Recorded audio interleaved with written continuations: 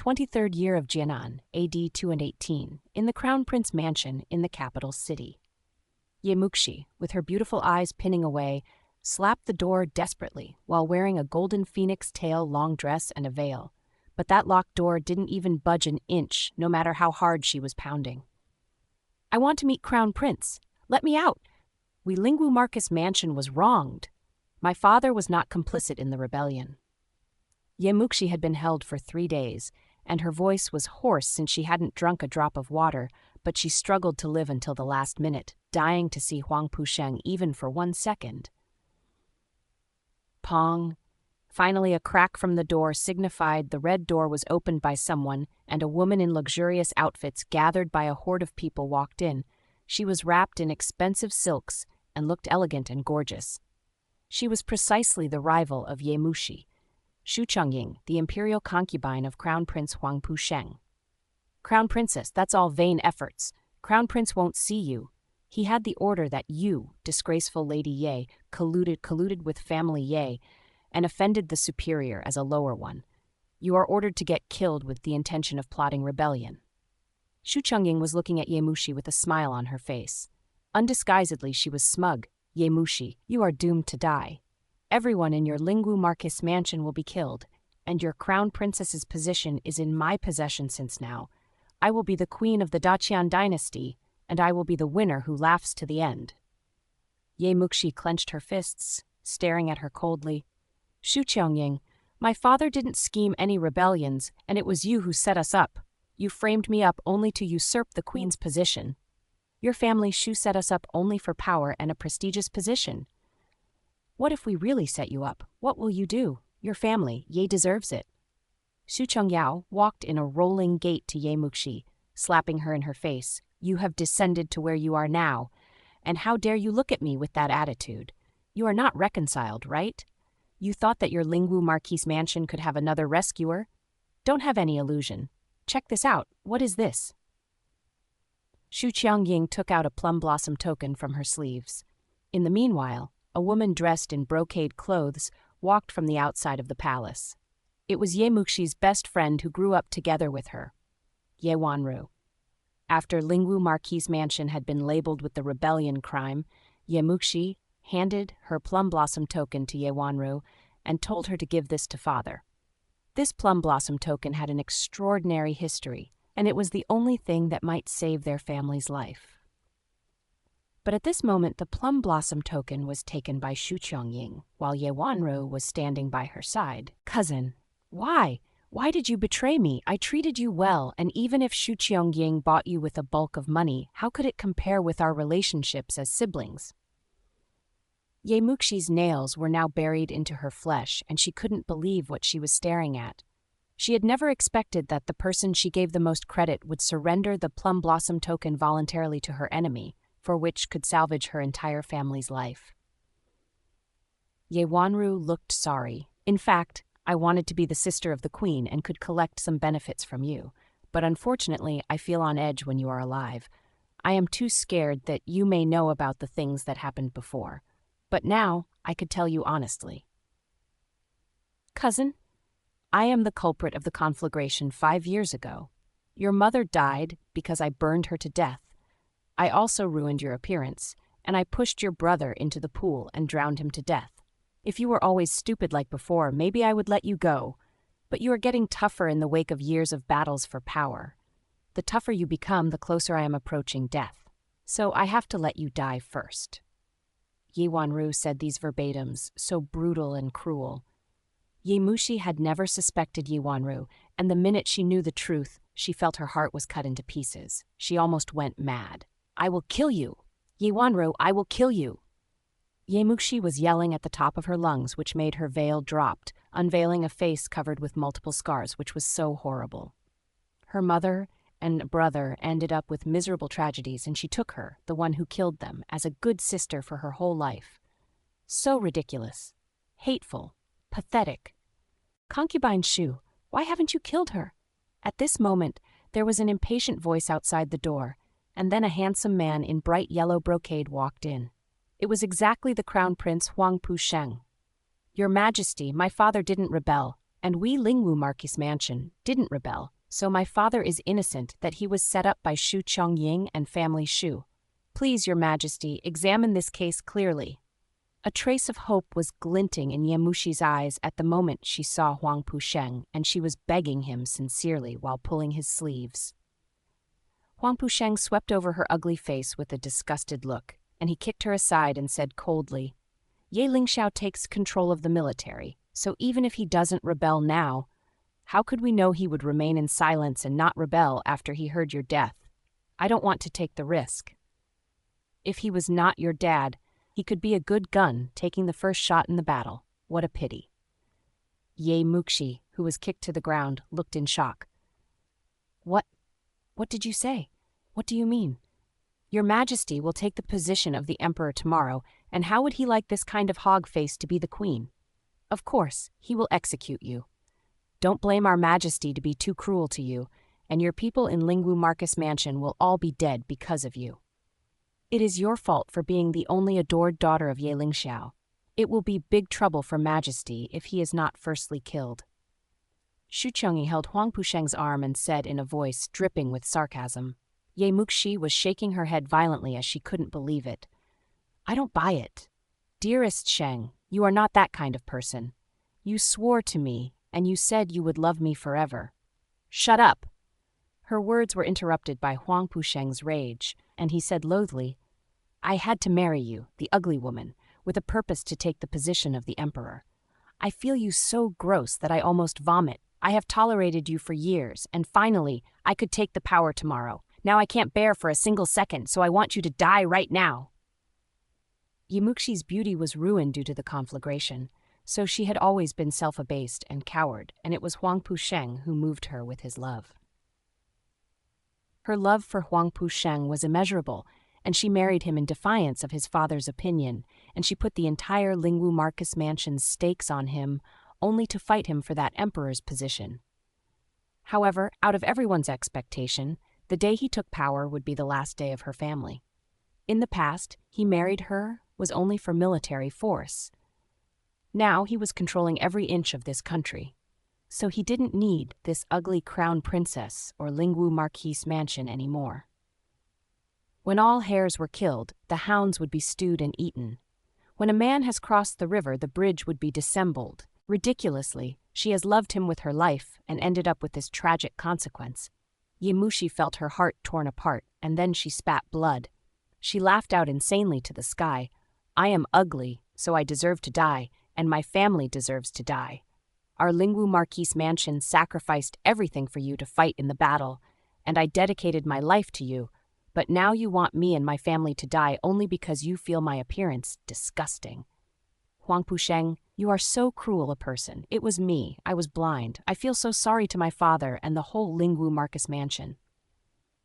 Huang Pusheng's look was frosty, and he said coldly, Concubine Shu, use the most ruthless way to kill her.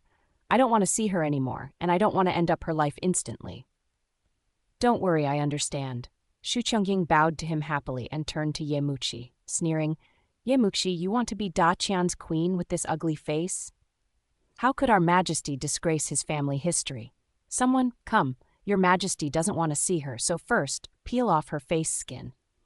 Several guards went forward and pressed Yemuxi. She was a weak woman who had been starved for 3 days, so how could she struggle off?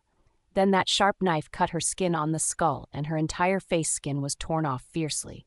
In a second, her face was covered in blood, and her facial features were vaguely bloody. Ah! Yemuxi screamed out inhumanly, and she almost blacked out. Shu Chongying then said coldly, Pull out her tongue in case her scream contaminates Majesty's ears. Cut her piece by piece, and if she dies fast, I will punish you. Don't worry, Princess. We will only make this ugly woman desperate to die. Yemuxi had lost her tongue so that she couldn't talk. She stared at these 3 people standing in front of her furiously. Her best sister killed her mother and brother, and the man she loved so much killed her family. She was so stupid to have her emotion towards her siblings and lover that this love clouded her judgments. She was fraught with hatred and being so regretful.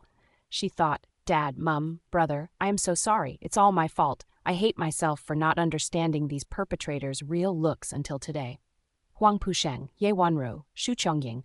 This debt I would remember. Even if I died, I would transform into a ghost and take revenge. The immense hatred flew into the sky. The snow was flying in June, and both the heaven and the land shared her tremendous sorrow. The third lady, old lady, is there anticipating you. If you couldn't wake up the fourth miss, none of you could afford her blame when she blames you. An unruly voice was talking. You are unreasonable. Muxi fell into the pond, and she was now in a coma. How could she be able to visit old lady? A soft voice was now talking, but she sounded determined. Another voice was persuading. Madam, please pour a basin of water on her head. Otherwise, all the people in Shaoxiang Yard would be punished. How dare you to pour anything? Muxi is the fourth miss in Yi Mansion anyway. Don't you dare to rebel? The soft voice was defending her. The unruly voice said with disdain, Someone, come, pull the third lady aside, and for the rest, wake up the fourth miss. God knows if she is really in a coma. Ye Muxi only felt her skull was torn into two parts due to the severe headache, and the chaos around her sounded familiar and strange. She lifted her eyelids, which seemed to have almost thousands of kilograms weight. And then she saw a basin of water was going to pour on her face. Ye Muxi stretched out her hand and blocked it, and then that basin of water was turned over, and the water was poured on to the handmaiden. The handmaiden screamed out, and all the rest stepped forward. See? I have said the fourth miss was faking her illness. Get up and hurry up. You can't have the old lady wait for you. Aunt Gui sneered, and she didn't show any respect to her. Lin Mingyu broke into a smile and hugged her daughter sitting on the bed. Muxi, you finally wake up. You scared me. The fourth miss was not in a coma at all, and she poured water on me deliberately. That was too much even for you, fourth miss. The handmaiden, Bao Qin, who was in wet, complained. Ye Muxi checked their faces one by one, and she saw her mother Lin Mingyu, handmaiden Bao Qin, and steward Aunt Gui. She thought, where am I? Why could I see them? Wasn't my mother died years ago? Is this a hallucination? No, this was not a hallucination. It was very real, and the ongoing event was so familiar to her. After a while, Ye Muxi finally realized what was going on. She was not dead, and she had a rebirth to 5 years ago. A long time had passed, and time took away the people she knew. But the building and dead things remained the same. Ye Muxi took 15 minutes to figure out what was really happening. 5 years ago, she just turned 15 years old, and she was not the daughter of the wife in Lingwu Marcus Mansion, but only a daughter of a wife, ranking at the 4th eldest in family Ye in Jiang State. Her father was the future Lingwu Marcus, and he ranked at the 3rd place in the last generation of family Ye.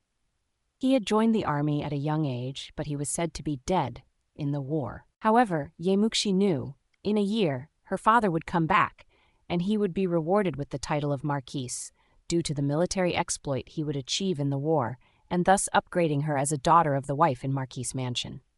Her father pretended to be dead for protecting classified military missions, so everyone thought he had deceased already.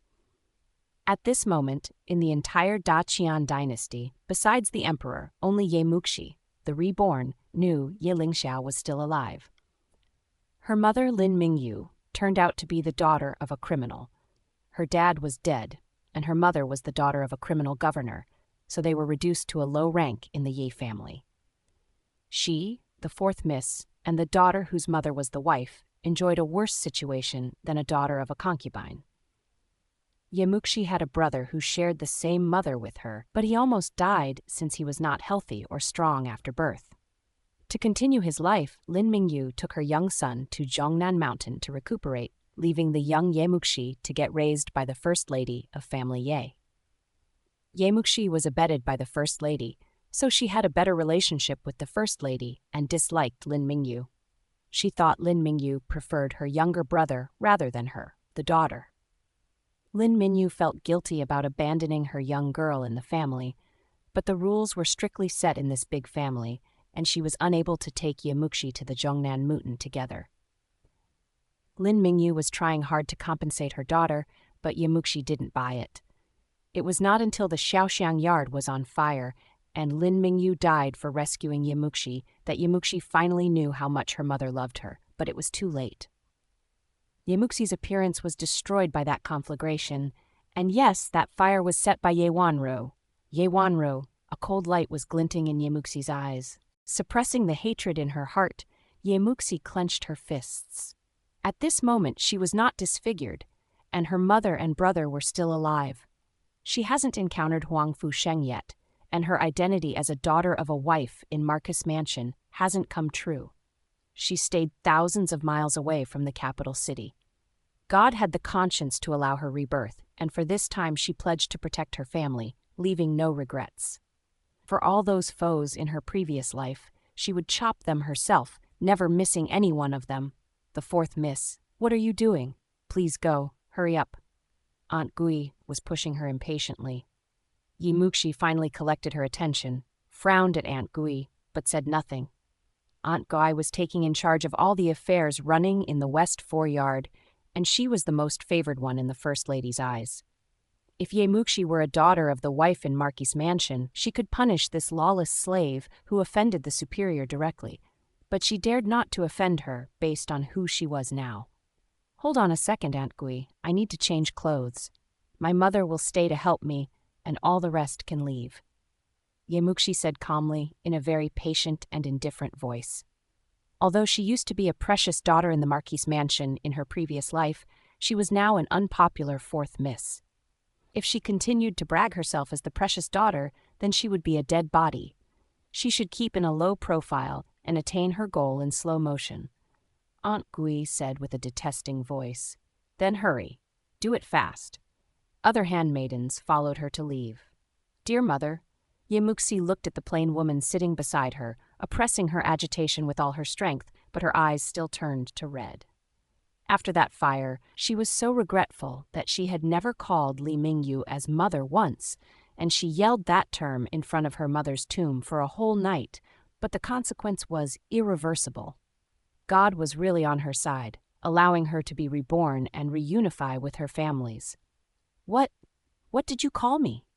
Lin Mingyu said in surprise. She couldn't believe it. She knew Muxi had never taken her as a mother since the First Lady kept brainwashing her, and Muxi never showed a happy and patient face to her. Muxi felt disheartening. Mother, I owed you so much. Oh, my darling daughter, I thought I misheard. Lin Mingyu's eyes were red too, and she looked so gratified. Muxi then said, Mum, I will talk details to you later. Now I need to visit Old Lady. Thanks, Mum, for helping me prepare the embroidery. This scene finally jogged her memory. 5 years ago, she was living in Family Ye in Jiang State. Generation after generation family. Ye possessed the state as a wealthy family, and all the daughters in this generation were extraordinary. There were 5 misses of wives and 2 daughters of concubines, and they were all given birth by 4 women in Family Ye. Half a month ago, the old lady was in high spirits, so she gave a test to all the misses to examine the progress they had made in embroidery, and today was the day to present their products. Muxi was not terrible nor outstanding in embroidery, but Ye Wanfu was worried that her poor performance might beget old lady's criticism, so she asked Muxi to embroider a relatively poor work deliberately, and she had the reason. The power wouldn't punish a large number of offenders, and they would share this together. Ye Wanfu was Ye Wanro's younger sister, and they were both the daughter of the First Lady. Muxi was brought up by the First Lady, so she listened to every word they uttered. Muxi was betrayed by Ye Wanfu in her previous life, and she made a poorly made product to correspond to their sistership. It was her mother Lin Mingyu who worried that she would be punished and criticized by Old Lady, so she embroidered another one for Muxi to hand over. Lin Mingyu was outstanding in embroidering, as she was instructed by a professional embroidering woman working in the palace. But in the previous life, Muxi was loyal to friends, so she refused this suggestion directly, and said with sarcasm that Lin Mingyu was cheating, which was not a lady should behave. The result was, Ye Wanfu had asked someone to make a perfect product for her, and Muxi was judged as the unbearably worst among the 5 daughters of wives. Moreover, unfortunately, there were visitors in Family Ye. The old lady invited guests to appreciate the young generation's embroidered products and planned to show off how outstanding their misses were, but unexpectedly, she lost her face due to Muxi. Out of anger, Old lady beat Muxi 20 times sticks and grounded her for 3 months, and never liked her anymore. Today, Muxi and Wanfu were supposed to visit the old lady together. On their way, Wanfu tripped over her deliberately, making Muxi fell into the pond. The handmaidens were unwilling to get down into the water, and only her mother Lin Mingyu dragged Muxi from the pond without considering her own life.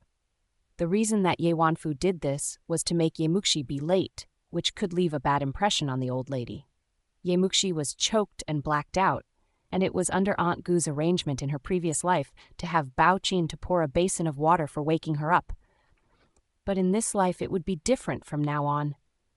Ridiculously, in her previous life she was blinded by the so-called sistership, and she didn't even tell this simple trick. Muxi, you want to use the embroidered products I prepared for you? Lin Mingyu asked happily. Yesterday she was criticized for being a cheater, unable to demonstrate herself as a lady on the state, and this really disappointed her. Mother, I want to thank you for what you prepared for me, but I want to select the best one now. You are good at double-sided embroidering, so please give me one. Muxi smiled slightly. Lin Mingyu was worried and said, Muxi, I want to give it to you, but based on your current standard, you can't do a highly skilled double-sided embroidery, and I am afraid old lady would look you through. So I prepared this less outstanding one for you, and I emulated your standard and less proficient skills, but I assure you, nobody would suspect you. The motherhood was so sincere. In this tremendous Yi mansion, only Lin Mingyu was leaning towards Muxi sincerely. However, she was blind in her previous life and denied her as her mother. In this life, no such thing would ever happen. Mother, I have my own plan. Please select a double-sided embroidery for me. Muxi insisted. Lin Mingyu had a soft disposition, and she never learnt how to refuse Muxi, so she said, All right, I will give you this pair of double-sided embroidery, and if old lady sees you through, you can just say you took the wrong one in a rush. Thanks, Mum. Muxi smiled slightly. For this rebirthing life, she would be hopeless if she couldn't seize this opportunity. In front of everyone, the old lady would definitely not expose the fact and allow any outsiders to watch the joke. But there would be someone who couldn't help but expose the truth, and Muxi would wait for them to jump out. She was ready with her strategy. They wanted to set a trap for her, then let's see who would be the real one to be trapped. In a second, Lin Mingyu took a double-sided embroidery to Muxi, who has already changed her clothes. She was drenched before, but now she put on a fine dress and looked refreshing. You have dilly-dallied for a long time. Have you done? Aunt Guo was pushing her at the door. Bao Qin walked in directly and said unhappily, The 4th miss, why haven't you come out? You have made me wait for such a long time. Muxi looked at her, the first handmaiden of Muxi. Muxi treated her well in the previous life, but it turned out she was the one who set the fire. Now she could see that Wanru was behind the scene to manipulate the conflagration, and this handmaiden was her eyes. Really? If you feel this waiting annoying, then you don't need to come with me. Muxi said coldly. She couldn't offend Aunt Gui, but she had the right to discipline Bao Qin. Bao Qin got stunned. Miss, why did you speak to me like this? Do I, the master, need you, the slave, to teach me how to talk to you? Muxi looked coldly. Muxi disregarded her anymore, and she swept over the room, then ordered a handmaiden randomly and said, Want you come with me. The handmaiden ordered by Muxi was in a super surprise and showed her courtesy. Yes, young miss. She was only a third-class handmaiden who was responsible for cleaning, wondering why Muxi ordered her in particular. In the past, Muxi had never paid any attention to other handmaidens. The reason that Muxi called her name was because she was the only handmaiden who picked up the bucket and tried to put out the fire in the conflagration in Shaoxiang Yard. Others were only running for their life, ignoring that their master was still stuck in the fire. Wanchu's loyalty was precious, and therefore Muxi, in her previous life, upgraded Wanchu to her side. Wanchu was steady, and Muxi liked her a lot. They bonded with each other, but unfortunately something happened a year later, and the hell became the block between them. In her current life, Muxi would never allow such a thing to happen. Since now she was reborn, she would take every step carefully, protecting her family and her friends, and finding all the foes one by one for revenge. A trace of hatred and anger flashed in Baoqin's eyes, but she dared not to say anything else. She could only watch Muxi leaving in bitterness. Walking on the path leading to the yard, Muxi was appreciating this both familiar and strange scenery and sighing a little bit. Now there was 1 year before her dad came back. Although she knew her father was still alive, she couldn't contact him. Nobody knew better than her that the third lady's people and family, including her mother, brother, and herself, had to only rely on herself for protection. She was 15 years old and could get married. She could be married to anyone at any moment. In her previous life, she almost married an old master who was the winner in the province in the imperial examination, but had his wife died. Luckily, her father came back in time, so she narrowly escaped from this fate. Now she had to go through this year, and to survive in this big Ye family, the only person she could rely on was the old lady. Therefore, Muxi had to clutch at her last straw. She was destined to make old lady consider that she was a valuable one, so old lady wouldn't abandon her easily but protect her at some moments. Otherwise, she might not see the day her father came back, and she might fall into the same loop as what happened in her previous life. She had to survive before she took revenge, and her life had to shine. In the main hall, Mingli Hall, Muxi was late when she arrived under the guidance of Aunt Gui, and laughter was flowing out of the hall. The nanny waiting at the door tossed an unhappy glimpse at Muxi and went inside to report her arrival. In a while, there was an order that came from the old lady, summoning her to walk in. Muxi calmed down and stepped in. There was an old lady in her 70 or 80, wearing silver hair and sitting in the main position in the main hall, and that was exactly the old lady of family Ye. By her left side, there was a graceful lady who was Zhao Menglan, the first lady of family Ye. There were 3 young and unique girls standing by Zhao Menglan's side. The first was Ye Wanru, the first young miss of family Ye, in 16 but beautiful and tall. She was talented and as gorgeous as a blossoming rose, and she was both gentle and demure, who is a typical lady growing up in a well-bred family. She was acknowledged as the first beauty in Jiang State.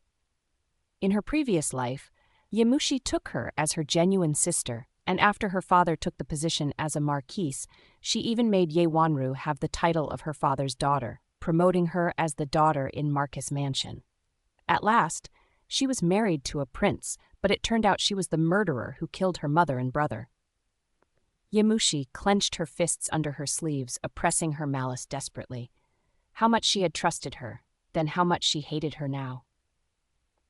Another girl standing behind Ye Wanru was the third Miss Ye Wanfu, resembled a blossoming lotus. However, she was silly and arrogant, bullying Muxi all the time. In the past, Muxi treated her as a good sister, never putting those bullies in her heart. But in fact, she was bullying her as an entertainment, and nothing to do with the relationship between sisters. These two were the daughters of the First Lady, Zhao Menglan. Another girl standing opposite to them was a girl wearing a pure white dress. Her skin was delicate, and eyebrows resembled crescents, blooming like a white flower, and this was Ye Wanshui. She was delivered by the second lady of family Ye, ranking at the second in family Ye. She was talented in arts and always targeted Ye Wanru in all aspects, being jealous of Ye Wanru's First Beauty of Jiang State title. Apart from these 3 daughters of wives, there was another woman standing by the side of the old lady in a green dress. She was vulnerable but intelligent, and she possessed a graceful sense like bamboo, a slim figure like a willow. She was the 7th miss delivered by the 4th lady in family, Ye Qingyao. Ye Qingyao's biological parents were Ye Muxi's 4th uncle and 4th aunt, who were murdered by robbers on their way, leaving a young daughter in the world. The old lady adored the youngest son the most, and she was heartrending, deciding to raise her youngest son's only daughter by herself, and there she was, the 7th miss. There were another 2 daughters of concubines in family Ye, but they were not qualified enough to meet honored guests, so they were absent. This generation of family Ye was really outstanding, and misses born in the capital city couldn't outrun them much. No wonder why the old lady was endeavoring to invite these significant masters here, attempting to leave them a good impression. "How do you do, Grandma?" My dear eldest aunt, hello, dear sisters. Ye Muxi bowed to the old lady beautifully. The old lady replied indifferently, stand up and wait aside. Yes. Ye Muxi answered with profound respect and stepped aside. But Zhao Menglan would not take her lateness lying down, so she criticized her cheerlessly. Muxi, why did you get here so late? I rarely saw you serving Grandma by her side, and today she had to wait for you. Have you ever thought of her? Did you neglect your filial duties? Eldest aunt, I'm so wronged. Since the last time Grandma asked us to hand over an embroidery, I have shut the door and dedicated to it with full initiative, so I dismissed to serve Grandma in time, and today I finally realized. Hence, I took this embroidery with me to ask her forgiveness, but I was in such a hurry, so I fell into the pound, and that's why I was late. It was all my fault. Please punish me, Grandma. Ye Muxi then showed a curtsy and acknowledged her mistake. The normally inarticulate fourth miss now presented a length of speech on reviewing her fault and admitting it earnestly, declaring all her considerations were towards the old lady, and totally neglect the detail that she was actually tripped by someone. Ye Muxi didn't have any evidence, so if she said Ye Wanfu tripped her over, the old lady would definitely think she was using pretext to set her sister up. Stand up and be careful next time. Old Lady Ye waved her hand, without furthering her questions. It could tell that in her eyes, Ye Muxi was not important at all now. Zhao Menglan was stunned a little bit, as she didn't expect Ye Muxi to be suddenly so eloquent, and she couldn't get used to it. But Old Lady had already moved on, so she couldn't dwell on this subject matter. What a loss. Ye Wanru said to Ye Muxi with consideration, Muxi, did you get injured for falling into the pond? Do you feel hurt? Let me check. It was exactly this fake mask that had deceived Ye Muxi's in her previous life. Ye Wanru would stand out and play the good girl every time Ye Wanfu bullied her, and Ye Muxi endured Ye Wanfu's bully in order to preserve their relationship in her previous life. Thanks, Sister Ro. I am fine, not hurt. Ye Muxi was clenching fists tightly, almost leaking her hatred on her face, but she showed a bright smile instead. Ye Wanfu tossed a disdained glimpse at Ye Muxi and felt unnecessary to talk to her. Ye Wanshe was standing where she was and watching coldly. Well, I never expected that Muxi is so diligent. In this case, I think you may give us a surprise. I even can't wait to appreciate your needlework. Zhao Menglan said viciously. She knew Ye Muxi's embroidery was a mess, and by the time she took it out, Old Lady would be so pissed off that she wouldn't want to see her again. You overpraised me, eldest aunt. I dared not to present my ugly work, considering I have to show it after Sister Ru's supreme work. Ye Muxi smiled gently, and shyness was so adequate. But Old Lady of Family Ye was looking at Ye Wanru amiably and said, Ruer is always good at embroidery. Are you ready this time? Don't worry, Grandma. I have prepared everything I can. I won't let you down, Ye Wanru chuckled. She understood all the rest sisters would only be her background. As the first beauty in Jiang State, she didn't win this title only by her face, but she was surely the most outstanding miss in all aspects of Jiang State. If Ye Muxi didn't have the rebirth, she couldn't have the chance to beat her at all. At this moment, a nanny outside walked in and reported, Old Lady, the first young master brought 2 honored guests with him. Ask them to come in. Old Lady looked surprised and stood up to welcome them herself.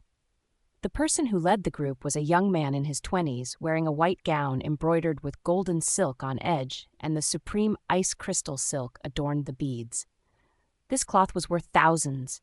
He had slender eyebrows and gorgeous eyes, and his figure was like an erected tree. He was like jade, so transparent and noble.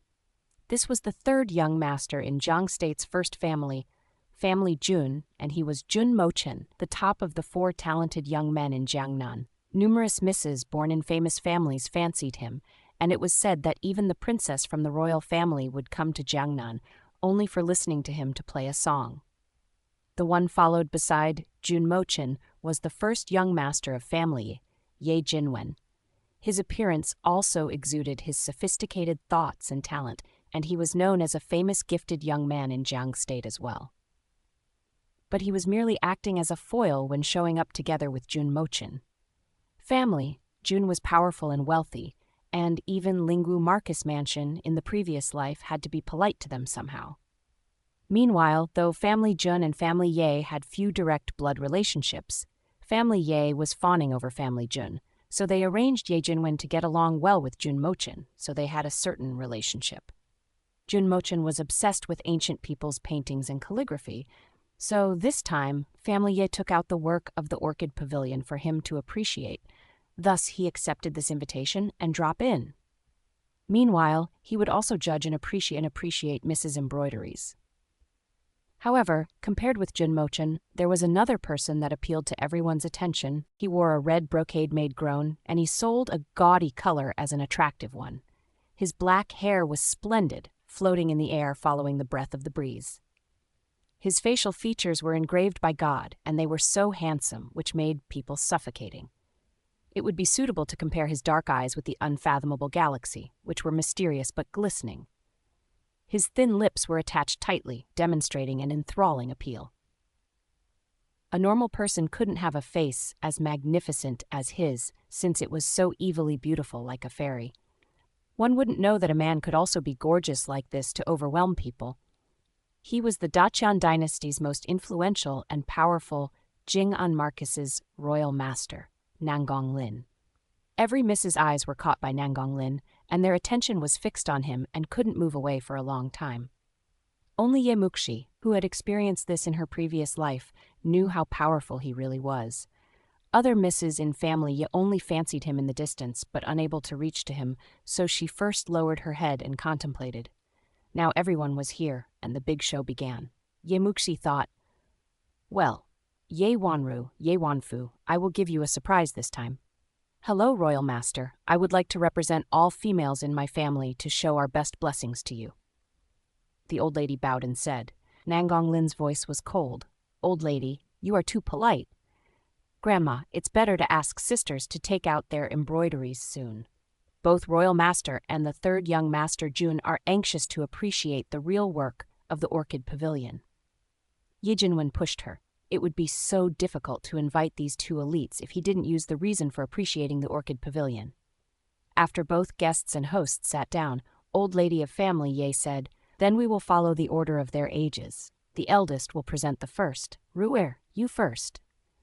Ye Wanru threw a faint smile and took out an embroidery from the needle basket, holding by the handmaiden by her side.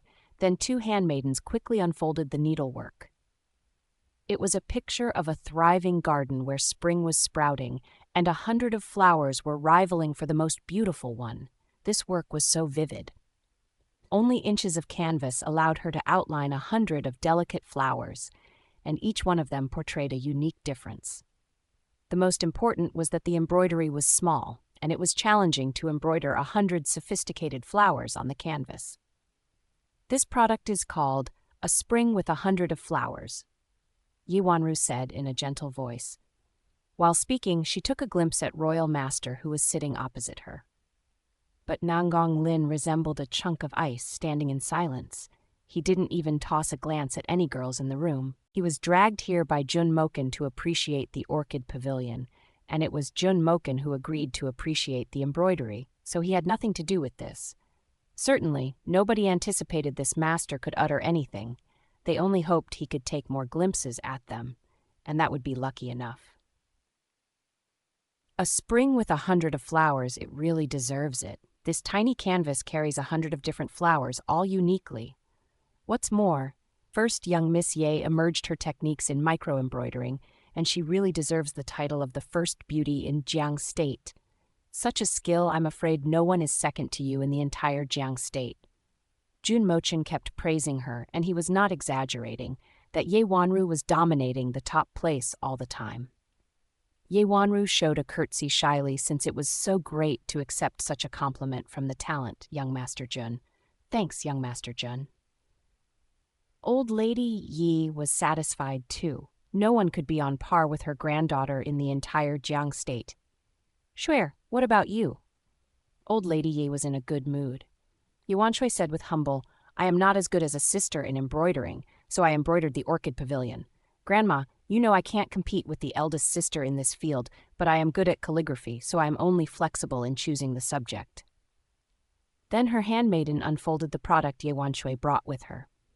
Compared with Ye Wanru's work, This one was quite big, and every character was the size of the orchid pavilion's real work. It looked big, but it was much simpler than Yewanro's A Spring with 100 of Flowers. However, this was a good subject. Jun Mochen loved calligraphy the most, and he came here for the orchid pavilion. Jun Mochen suddenly looked surprised the second he saw the embroidery of the orchid pavilion. He examined every detail and said, "This miss should have a solid foundation in calligraphy. Otherwise, she couldn't complete a product that was so much similar to the original art. Although it only scratches the surface, neither does it convey the essence of the original work, nor its thoughts. This needlework was good enough. Well done." "Thanks to young Master Jun. Your calligraphy is worldly famous. If you could instruct me somehow, I would be so gratified." Yewanche smiled and bowed politely. Her smile was gentle, but she was smug when she turned to Yewanro. She thought, "Even I'm always behind you in embroidery, I could still highlight my performance." Old Lady Ye introduced happily. "Young Master Jun, this is Ye Wanshui, the second miss in our Ye family, and she has looked up to your name in calligraphy for a long time." Jun Mochen smiled slightly, which was so graceful. Ye Wanfu stared at Ye Wanshui with envy and anger, as she was lagged behind in embroidery, and she even asked someone to embroider for her instead. However, she dared not to be too outstanding since Ye Wanshui might tell the truth, and Ye Wanshui would never give up the chance of attacking her. All in all, Ye Wanfu's lotus picture became nothing to the former two, but she was still happy because the next one was Ye Muxi. She thought, "I have you to be the last one, and I think mine is good enough, though. So stupid. I wheedled you to embroider a crap product easily. If old lady saw your work, how could you wrap it up?" Ye Muxi had to receive punishments since she disgraced family Ye in front of outsiders. Ye Wanfu became smug when thinking of these. Next. Old lady pointed at Ye Muxi, but she was certainly lack of excitement now. Ye Muxi bowed slightly and took out her work. 2 handmaidens unfolded it, and a scenery of summer lotus pond showed. It was lively and fine. This work was equal to a top-class product. But then Jun Mochen frowned and said, "Turn it over and have a look." The 2 handmaidens turned it over, which showed exactly the same scenery of summer lotus as what they just saw on the front. Double-sided embroidery? Jun Mochen was shocked a little bit. Isn't this a secret skill only known among embroidering staffs in the palace? How could anyone in your Ye family know? Old Lady Ye was astounding. Double-sided embroidery required more proficient techniques than micro-embroidery. And how could Ye Muxi know this? The first idea that jumped into the old lady's mind was she found someone else to embroider it for her, only to be in the limelight. She was now very dissatisfied with Ye Muxi, but she dared not to expose her lie in front of outsiders. That would be such a shame. "Yes, young Master Jun. My mother was trained by an embroidering staff from the palace, and my mother taught me," Ye Muxi replied confidently. Jun Mochen said a "huh," and then he continued. "That's the reason. I never expected family. Ye has cultivated so many talents. Old lady, you are such a great mentor." "Young Master Jun, you are overpraising me." Old Lady Ye was in a slight huff, but she wore a smile that seemed to say she really enjoyed this praise. No matter what, she couldn't lose her face in front of Jun Mochen. Ye Wanru and Ye Wanshui were gazing at this double-sided lotus picture in shock. And they were all clear to know that Ye Muxi was not capable of embroidering such thing, so it had to be her mother assisting her. They were thinking about how to expose this truth. Then they heard Ye Wanfu saying angrily, "Grandma, Ye Muxi was cheating. She couldn't do the double-sided embroidery, so this has to be her mother's work." Old Lady Ye's look was rigid now. She didn't mean to unveil this truth in front of her guests, but now it was over. She then had to vent her complaint and anger to Ye Muxi, blaming her ambition to stand in the limelight on what she was not capable of at all, which really disgraced family Ye in front of outsiders. "Ye Muxi, how dare you cheat? What about the principles of being honest?" Old Lady Ye was furious on sight. Ye Muxi was as startled as a shocked rabbit, and she said in a weak voice, "Grandma, I didn't cheat, and I really embroidered this." "Ye Muxi, you are still quibbling. We grew up together, and how couldn't I know your level in embroidering?" "Ha! Everyone knows that your mother's embroidery skill is out of the world, but you are so much worse than my sister, and now you present a double-sided embroidery?" Ye Wanfu said in sarcasm. If your mother hadn't aided you, then how could you embroider such a wonderful art? If Grandma doesn't believe me, you can ask the teacher who guides us in embroidery, then you would know she can't complete this. Ye Wanfu was inflaming. She thought, originally, Ye Muxi agreed to present a terrible result to have herself rank at the bottom. Then how could she bring a double-sided embroidery? This bitch, she hid something and was desperate to show off. I will see how the consequence is self-defeating to you. Ye Muxi sneered in her mind, but she looked more wronged. Sister Fu, I really embroidered this. When I was dedicating on this work, you were not standing aside, so how could you assure that I am not the manufacturer? Do you have any evidence to prove it? In her previous life, it was they who were pretending to be the poor and nice creatures, and they thought, Ye Muxi didn't know how to do that. What proof? You can't embroider double-sided embroidery, and my word is the proof.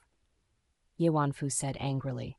Ye Wanru then responded as if she paid no attention. Muxi is only 15 years old. Even the best embroidering worker couldn't be adept at double-sided embroidery at such a young age. So does our family Yi harbor a fairy that excels the best embroidering woman in the palace? Sister Ru is right. Muxi, if you are not deft in embroidering, you could hand over a relatively poor one, and I don't think Grandma will throw temper at you. But now you cheated, and don't say you did this only for making Grandma happy. She could only be angry. Ye Wanshui made Ye Wanshi's deed more unacceptable. Usually she did not get along with Ye Wanro, but now Ye Muxi stood out, so she immediately supported Ye Wanro. Ye Wanfu felt she now got a supportive shield and said, You heard that? Or you think you are better than the embroidering women in the palace? 15-year-old, double-sided embroidery? And now you still don't admit that you cheated. Ye Muxi, why haven't you kneeled? Wearing a sullen face, Old Lady Ye was furious, and her hands slapped on the tea table. Ye Muxi kneeled all of a sudden, but she was still stubborn with a confident look when she spoke, and that pair of eyes which embedded on her beautiful face were filled with tears. Grandma, I only wanted to present good needlework to please you. I dared not to ask my mother to help me. Moreover, my mother is a polite and literate woman who has principles and bottom lines, teaching me to be honest all the time. How could she help me cheat? I really embroidered this product, and I could swear in front of the name boards of ancestors. Ye Muxi, you are still headstrong. Swearing is so easy, but what about you embroider another one right here? Zhao Menglan said coldly. She hated others to steal her daughter's show, and she had invested so many years' efforts to turn Ye Muxi into an idiot, knowing she would never do double-sided embroidery. Ye Muxi, awkward, well, for what? I asked you to embroider on sight, then you feel your hands are tied? Didn't you just say Fuer was not standing beside you while you were embroidering? Then you can do it here. We are here watching, and we all can prove. Zhao Menglan sneered. Ye Muxi was waiting for her to say this. But now she looked so embarrassed, as if she was asked to climb a knife-infested mountain and swim in a fiery sea. She refused. Eldest aunt, I don't think that's appropriate. All the other sisters only took out their needlework, and they didn't show off their skills in front of the guests. I am seeking limelight if I do so. That's not appropriate. Muxi, this is not inappropriate. Zhao Menglan realized there were two guests sitting opposite to her, so she hid her livid look, turning to Ye Muxi and smiling affably. I couldn't prove that you didn't embroider this based on what Fuer said. Now you have a chance to prove yourself, then hurry up. Someone, come and prepare needles and lines for her. Ye Muxi looked panicked, and she turned to Old Lady and said, Grandma, the eldest aunt, there are guests here. Old Lady Yi sneered and ignored her, feeling she was about to lose the entire family's face this time, and she harbored a certain dissatisfaction towards Zhao Menglan. Zhao Menglan made such a scene in front of the guests, and this really disgraced the whole family.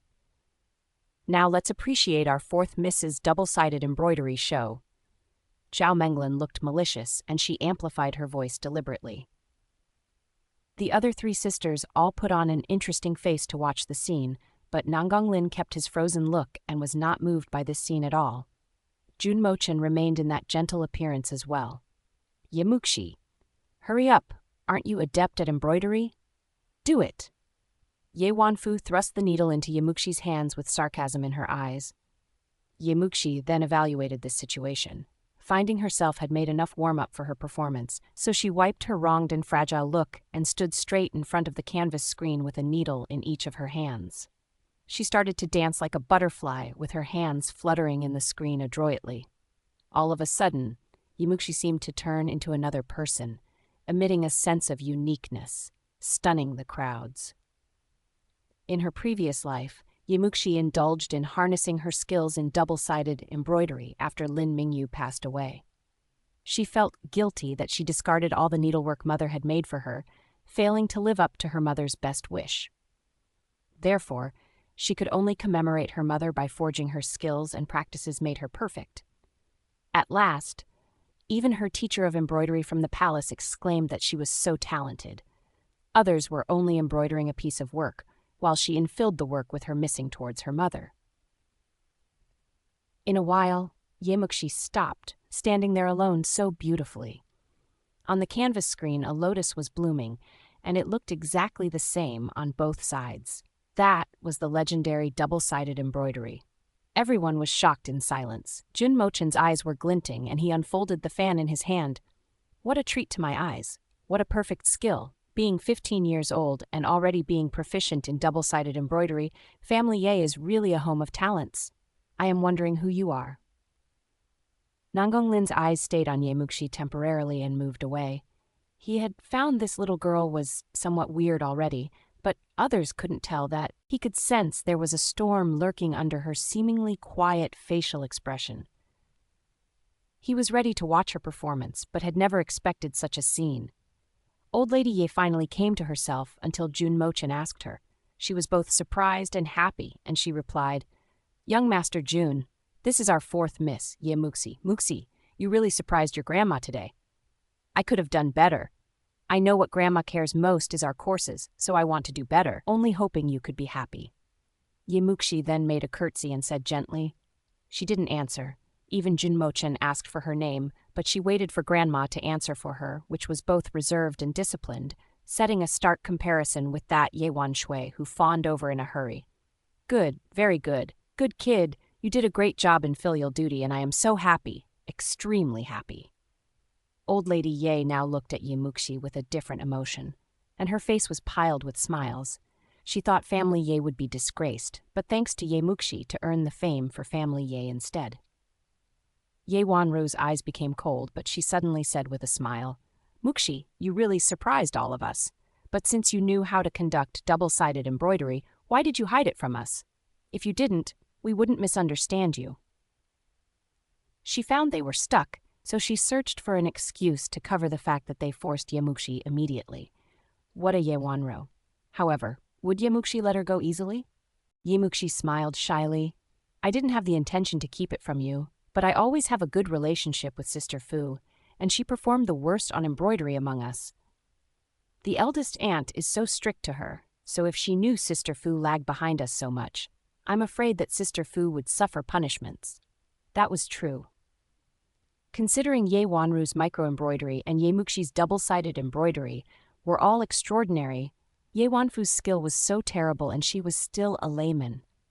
"Fuer does lag behind you, and Muxi, you are so friendly to your sister. I feel so gratified." Old Lady Ye was relieved. Ye Muxi became more talkative since she was highly acclaimed by Old Lady, and she said happily, "Yes, Sister Fu's product seemed to be horrific usually, but this time she is above her usual level. Her needlework is so brilliant." Her words were unintentional, but the person who heard this paid much attention. Ye Wanfu's face turned pale, and she looked in a panic. She really couldn't complete any work like she has shown today, and people all knew Ye Wanfu's skills in embroidery were really poor. However, nobody knew exactly how terrible she was. Only Yemuxi was privy to her real performance. Oh? Old Lady's concentration was put on Ye Wanfu's lotus picture and contemplating. She didn't put a focus on it since other products surpassed her, but now she examined it carefully and found although that work seemed to be ordinary, it was actually embroidered by an expert, especially the technique in running the needles was deft, which could indicate that was the needlework of an experienced embroidering woman. Then she turned to check that Ye Wanfu was in a panic, and certainly she knew this granddaughter who claimed that Ye Muxi was cheating was actually the cheater herself. Thinking of this, old lady Ye was angry, and she said coldly, "Ye Wanfu, Muxi took you so well, but where's your sistership? You heap slanders on her without any proofs. Why haven't you kneeled?" "Forgive me, Ye Wanfu got startled and kneeled in cold sweat. Zhao Menglan said in a hurry, "Please don't be angry." Fu didn't know Ye Muxi could do the double-sided embroidery, so her ignorance shouldn't be blamed. Huh. Ignorance should let her shut up, but she raved nonsense loudly. "As a mother, how did you teach her?" Old Lady Ye became furious while talking, and she remembered that Ye Wanfu started all the things today. Thanks to Ye Muxi that she gave her a surprise. Otherwise, it would be a great loss in the face if she were unable to embroider it, and family, Ye would be the joke of Jiang State. Now her heart was leaning to Ye Muxi more, and she felt Ye Wanfu more annoying. "You vilified cousin, so drag her out and beat her 10 times with the stick, and then ground her for a month for reflection," Old Lady Ye said cold-heartedly. Zhao Menglan and Ye Wanru got stunned, and before they reacted, Ye Muxi was begging her forgiveness already. "Grandma, Sister Fu didn't do this intentionally. Now there were guests here. Please forgive her." "Yes, old lady, Ye Muxi is right. Fu did make a mistake, but this punishment is too harsh. Please give her a lighter punishment in front of our guests." Zhao Menglan was pleading for forgiveness as well. When Ye Muxi mentioned guests, Old Lady suddenly remembered Jun Mochen. This talent was known for being an expert in arts. Might tell Ye Wanfu did some tricks, as now even herself could smell a rat in it. He was saving her dignity for family Ye, so he didn't expose this lie directly. "No need to beg. We family Ye is strict in rules and principles, and I never expected that we bred a lawless daughter like Ye Wanfu. Drag her out and beat her 20 times with the thick stick, and ground her for a month." Old Lady Ye said harshly. "This..." Zhao Menglan didn't know what was going on as her begging deteriorated the punishment. Only Ye Muxi knew that Old Lady found she was disgraced in front of the outsider in the wake of her mention. She was angry, and now these words were stoking the fire. How could she mitigate the punishment? "Grandma, forgive me. No, Grandma." Ye Wanfu was stunned, and she was howling violently. 20 sticks could beat a delicate daughter to half dead. In Ye Muxi's previous life, she couldn't leave the bed for 2 months consecutively. In fact, she had already forgotten that pain compared with what she experienced later. But now, without any reason, after the rebirth, the pain came back to her mind so vividly. In her previous life, she trusted her sisters easily, but that came at a terrible price. In this current life, she was pledged to return the price to them all. These 20 times beats were a start. Ye Muxi was very satisfied with Old Lady's punishment, so she didn't ask for further forgiveness. If Old Lady withdrew her order for beating her 20 times, then she would continue to leak certain information accidentally to ensure Old Lady was sure to beat Ye Wanfu. "Drag her out," Old Lady said unhappily. She lost herself in front of guests, which was such a disgrace. Zhao Menglan felt painful and wanted to beg for another forgiveness. "Old Lady, Fu is like the flesh I dropped. So it's me and parents' fault for failing to teach her disciplines. Mother and I would subject her to strict disciplines after we go back. Please soothe your anger, Grandma." Ye Wanru interrupted Zhao Menglan's words and tossed her a cold glimpse, warning her clearly. Zhao Menglan finally realized and dared not to utter a word. Old Lady ceased from anger a little bit and said to Ye Wanru, "Our Wanru is still so considerate, and you don't need to blame yourself for this. You have nothing to do with it." Ye Muxi watched this scene without intervening. She knew Ye Wanru weighed the most in Old Lady's heart, and she only exposed herself in front Old Lady just now, and this couldn't compete with Ye Wanru. She needed to enhance her capacity under the ground and approach to her goal step by step. After they appreciated the embroidery, Ye Jinwen took Jun Mochen and Nanggong Lin to see the Orchid Pavilion. The First Lady had been thinking of spreading Ye Wanru's title by virtues of the most talented young man's words. However, all her efforts finally benefited Ye Muxi freely. At this moment, First Lady's people all felt upset. Ye Muxi then went out of the Mingli Hall and back to West Yard. She saw Ling Mingyu standing at the entrance of the yard as she was so worried that Yemuxi's behavior might be exposed and get punished. She was on edge, standing by the door, awaiting her back. Yemuxi was so moved by this scene. Old Ladies' Awards arrived. The second, Yemuxi was back to Xiaoxiang Yard. A pair of best wish jades, a pair of jade hairpins, a pair of jade bracelets, 2 sets of silk dresses for summer, and an ice yarn round silk fan. "Sorry to bother, Aunt Kui, and here's a little money for you to make some tea," Yemuxi said to the nanny who brought these to her politely. Aunt Kui served beside Old Lady, and Yemuxi couldn't afford to offend her even if she was unable to keep a good relationship with her. Aunt Kui weighed the taels in her hand, which was quite a lot. She had never thought Fourth Miss was so generous and said, "Old Lady is very happy today. She kept talking about you, Fourth Miss. If you are not occupied, you can go visit her frequently. I will greet the old lady every day." Yemuxi smiled slightly. After Aunt Kui left, Lin Mingyu couldn't help but ask, "Muxi, what happened?" Wanshu described what happened in the Mingli Hall, and she said proudly, "Our miss was out of anyone's expectations that she made such an impression to everyone, and even young Master Jun asked her name. Our old lady rewarded her so many gifts, and she liked her so much." Yemuxi smiled quietly. The reasons that old lady rewarded her and liked her was only because she demonstrated her talents and her emotional intelligence. Only a beautiful and smart girl could marry well and earned family more profits. As long as she had no values, she would be abandoned by old lady at any second, which was an easy theory for her to understand. Luckily, she took a good step this time, and she had to be the most indispensable girl in old lady's eyes, and she was destined to be the most precious daughter of family Ye. "Great, that's so great. I will be less worried if old lady likes you." Lin Mingyu was gratified and her eyes went wet. She almost shed some tears. Being reduced to the most insignificant third room's people, she was clear of her weakness for protecting Yemuxi. Yemuxi could undergo a better life if old lady valued her. "Mother, don't worry." Yemuxi comforted her and passed that ice yarn round silk fan to Lin Mingyu, laughing while saying, "This is called ice yarn round silk fan, with its surface embroidered by ice crystal silk, which is more well-functioned than the normal ones, and could bring you more coolness in summer. Now summer is looming as the early spring is leaving. This place is sweltering, so you and Honger could use it by then."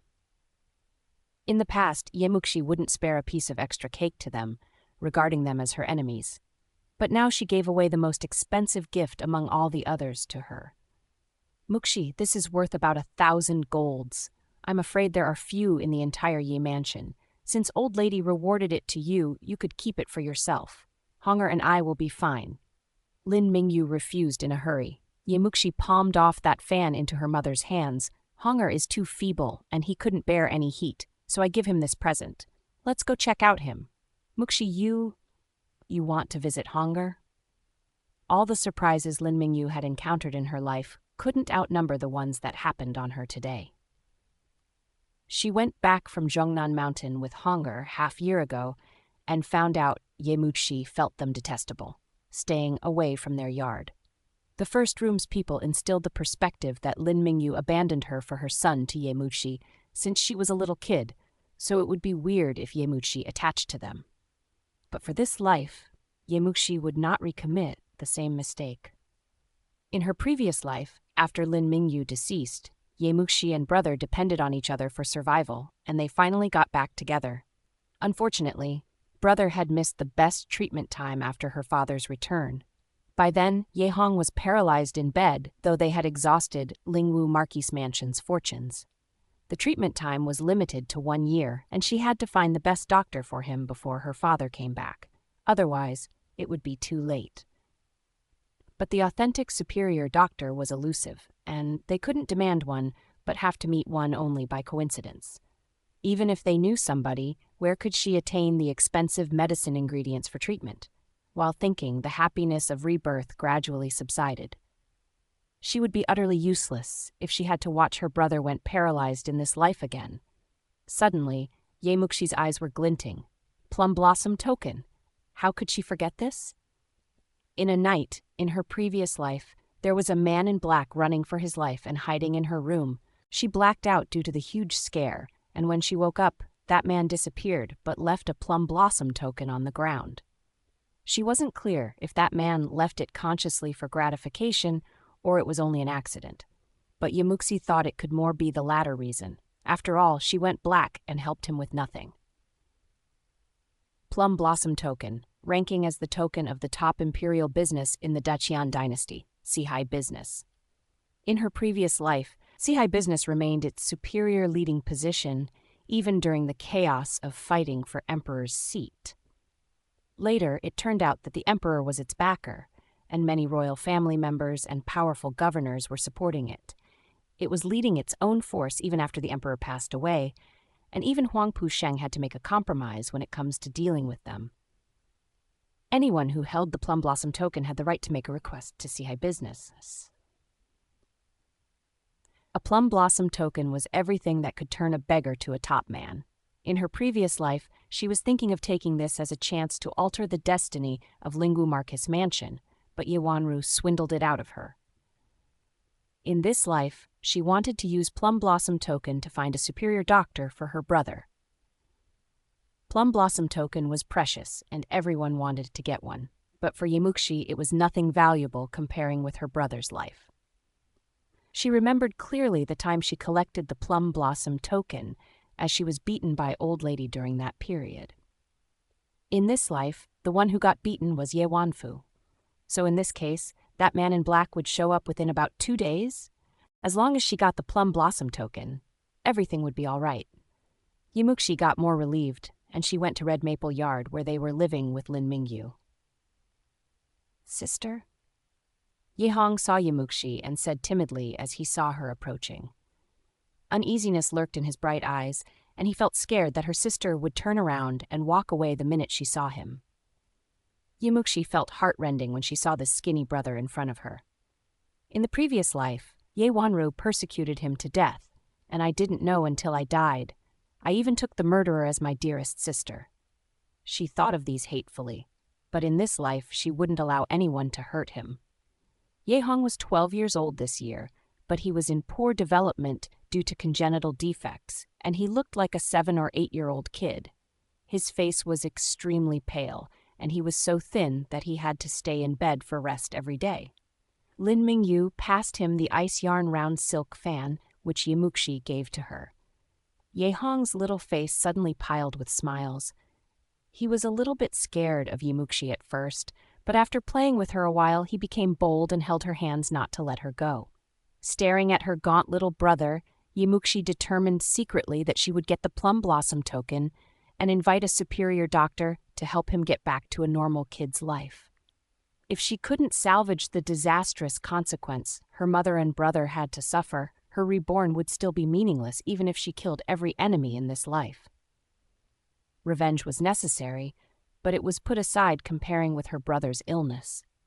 Muxi lost herself in these 2 days. Ye Wanfu was constrained to stay in bed in the wake of 20 times beats, and she was also grounded. Although she harbored hatred in her heart, her movements were restrained recently. Ye Wanru received the same rewards as Ye Muxi, and Ye Wanshui's rewards were similar to theirs, but she didn't have that ice yarn round silk fan. There were 3 such fans in total in Yi Mansion, and one of them was in old lady's possession, and Muxi aroused millions to be jealous of her for keeping this one. Muxi greeted old lady every morning on time, and then she went back to accompany her mother and brother. She did embroidery with her mother and helped her brother with his schoolwork. She wouldn't go outside when the dawn came, and she asked all the handmaidens to stay away and do other things, only leaving Wanchu to guard the door. She was waiting for that man in black, feeling afraid that she would miss it. But for over 3 days that man hadn't shown up, and she was dying to see him. Muxi sighed heavily in front of the desk, wondering why that man in black hadn't appeared. Was it because her rebirth changed the track of history? That was impossible. As far as she could see, everything was the same with her previous life, except the event which she changed it herself. Why that man in black still didn't show up. When Muxi was in sorrow and worry, a crisp sound emerged, and Muxi turned around, finding a man in black was in her room, who was wearing a horrible black mask with a sharp dagger in his hand. Muxi looked at the man in black with shock and thought, "He is here. Finally! He finally came." She had the chance to get that plum blossom token now. That man in black almost teleported to her side when he saw her. He held her shoulder with one hand and put the dagger on her neck with another hand. He spoke in a hoarse voice as he was obviously covering his real identity. "I will kill you if you dare to make any sound." Muxi was held into his arms and their faces almost attached to each other. Muxi could only see his eyes since the black mask blocked her view. His pure and black eyes were glinting cold lights, but they resembled the most attractive treasure in the world. Hearing his threats, Muxi blinked her eyes, indicating that she wouldn't make any noises and would cooperate him for certain. That man in black still pushed the dagger to her neck, and he didn't show any signs of slacking. Actually, Muxi was relieved as the plum blossom token was carried with him. If he didn't show up, her brother's disease would be incurable. But Muxi was annoyed with herself when she understood the situation. She was thinking of faking to faint the second he showed up, and when she woke up, she could just pick up the plum blossom token. But he emerged from nowhere, and she forgot to pass out before she realized the situation from his beautiful eyes. This vigilant man in black would figure it out if she pretended to pass out now. The same night in her previous life, she woke up and heard her handmaiden saying there was a thief in the mansion. Theoretically, there wouldn't have any other troubles. She could wait for a few more minutes and got the plum blossom token after the man in black left. While thinking, Muxi heard the noise outside the yard, and she believed she heard the voice of Zhao Menglan and Ye Wanru. "Fourth miss, the first madam wants to search your room." Outside the door, Wanchu was talking. Muxi thought, "What? Why is it different from my previous life? Nobody asked to search my room in the previous life." But then she understood after her second thought. People of family, Ye were not capable of finding the tracks of the man in black. Otherwise, he couldn't leave so smoothly in that previous life. In her current life, it was possible that she had earned too many eyeballs a few days ago, which left hatred in the First Lady's heart, so she took this advantage to find her trouble. Muxi, who was down to nothing in the previous life, naturally wouldn't give Zhao Menglan any interests to find her trouble with, so she gave rise to this alteration. Muxi thought for a while and warned herself. Based on what happened, the course of movements kept changing compared with what had happened in her previous life. She had to be cautious of the changes while relying on her memory based on her previous life experiences. "Young master, there are people approaching. I suggest you hide, but don't worry, I won't report you. People would frame me that I hide a man in my room if you are found, and they would frame and I am your accomplice." She came up with an idea all of a sudden, and she briefed, "You hide, and I will handle them." The man in black gazed at her with a profound look as if he wanted to penetrate her to make sure if her words were trustworthy. "If you don't believe me, then we will get caught together." Muxi said word by word sincerely. She had to assure that he could leave safely in order to get that plum blossom token. The man in black gave her a grave look, and he stood on his foot tips, attaching his back to the wall behind the door. Muxi suddenly understood and praised his wise secretly. He hid behind the door, and once the door was opened, that corner became a blind spot, which was the last place to be examined. Zhao Menglan's voice was getting closer and closer in the yard, and Muxi put down the net on the bed in a cold look. She rolled the quilt sideways and crossed the bed net so it looked like someone was lying on the bed. Bang! The door was pushed by someone impolitely. Zhao Menglan and Ye Wanru walked inside, followed by a horde of handmaidens and male servants. Muxi said calmly, "Hello, eldest aunt. I am wondering why you and my sister Ru visit me in the late night. There are thieves in our family, Ye, and they ran to your yard. I am here to examine," Zhao Menglan said impolitely. Her eyes embraced animosity. She thought, "It is she who caused my daughter to get beaten. I should seize the opportunity and find her some troubles." In fact, they didn't even find any trace of the thief. Muxi was astonished. "Please check, eldest aunt. I definitely didn't harbor any thief here. I was reading books all the time and found nobody here." How could I only believe your words? Search! Zhao Menglan sneered. Those handmaidens and male servants went crazy, and they were actually smashing things rather than searching for anyone. They pushed down the vase and screen intentionally, and they squashed teacups on the table, leaving the room in a mess. Be gentle. Aren't you deliberately smashing our stuff? Wanchu was angry, but she couldn't stop them in time. Muxi stopped her and said, It's all right. They are not worthy. Let them smash. Although Zhao Menglan was here looking for trouble, she was careful. The room was in a mess, but they only broke the inexpensive things. Later, she could just apologize to the old lady, claiming this was only an accident, and it would only cost her few taels to buy a new set for her. Then, old lady would praise her fair judgment in dealing with issues, and Muxi had to thank her. This should totally be Yewanru's evil trick that one had to show gratitude after its room was ruined. Muxi showed a slight sarcasm on her lips. Yewanru's eyes were sweeping over the room and found nothing differed from it used to be, wondering how did Muxi learn the double-sided embroidery, and stunned the crowds. All of a sudden, Yewanru's eyes were lingering on the bed net, and she got close to Zhao Menglan's ears and said, Mother, look at her bed. Does it look like a man's silhouette? It really looks like one. Zhao Menglan's eyes were beaming lights all in a second. Yewanru whispered, I heard Muxi would close the doors early and read books, keeping a guard by the door these days. All the other handmaidens were asked to leave, so was she so gallant to date a man in secret? No way. Although Zhao Meng looked in a shock, she was snickering inside. She would catch something on Muxi and ruined her reputation completely. Then Zhao Menglan rushed to the bed net and Muxi blocked her way in a hurry before she opened it.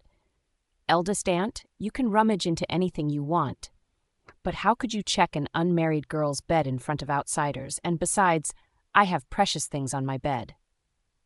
Interesting. Precious things? I would like to see how valuable things are they that you have to put them on your bed. Zhao Menglan smiled ungodlily and grabbed the bed net. Muxi explained hurriedly, Eldest aunt, please hold on. There are male servants in the room, and now you are searching for my bed. At least you should ask the males to get out. Muxi, what did you hide on your bed that you have to keep us away? Are you harboring any men? Zhao Menglan stared at the silhouette, feeling it much looked like a man. Muxi's face turned pale as if Zhao Menglan really guessed it correctly, and then she explained, Eldest aunt, you can't compromise my integrity. How could I harbor any men? Whether you harbor or not, we could only know after we check it. Zhao Menglan pulled the bed net down violently while saying, The bed net was torn apart and its falling shook a not large accessory box on the bed, which fell down and scattered all the pieces of jewelry and jades inside. However, there was nothing but a quit on this flower-engraved bed. The pair of best wish jades, a pair of jade hairpins and bracelets which were rewarded by old lady stored in that accessory box were broken into pieces. Eldest aunt, it's tolerable for me that you smashed other things in this room, but you even broke the gifts Grandma rewarded to me. I have to tell this to Grandma. It seemed that Muxi was inflamed, and she said angrily. Yewanru's gentle look disappeared, and now it turned out that the humanoid figure which they thought was a person was actually a pile of quit, and Muxi deliberately put an accessory box on the bed. One corner of the bed net was pressed under the accessory box, so the accessory box was doomed to fall the minute she tore off the net. Muxi did this consciously. Who told you to put these things on your bed? Zhao Menglan was furious because she didn't expect that her trick of catching her harboring a man went in vain, and meanwhile she broke old lady's rewards. Muxi wore an angry and sad face. I did warn you, eldest aunt. I told you there were precious treasures on the bed, and you still tore my bed net. You did this intentionally. I'm telling Grandma. Muxi couldn't support herself before she finished her words, and then she pretended to black out. Wanchu was so scared that she broke into tears. Someone, come, my miss is so angry that she blacked out. Ruer, what should we do?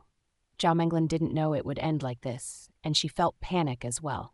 Yewanru was still calm. Leave her alone. You take others to search other rooms, and I will report this to old lady. Okay. Zhao Menglan replied, and she took all the others out with her.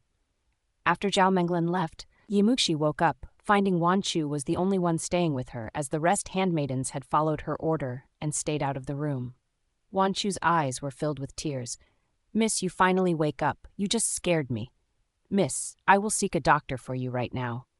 "I'm fine, and it's so late. We people living in Xiaoxiang Yard couldn't invite any doctor. You leave first and guard the door, prohibiting anyone's entering," Ye Muxi told her. Wan Chu didn't know what Ye Muxi was doing, but she knew her miss was very smart and insightful, so she left the room promptly and shut the door. Now the room was in a mess, and Ye Muxi stood up from the ground before she tossed a glimpse at the corner behind the door. Since Wan Chu had shut the door, that place was shown now, but nobody was standing there. The man in black had gone.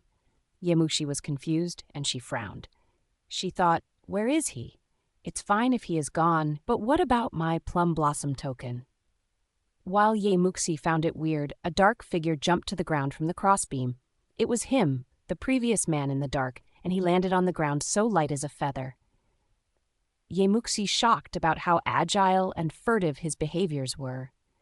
Even the undercover guards beside her father's side in her previous life couldn't have such nimble skills, and she believed this man had an extraordinary background, so no wonder he had plum blossom token on him. That man in black glanced at Ye Muxi. He watched the whole event unfolded in front of him.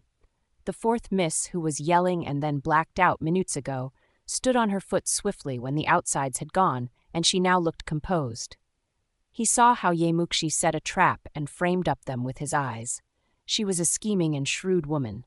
She performed with calmness and flexibility for dealing with potential dangers, which made him look up to her. The man in black turned around and planned to leave, but Ye Muxi stopped him in anxiety and shouted, "You hold on!" "What?" The man in black turned around but didn't put the dagger on her neck, as he knew she was not that kind of girl yelling randomly.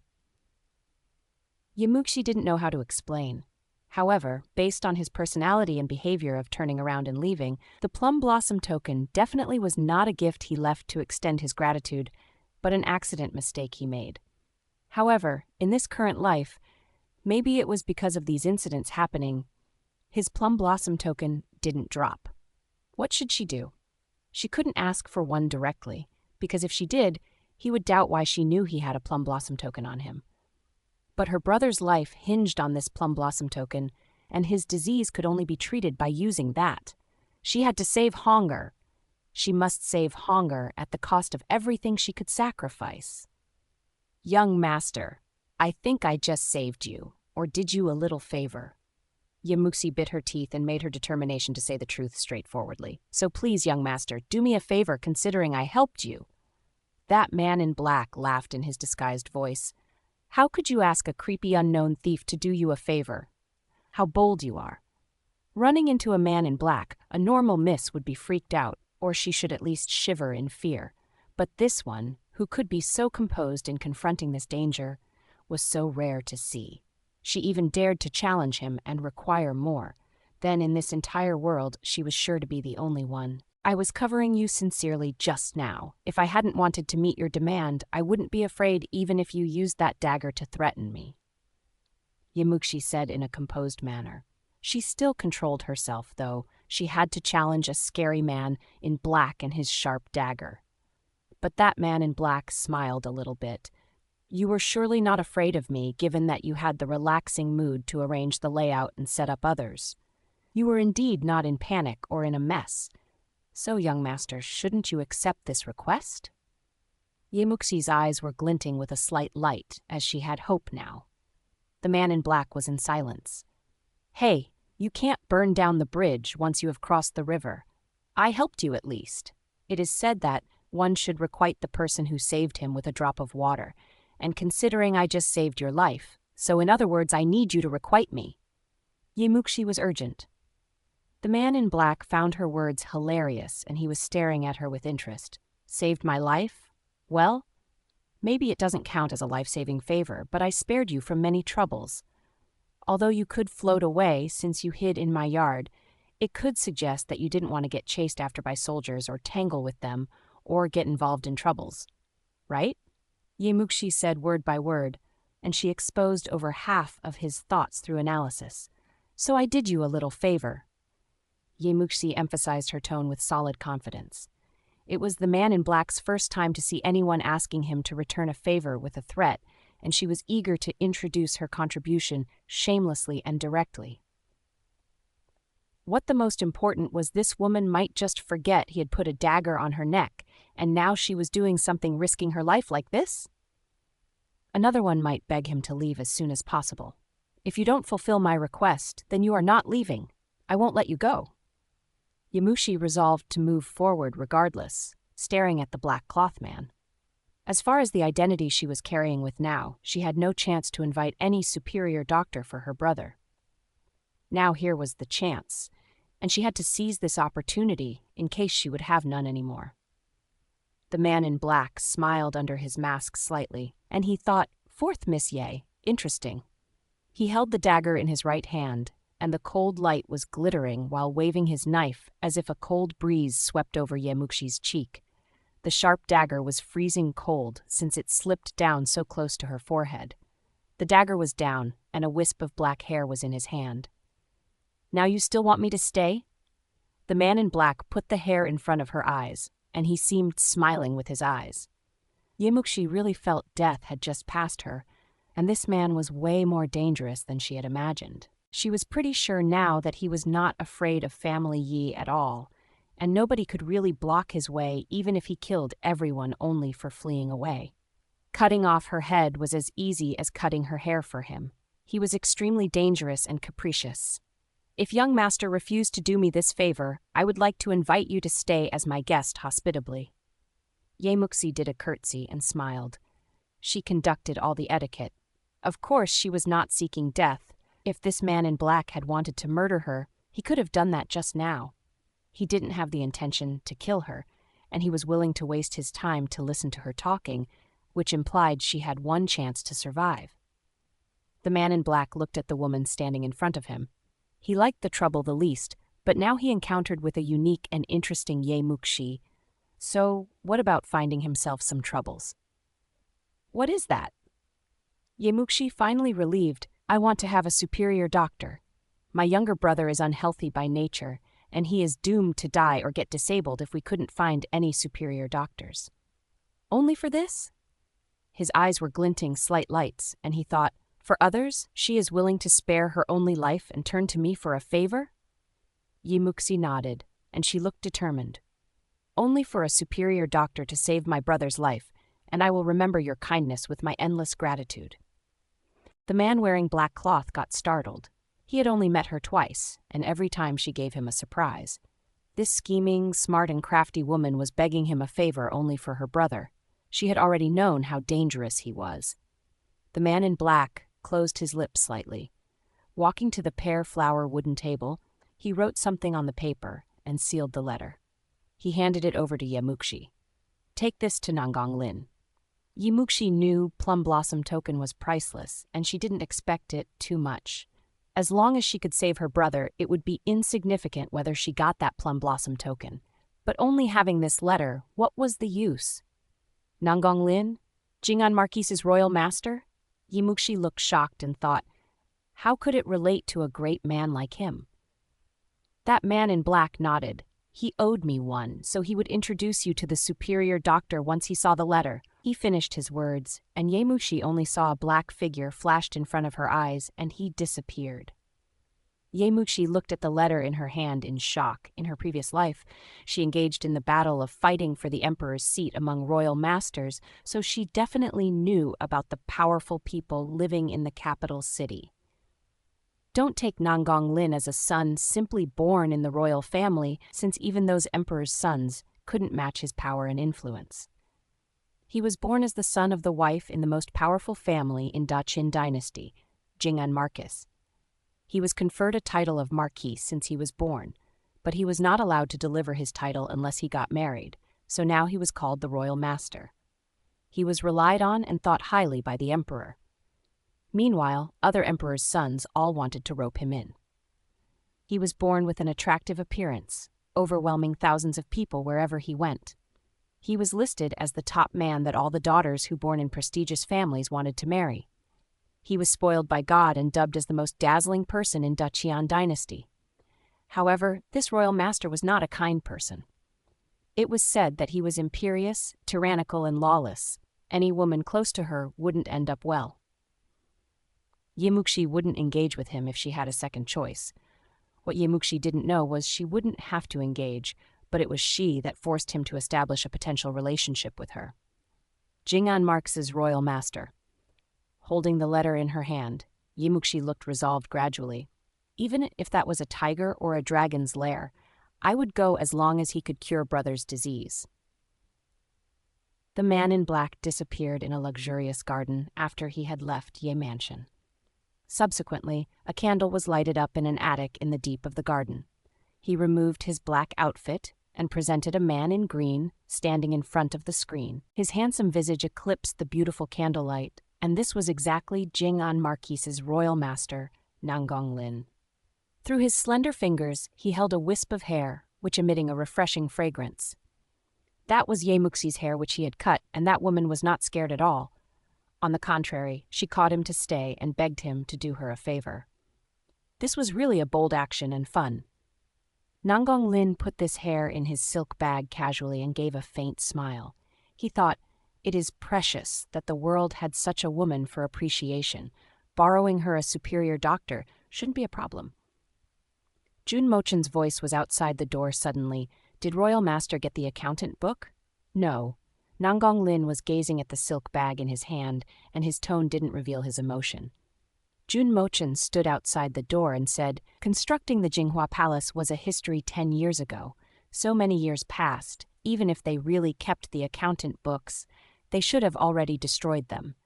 Needless to say, the government in Jiang State didn't get involved in the project when the construction was going on. I am afraid they don't have many clues. We'll talk about it later," Nanggong Lin said in a neutral voice. They didn't go to Family Ye for nothing in the daytime. They did some homework to the inside layouts in the daytime, and they launched the action in the evening. Nanggong Lin's eye fell on the silk bag as if he had thought of someone, and he suddenly said, "Jiang State is renowned for flower scenery in Jiang Mochen. We will appreciate flowers tomorrow." Jun Mochen was a little surprised because he was wondering when the royal master had such a good mood, but he wouldn't let him down. He laughed and said, "I want to have a look at those flowers as well." The next morning, since Zhao Menglin had smashed the room last night, now it was a mess.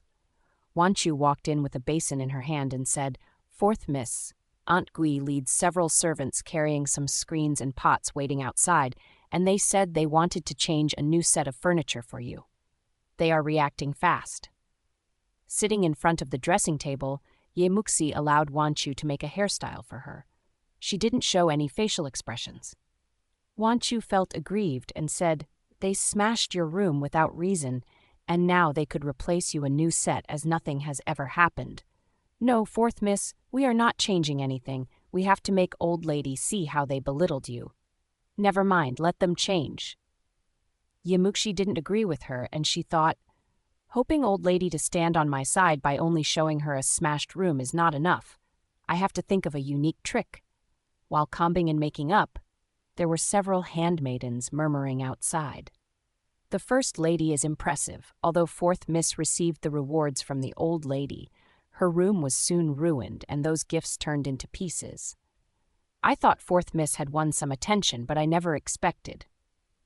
The first lady is the woman taking charge of this family, and even the old lady is leaning towards her in particular, so how could old lady speak for Fourth Miss? I heard the first lady's people went to old lady's place in the very early morning, and now they are chatting happily. There is no sign of blaming anymore.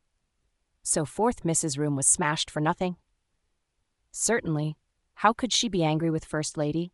Everyone knows that this Fourth Miss is no more important than the daughters of concubines.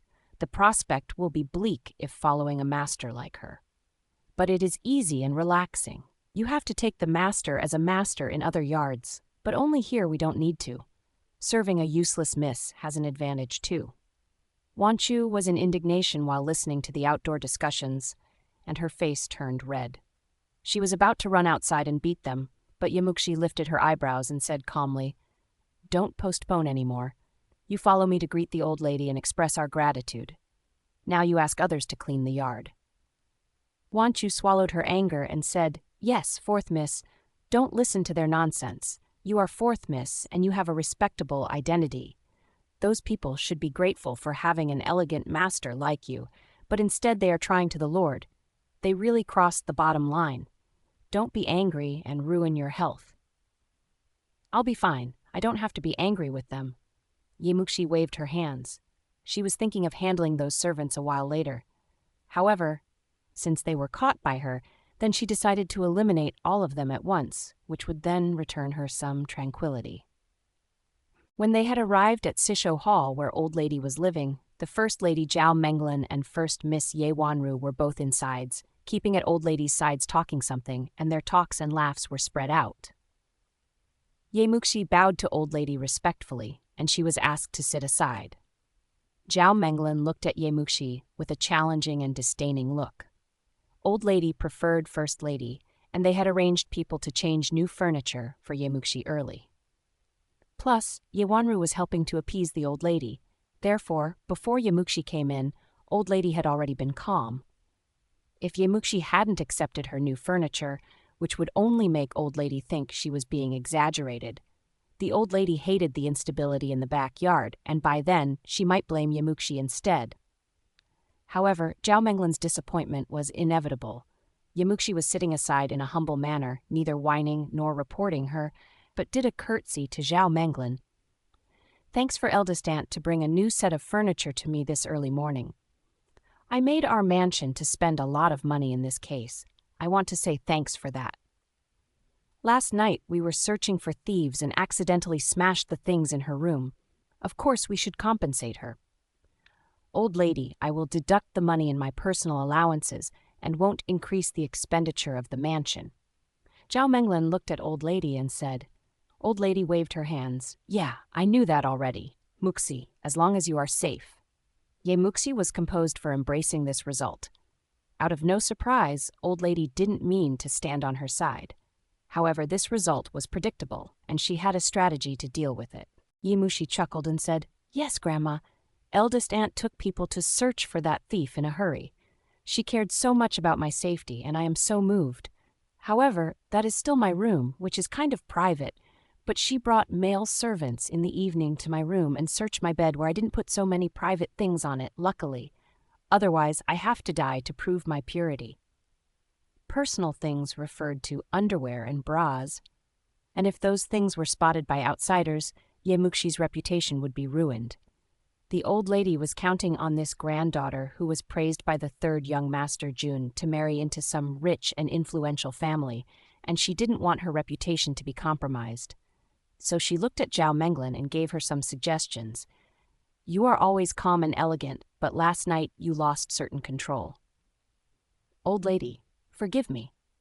Last night I was so worried about her safety, and I vaguely saw a person hiding behind the bed net, so I became impulsive. I will reflect my fault for sure." Zhao Menglan tossed a look at Ye Muxi with a fake smile as if she was saying, "Well, you go report, just go. Old Lady won't do anything to me." Ye Muxi was still looking down at the ground and said, "I know how eldest aunt cares about me. It would be nothing if you only smashed other things in my room, but you accidentally broke the rewards Old Lady gave to me. I hope the eldest lady could be more careful." She emphasized the term accidentally in specific. Zhao Menglan raised her eyebrows. "Who could know you put your accessory box on the bed? That was really my accidental mistake. Eldest aunt, Muxi knows you were not on purpose, but the outsiders, they don't know it." Ye Muxi decorated her expression with a trace of indignation and said, "This morning, I heard some servants gossiping, said the eldest aunt couldn't bear that I won the rewards from Grandma, so you searched and smashed my room in the name of finding the thief." Zhao Menglan changed her expression. "Who said that nonsense? Which bitch? Slap her face. Don't be angry, eldest aunt. It's not the servants' fault that they misunderstood. Last time, I won Old Lady's rewards while Sister Fu was slashed. Those servants didn't know that you treat me like your own daughter, therefore they only thought you were not satisfied with Old Lady's arrangements, so that you smashed my room and Old Lady's rewards."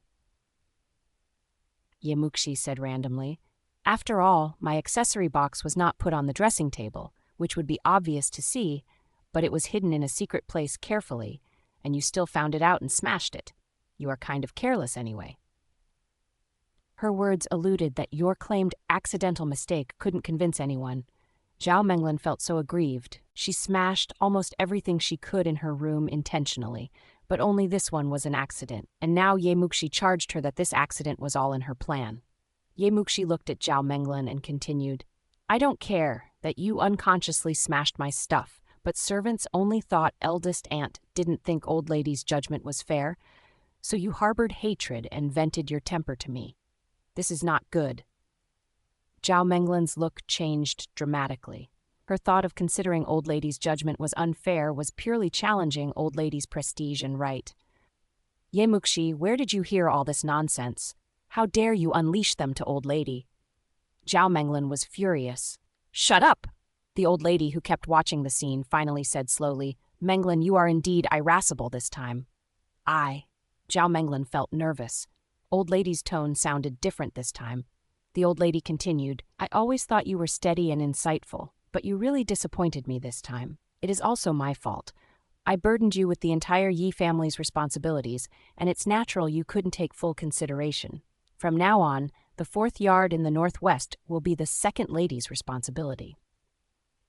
By one mistake, old lady split Zhao Menglin's rights. Zhao Menglin was then anxious. Splitting her rights equaled to slice her flesh, so she said in a hurry, "Old lady, don't listen to that nonsense. I have no complaints about your decision, and don't misunderstand me." Ye Muxi showed a slight smile. "Eldest aunt, why did you say this? Old lady helped you to split some responsibilities was an attempt to understand your stress. Eldest aunt did make a misjudgment this time, and we family. Yi is a prestigious family in Jiang State. If any outsiders know you let male servants into my bedroom and smashed old lady's rewards, who knows how will they make up stories like how rude, uncivilized, and disrespected you are to the elders? Old lady is aiming to lessen your burden, and it is for your own good." So scheming as Ye Muxi was, since Ye Muxi was comforting the first lady that old lady was only for her own good to split her rights. The old lady said in a cold voice, "Although you are much older than Muxi, you are not as sensible as a little girl. I know you are a diligent person, but it is bothersome to address so many issues in family Ye, and consider you might not take everything into consideration, so I asked the second lady to aid you. Now you are unhappy? How could it be? Please forgive us, old lady. My mother couldn't help to be happy." Ye Wanru saved the situation promptly, and she said with a smile, "But we have to toil the second aunt somehow." Looking at Ye Wanru, old lady's facial expression looked better. "She is idling all day. We should find her some businesses to bother with." But Zhao Menglin was still unwilling to reconcile, and she felt confused why Ye Muxi reversed the situation after she had won old lady's understanding already. She was bewildered, but she had to ask Ye Wanru later they went out. Old lady then turned to Ye Muxi, criticizing her harshly. "How did you discipline your servants? How could you spoil them to gossip about masters?" "It's all Muxi's faults. I can't discipline them." Then Ye Muxi made a curtsy and lowered her head immediately. "My father had passed away since I was a kid, and my mother was outside. Those servants always think I am easy to get bullied. I want to discipline them, but I am afraid of making trouble for the mansion." She wore a plain dress, arousing people's sympathy about her orphanage identity. Old lady's heart was melting once she thought of her early deceased third son, so she said in a gentle look, "Those lawless servants, why should we keep them? Drive them out of the mansion and choose some new." "Thanks, Grandma. Although most of them are useless, there are still 2 considerate servants. I want to keep 2 and banish the rest. Moreover, I want to add some new ones." Ye Muxi weighed her words and said. Old lady waved her hands. "Okay, it's all at your disposal." Ye Muxi got a little bit relieved. According to old lady's personality, she couldn't tolerate servants to gossip about masters, so she was anticipating old lady's words, and then she would have the right to sort out the servants around her. Otherwise, she, a powerless 4th miss, really felt tricky to handle the situation if she didn't have this excuse. "Since the rewards were smashed, I will give you another set. Apart from what I gave you last time, Aunt Kui, add 4 pairs of hair accessories and 4 dresses for the 4th miss.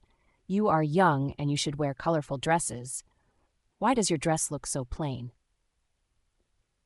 Old lady used a more amiable look to talk with Ye Muxi. Ye Muxi thanked her in a hurry. Thanks for your consideration, Grandma.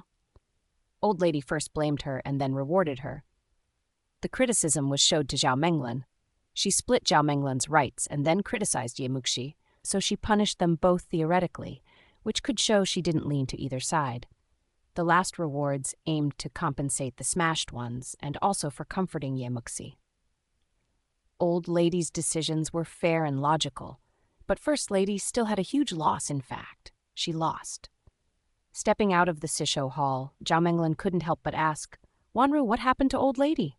She was in a good mood and decided not to blame us, but why did she split my rights?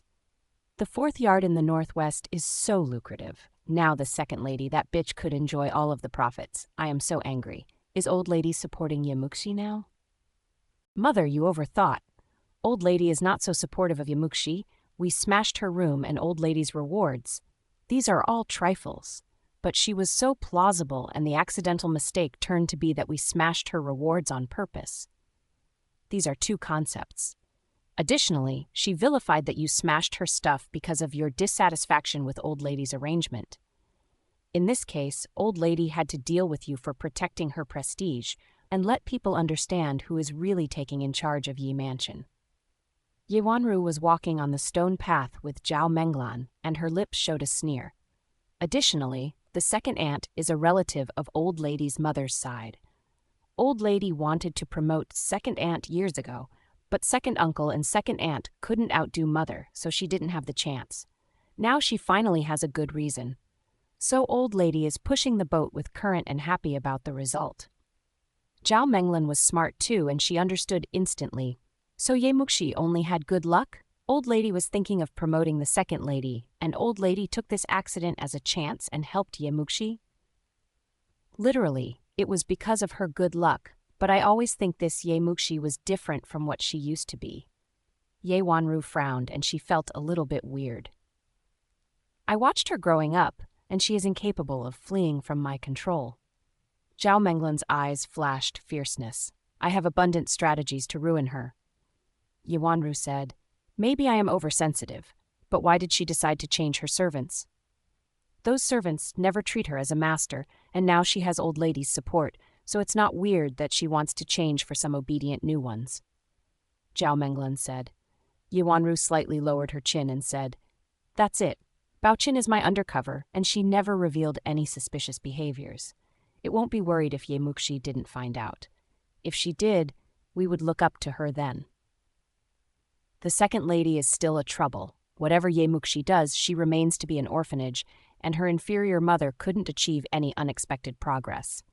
But the second lady's Ye Wanshui competes for both beauty and talents with you every time. Don't have her excel you. Zhao Menglan was more alarmed about the second lady's people. Ye Wanru sneered. Ye Wanshui, she doesn't deserve to be my rival. Walking out of Sisho Hall, Wanchu couldn't control her excitement and said, I thought Old Lady wouldn't deal with First Lady's mistake. Out of my expectation, she was supporting your side. I am so happy. Ye Muxi smiled but didn't respond and thought, Old Lady was not defending me, but she was protecting her own prestige. Otherwise, even if my room is smashed again, Zhao Menglan will only get blamed for a few words. She provided this good chance to Old Lady, aiming to give her a reason to promote the second lady. Ye Wanru and her mother thought she was lucky, but they had no clue that Ye Muxi plotted this event, only for exerting forces to make an impact. This occurrence did not only impair Zhao Menglan's power, but it also had the second lady to take the advantages. Therefore, the two ladies' people are bound to fight with each other. While she could hide behind them and reinforce her potentials, it is called killing 3 birds with 1 stone. Ye Muxi brought Wanchu back to her Shaoxiang yard where furniture was scattered in the yard, and some servants were still idling around and chatting. They were supposed to have put them into the room in order hours ago. Those slobs stood up and pretended they were working on tidying up the rooms when they saw Ye Muxi went back. When Shaoxiang yard was on fire, There was not a single loyal servant except Wanchu. Disloyal, lazy, and gossiping masters. What was the use for keeping these servants? Wanchu, tell them to come. Muxi walked into the yard, looking around. Then she picked up an empty chair that had not been moved into the room and sat on it directly. Wanchu made a curtsy. Yes. None of the servants knew what had really happened in Sisho Hall today. They only knew First Lady smashed Fourth Miss's bedroom, and Fourth Miss had to tolerate her behavior. They all thought Fourth Miss was so weak and easy to get bullied. They were dilly-dallying before they stood in order in front of her, since they all disparaged her. Muxi felt thirsty after chatting with Old Lady for a long time, so she said, "Wanchu, serve me a cup of tea." "Yes." Wanchu walked inside, and then she was awkward and said, "Fourth Miss, there is no hot tea in our yard. Please hold on, I will boil some tea for you." "Unnecessary." Muxi frowned, and she swept over all these servants and said coldly, "This entire morning, none of you boiled any hot water and prepared any tea. How did you do your job?" "Fourth Miss, you shouldn't blame us. We have been buckling down to clean room and move furniture, so how could we have spare time for boiling hot water?" Baoqin said in her shrill voice. Wanchu said, "Even if you are occupied with something else, you should still prepare the hot tea. We have so many people here, and everyone should perform its own function. How couldn't you spare any time to boil some tea? It's you being too lazy. You also failed to finish the task of tidying up the yard, knowing nothing but being slick and lazy, and you thought your Fourth Miss didn't know that?" She saw those servants being indolent once she came back, and she was seething at their gossips about Muxi this morning. "You bitches are talkative. We didn't see you doing anything, and now you are preaching about loyalty while being toady to your master," Baoqin said in sarcasm. Liuli's beautiful and attractive face showed a smile. "It seems that you have an opinion about my arrangement?" "Fourth Miss, I didn't mean this. I am your first handmaiden, so I was supposed to follow you." Baoqin stared at Wanchu and said, "How could she deserve this?" Muxi slightly lowered her head and said, "Yes, you are right. I was supposed to have the first handmaiden to follow me. So from today, Wanchu's the first handmaiden of Shaoxiang Yard." Wanchu was so surprised, and then she kneeled and kowtowed to Muxi with profound respect. Wanchu said with a thrill, "Thanks to our Miss's kindness, I will serve my Miss with my full efforts." You can't do that. The steward takes charge of our level, so even it's you can't alter them by your mood." Baoqin was anxious, and she said in an urgent voice, "All the other Misses had the freedom to change their handmaidens, but for Muxi, without power or backup, the steward wouldn't give her any right or respect." "Interesting. This is my first time to know that I can't change my handmaidens." Muxi raised her black eyebrows. "From now on, everyone in Shaoxiang Yard, except Wanchu, are all banished out of Yi Mansion." Her words intimidated several handmaidens, which turned their faces bloodless. Their indentures of selling themselves were kept in Yi Mansion. In other words, even people from Yi Mansion beat them to death. The government couldn't punish those people. If they were driven out, they were either deployed to be a laborer or arranged to work for the poorest family or sold to a brothel, ending up with a disastrous consequence. You can't drive us out." Baoqin was scared by Muxi's sudden, tough attitude, and she said with her last courage. At this moment, Aunt Gui's shrill voice was sounding at the entrance. "How dare you? Your master is driving you away, and you dare to stay? You think you are the master of Yi Mansion?" Aunt Gui, who took charge of the fourth yard in the west and was always arrogant to Muxi, ran to her front in few steps and said in a shy look, "Fourth Miss, I just received Old Lady's message and greeted you here. Servants in Shaoxiang Yard are all at your disposal." Aunt Gui just knew what had happened in Sisho Hall this morning. Old Lady cherished this Fourth Miss now, as Old Lady threw her temper only because Fourth Miss's bedroom was smashed. Now the fourth yard in the northwest was taken charge by the second lady, and when Muxi was purging the poorly behaved servants, Old Lady even suggested the steward herself to select more diligent and loyal ones. So how couldn't she cooperate? Although she was the popular servant by Zhao Yulan's side, she still dared not to offend Muxi blatantly. However, Aunt Gui overestimated Muxi in fact, but Yemushi was satisfied with the impact she made. It was not a bad idea to have everyone in Yi Mansion considered that old lady favored her, so that servants could be more disciplined, sparing her fewer troubles. Yemushi tossed a glimpse at Aunt Gui, wearing a smile on her lips, and said slowly, "Aunt Gui, you came at the right time. Please take these people out of here." "Yes." Aunt Gui answered promptly, without a second question. Baochin and other servants were frightened out of their wits. They were trusting their luck when Yemushi first said this, but now Aunt Gui was standing by her side, so getting driven out of the mansion was unchangeable. Several people kneeled and begged for forgiveness, and the yelling and crying had the yard turn into chaos. "Fourth Miss, I have unwavering loyalty to you. I have served you since you were a little kid, so please forgive me this time." Baochin suddenly ran to Yemuchi and kneeled by her foot, kowtowing for forgiveness. She was the undercover of First Lady, and Ye Wanru wouldn't let her go easily if she was banished out of here so uselessly. Yemuchi looked down at Baochin and raised her lips. "Are you really loyal to me?" She didn't want to banish Baochin for real, and she was only waiting for her to beg. For other gossipy, lazy, and disloyal servants, it would be fine to dispel them simply. But for Baochin, the one who set fire on Shaoxiang Yard, ruined her appearance, and killed her mother, how could Muxi allow her to leave so easily? However, if she did anything targeting Baochin, then Ye Wanru would know she had found Baochin was the undercover, and this would be tricky. "Yes, I am so loyal to you. God knows," Baochin replied promptly.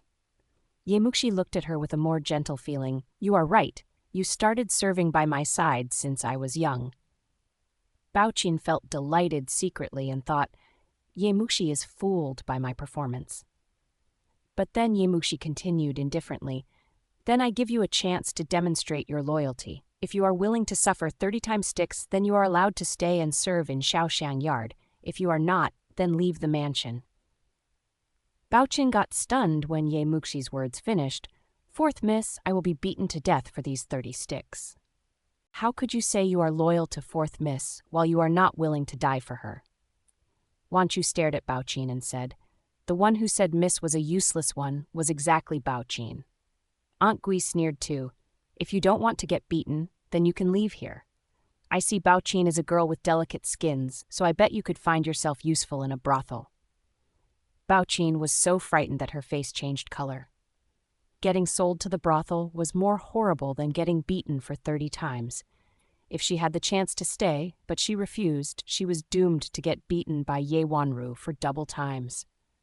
"I would like to accept 30 times beats to demonstrate my loyalty," Baochin said with her lips trembling.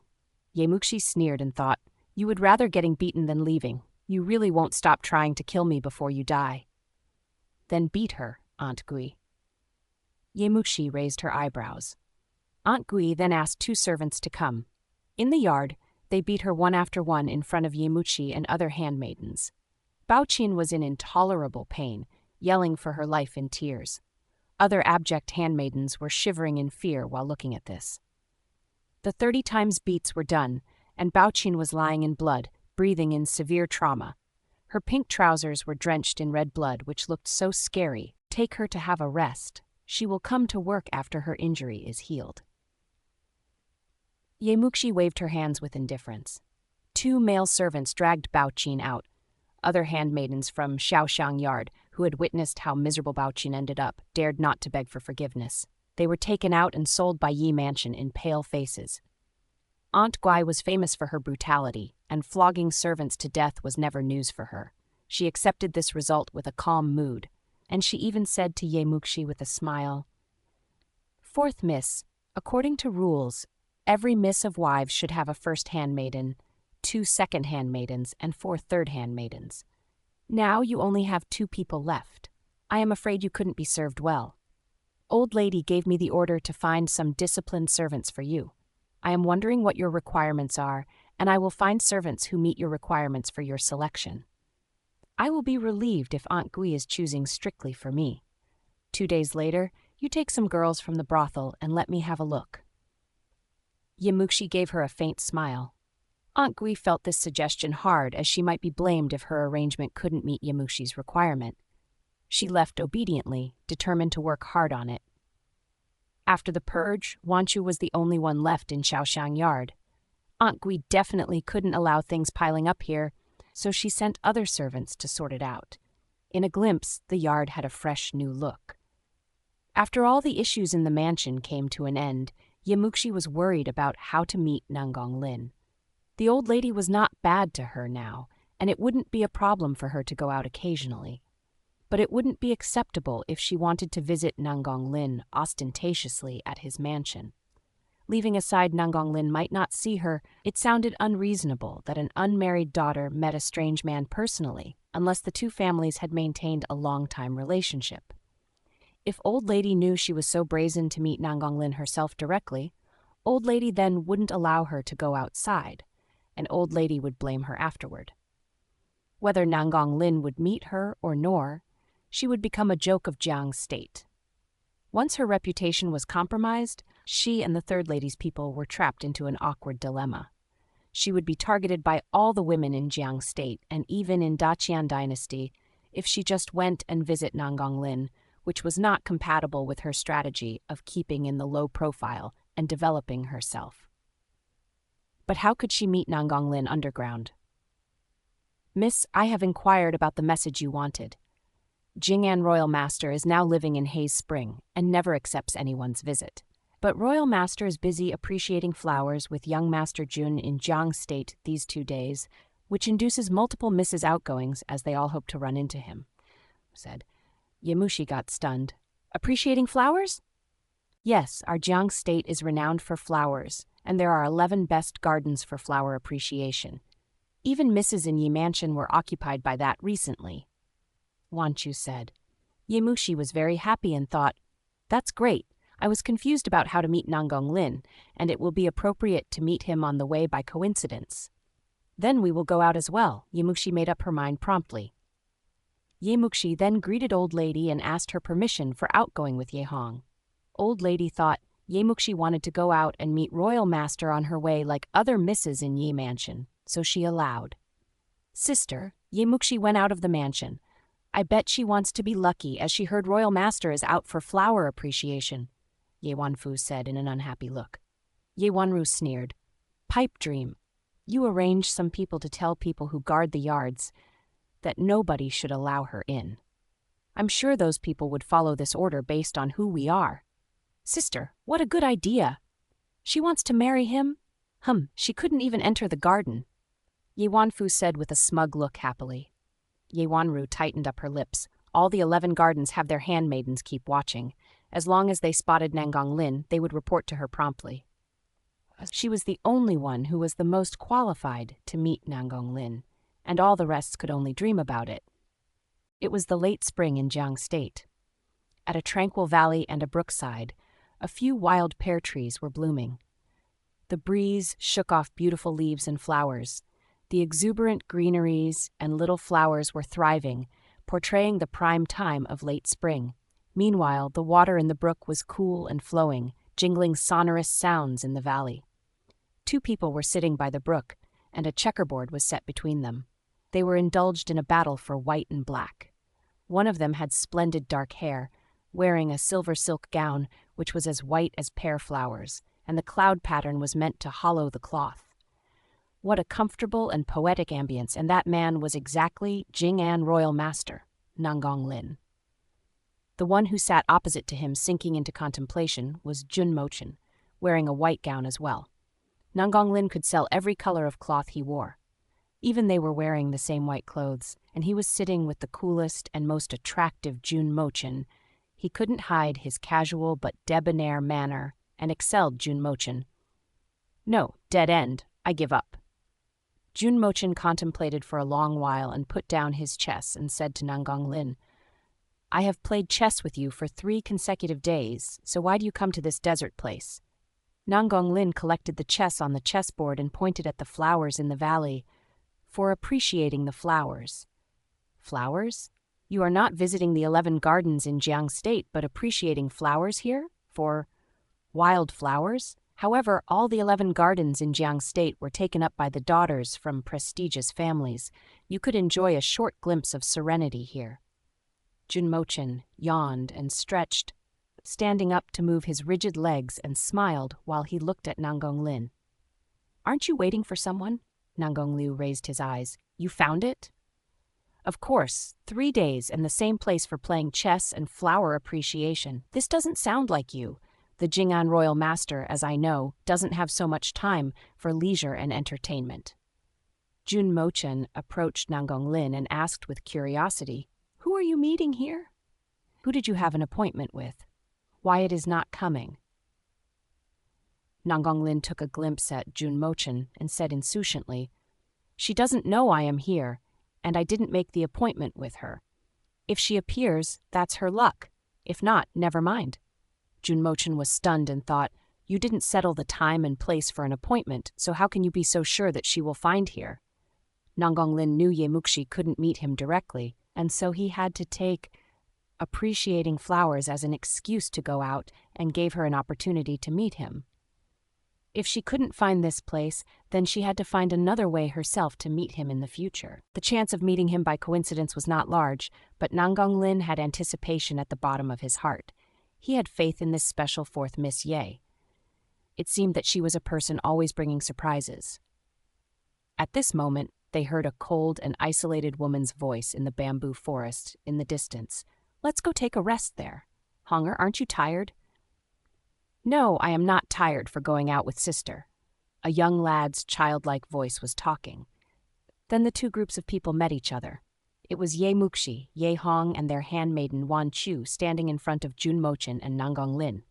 "Jesus, miss, that's Royal Master," Wan Chu said in shock. The second Ye Muxi saw Nanggong Lin, she finally relieved and made a curtsy to him. "Hello, how do you do, Royal Master and young Master Jun?" Jun Mochen stared at Ye Muxi with surprise. "Fourth Miss Ye, what a coincidence that we could meet here." "Not a coincidence. I was looking forward to meeting you, and how dare I take the excuse of coincidence and lie to you? I broke your tranquility with young Master Jun and bothered you both. Please forgive me," Ye Muxi said in a confident attitude. Jun Mochen was a little bit astonished. The Jiang state was teeming with beautiful girls with prominent family backgrounds, and all of them took the chance of appreciating the flowers to find Nanggong Lin everywhere. They almost turned the 11 gardens upside down only for rummaging Nanggong Lin. If others found Nanggong Lin, they would say this was a coincidence hypocritically, and how could they admit that they were finding him? It was the first time that he saw a straightforward and honest woman like her. But Nanggong Lin smiled slightly while looking at her. "What do you find me for?" "Someone told me to hand over this letter to you, so you could borrow me a superior doctor." Ye Muxi then passed the letter on her to Nanggong Lin. Nanggong Lin didn't even unseal the letter but said indifferently, "I could introduce you to the superior doctor, but you need to tell me, how did you find me here first?"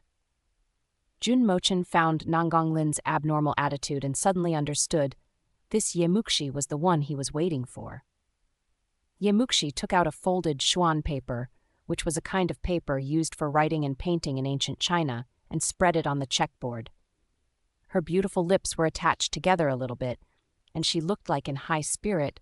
"This is my father's collection, map of Jiang State's water and mountain." That map was a similar size as the chessboard, but was painted in sophisticated details.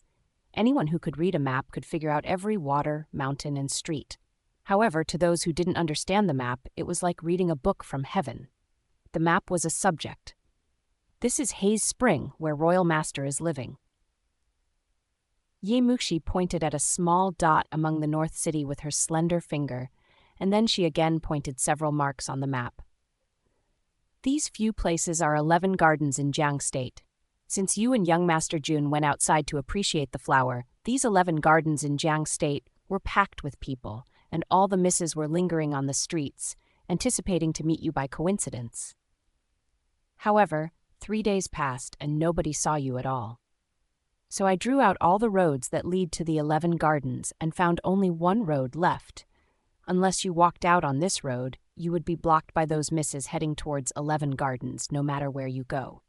Her words finished and pointed a place near the valley. "This road leads to here, the valley we are now standing on." Nanggong Lin showed a certain appreciation, and Jun Mochen was stunned as well as Wan Chu. Ye Hong was still a child, and he applauded for her. Wow, sister, you are so clever. My sister is so great. Honger, don't be so rude in front of royal master. Ye Muxi pulled Ye Hong's sleeve and warned him in a whisper. Nanggong Lu showed a faint smile, and his lips bent up a little bit. He is right. I don't think his behavior is rude. Fourth Miss Ye is so clever. Jun Mochen was now holding high esteem to her, and he praised. Miss Ye, last time we witnessed your magnificent embroidery skills, and this time you showed us how intelligent you are. I am totally overwhelmed. I have traveled through Jiangnan for so many years, and I have never heard about your existence in Jiang State. It turns out I am ignorant. Ye Muxi was thinking secretly. I had the rebirth for limited days, so of course you had never heard of me. Now she was not the naive and ignorant Miss Ye. She had gone through tit-for-tat battles of cruel regime fight for grasping the emperor position. Thus her thoughts and visions were far beyond her peers. She analyzed Nanggong Lin's position simply via a map step by step. Her extraordinary intelligence overwhelmed Wan Chu and Ye Hong, and both of them were now looking up at her with admiration. Mochen, you ask Sai Huatuo to go to Ye Mansion right now. Nanggong Lin said to Jun Mochen by his side, and then he turned to look at Ye Muxi and said, I take you back to your mansion. Ye Muxi's body was rigid for his words, and she thought, You? Sending me back home? I don't think that's a good idea. You just send that superior doctor to my mansion would be fine. Please, don't follow me. What? Fourth Miss Yi would like to appreciate flowers and play chess with me, rather than going back for dealing with your brother's disease? Then I don't mind to play around with you. Nanggong Lin raised his eyebrows, and it seemed that he was smiling from the deepest of his eyes. Ye Muxi explained in a hurry, Royal Master is so cared about me, which made me want to run back home in light speed. My heart is dominated by Honger's treatment, leaving no mood to play chess. Then why don't you get on the carriage? Nanggong Lin raised his lips, jumping onto his carriage first. Others would plunge to him with no hesitation. However, this woman was escaping by his side desperately. As the most favored Jing'an royal master in Daqian dynasty, why wasn't she fawning on him but disliked him so much? Ye Muxi saw he had already sitten into the luxurious and noble wagon. Then she hesitated and took Ye Hong to get on it as well. To treat Honger's disease, she took out all her dignity and guts. The interior of the carriage was wide, laid with a foundation made by an anonymous but exorbitantly high-priced soft silk. It was comfortable to sit on it. The structure helped the carriage to run stably, and passengers wouldn't feel bumpy while it was running through the stony mountains or on the winding paths. Nanggong Lin took the host's seat, and Ye Muxi was sitting left side beneath him with Ye Hong. They felt uneasy about sharing the same carriage with him, like sitting on pins and needles. They kept shuffling around in their seats. Nanggong Lin was always cold and full of ego. He sat in silence, sweeping his eyes to Ye Muxi accidentally, which made Ye Muxi feel more uneasy, lowering her head. In this bizarre ambience, the carriage finally arrived at Ye Mansion. The minute they arrived, they heard people talking outside the carriage. Isn't that Jing'an Royal Master's carriage? How could he come to Ye Mansion? See, sister, that carriage stopped outside our gate. Ye Wanru was cheering from the bottom of her heart, but she also sensed her sister's reaction humiliating, so she coughed and said, Shut up. Don't shout. Would you afford the consequence of offending Royal Master? But eldest sister, why does he come to Ye Mansion? Does he? Ye Wanfu said with a surprised face, Does he like any miss in our Ye Mansion, and he is now visiting us? Sister, who is he finding? Ye Wanru said in arrogance, You tell me. Wow, he is coming to see you. Ye Wanfu said in a jealous voice. She was not content, but she had self-awareness and understood she couldn't outrun Ye Wanru for sure. Ye Muxi, sitting in the carriage, heard their conversations, which made her lips shivered a little bit and thought, Don't you know people sitting inside could hear you? After the carriage stopped, Wan Chu and the driver, who was sitting outside of the carriage, jumped onto the ground first. Ye Wanru and her sister didn't know Wan Chu, regarding her as a handmaiden of Nanggong Lin. Then Nanggong Lin got off the carriage. He was wearing a white silver silk gown, standing out in the chaotic city center, but was not contaminated by meager of dust. Being so arrogant and self-esteemed, he was like a fairy who just walked out of a legendary story. Even Ye Wanro, who was always steady, couldn't suppress her excitement and expected Nangong Lin would walk towards her. However, Nangong Lin didn't step into the Yi mansion or took a glom at them. He turned around and looked inside the carriage, where was obviously sitting someone else. The two sisters felt puzzled and thought, who else is sitting inside the carriage? Is it Jun Mochen? But the moment they saw the person's face, they both changed their looks. A slender and slim figure lifted the curtain on the carriage, and that was nobody but Ye Muxi. Ye Muxi was taking the same carriage with Nangong Lin. They were furious instantly. They had stayed in the 11 gardens in Jiang State for 3 days and never found Nangong Lin. They even ordered the guards not to allow Ye Muxi to enter, but the result they saw was Ye Muxi taking the same carriage with Nangong Lin. Ye Wanru could force herself to keep calm, but Ye Wanfu couldn't accept this result at all. She thought, why it is she? How could Ye Muxi, that bitch whose mother is a bitch as well, share the same carriage with Royal Master? How could she deserve it? What talents or contributions did she make? Ye Wanfu was too pissed to care about her manners, so she ran to Ye Muxi and scolded her. Ye Muxi, you are so shameless. Who gives you the courage to sit on the same carriage with Royal Master? With your disgraced identity, how dare you sit on that carriage with Royal Master? Why haven't you got off? Ye Wanfu went into rage promptly, and the horse was in shock. The carriage shook suddenly, and Ye Muxi, who was about to land on the ground, fell over. In a glimpse, Nangong Lin reached out his hand and held Ye Muxi in his hug. His sleeves were fluttering in the air as he turned around several steps slightly and stood on his foot. Ye Muxi didn't even respond before she was leaning in his arms. His unique and faint fragrance rushed into her nose. It smelled like the grass just showered in a refreshing rain. This was her first time checking his face so closely. His beautifully curved chin and vivid facial features were like the engraved jade. His pale face was perfect, and his long eyelashes circled around his slender and cold but appealing eyes were fluttering like feathers. He always looked cold, but the second he looked into you carefully made you feel he only had you in his eyes. That was an illusion that could trap you deeply. Thanks for your help. When they made eye contact, Ye Muxi's face turned red, and even her ears were red too.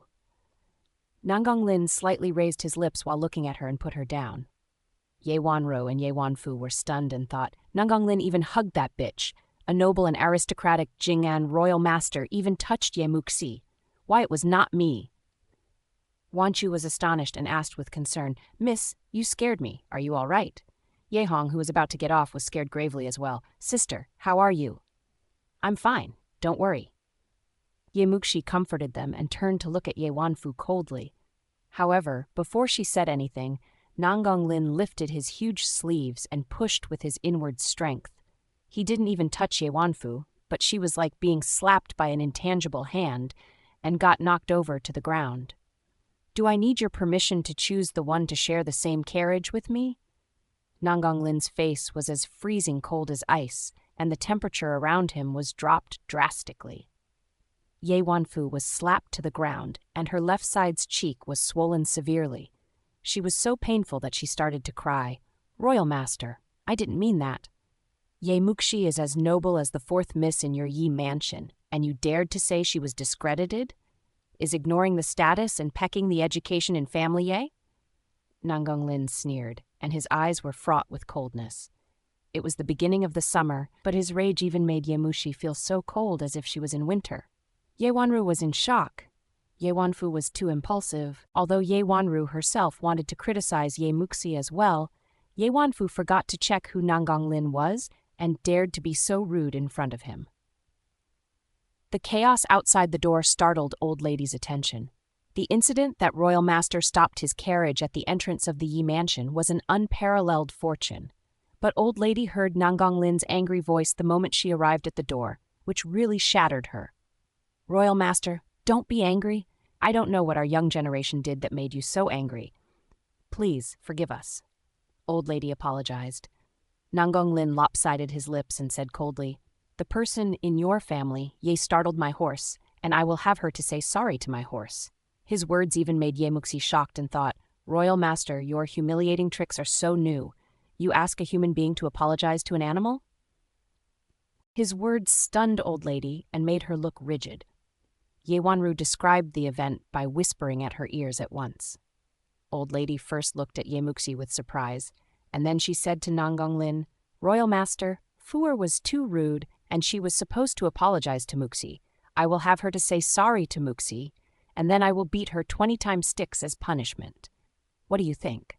Apologizing to a person was better than saying sorry to an animal, which would recover some dignity. Nangonglin looked at her calmly. "I don't care how you family, Ye punish her. She startled my horse, so she had to say sorry to my horse." Ye Wanfu's eyes were overloaded by tears, and she kept shaking her head to old lady. If she really said sorry to an animal, she would be mocked by the entire Jiang state, and how could she then establish her identity here? Since they had dwelt at the entrance for a long time, there were some people watching the scene, but they dared not to approach. "Royal Master only asked you to apologize is a mercy to you already. In the Qian dynasty, few could survive after offending his carriage." The servant who drove the carriage sneered. It seemed that he had opinions of family Yi's stubborn and presumptuous attitude. This was Nangonglin. His handsome appearance won the heart of the world. A simple smile of him would be enough to enthrall you insanely. But he was also capricious and aggressive. If he was unhappy, then he could come up with numerous tricks to kill you. But Ye Muxi was in a good mood, and she was feeling great silently.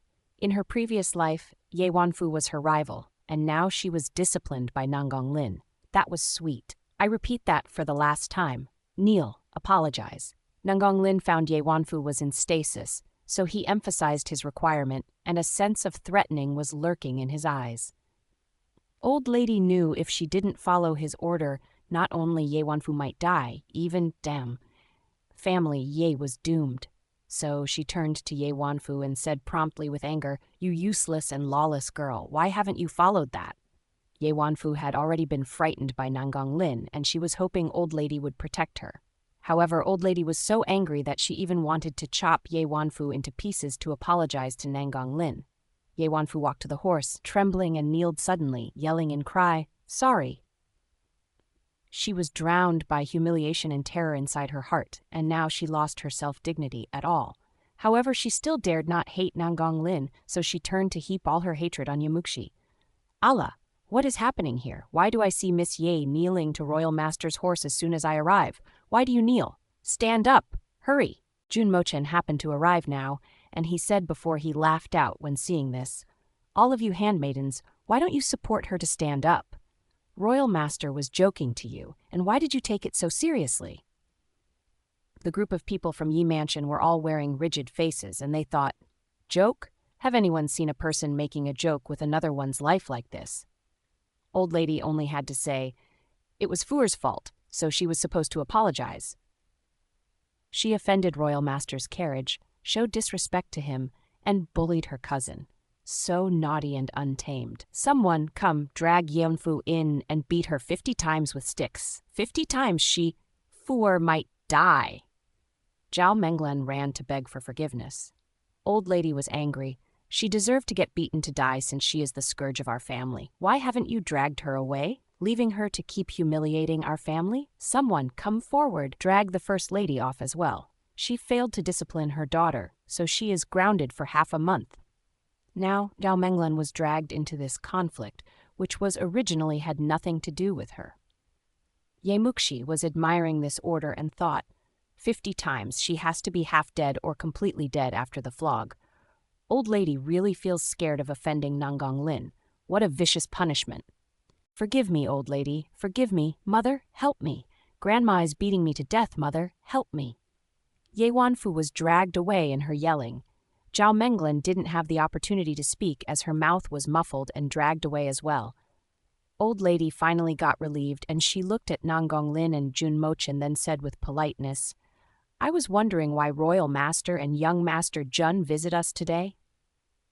"Old lady, you are too polite. We are here to treat someone's disease."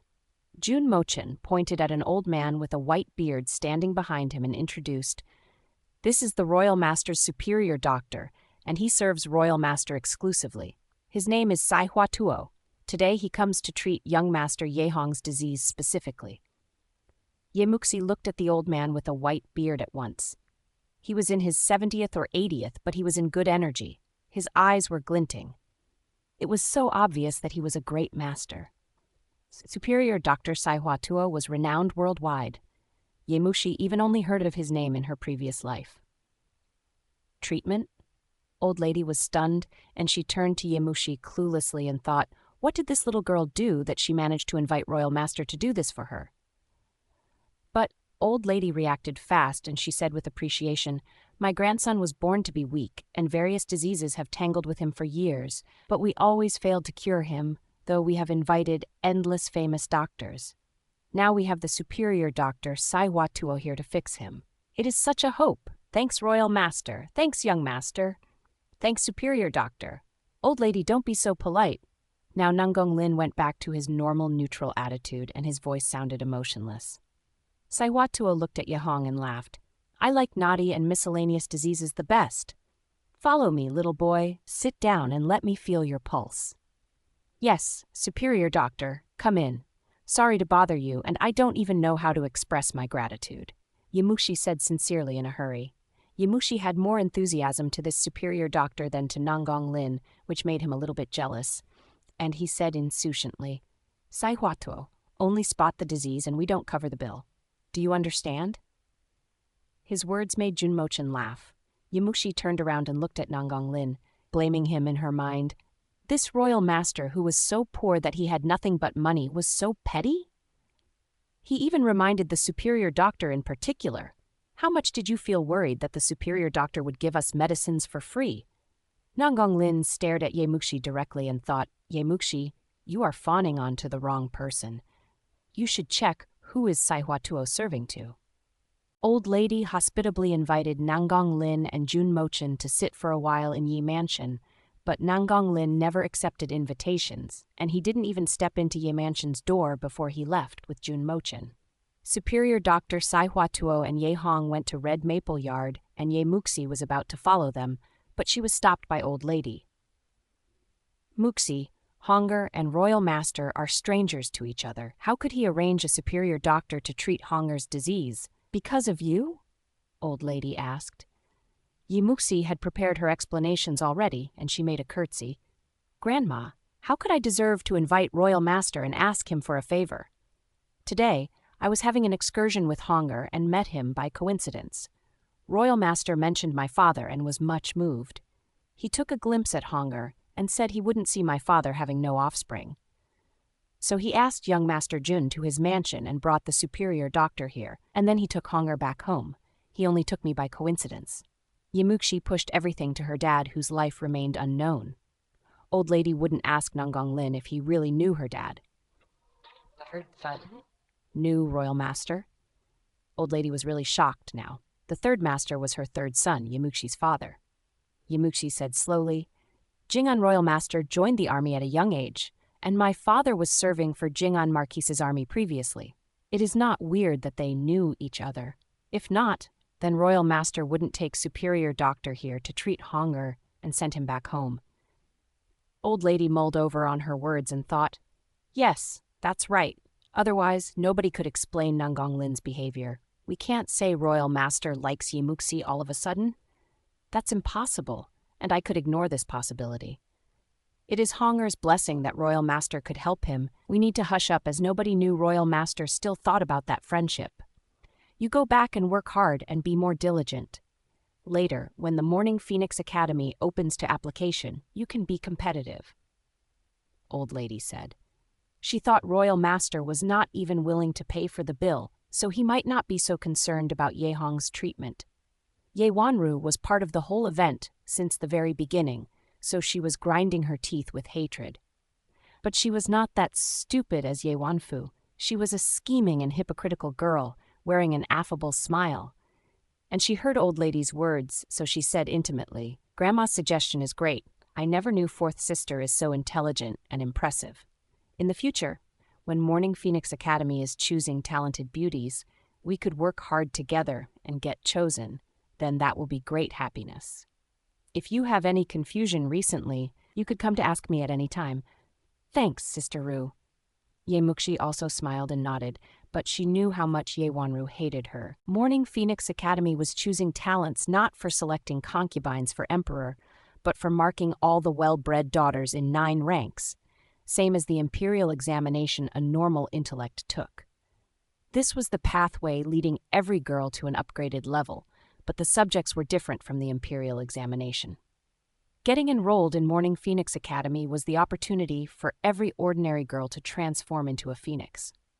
Royal clans, governors, royal masters normally selected wives and concubines from Morning Phoenix Academy.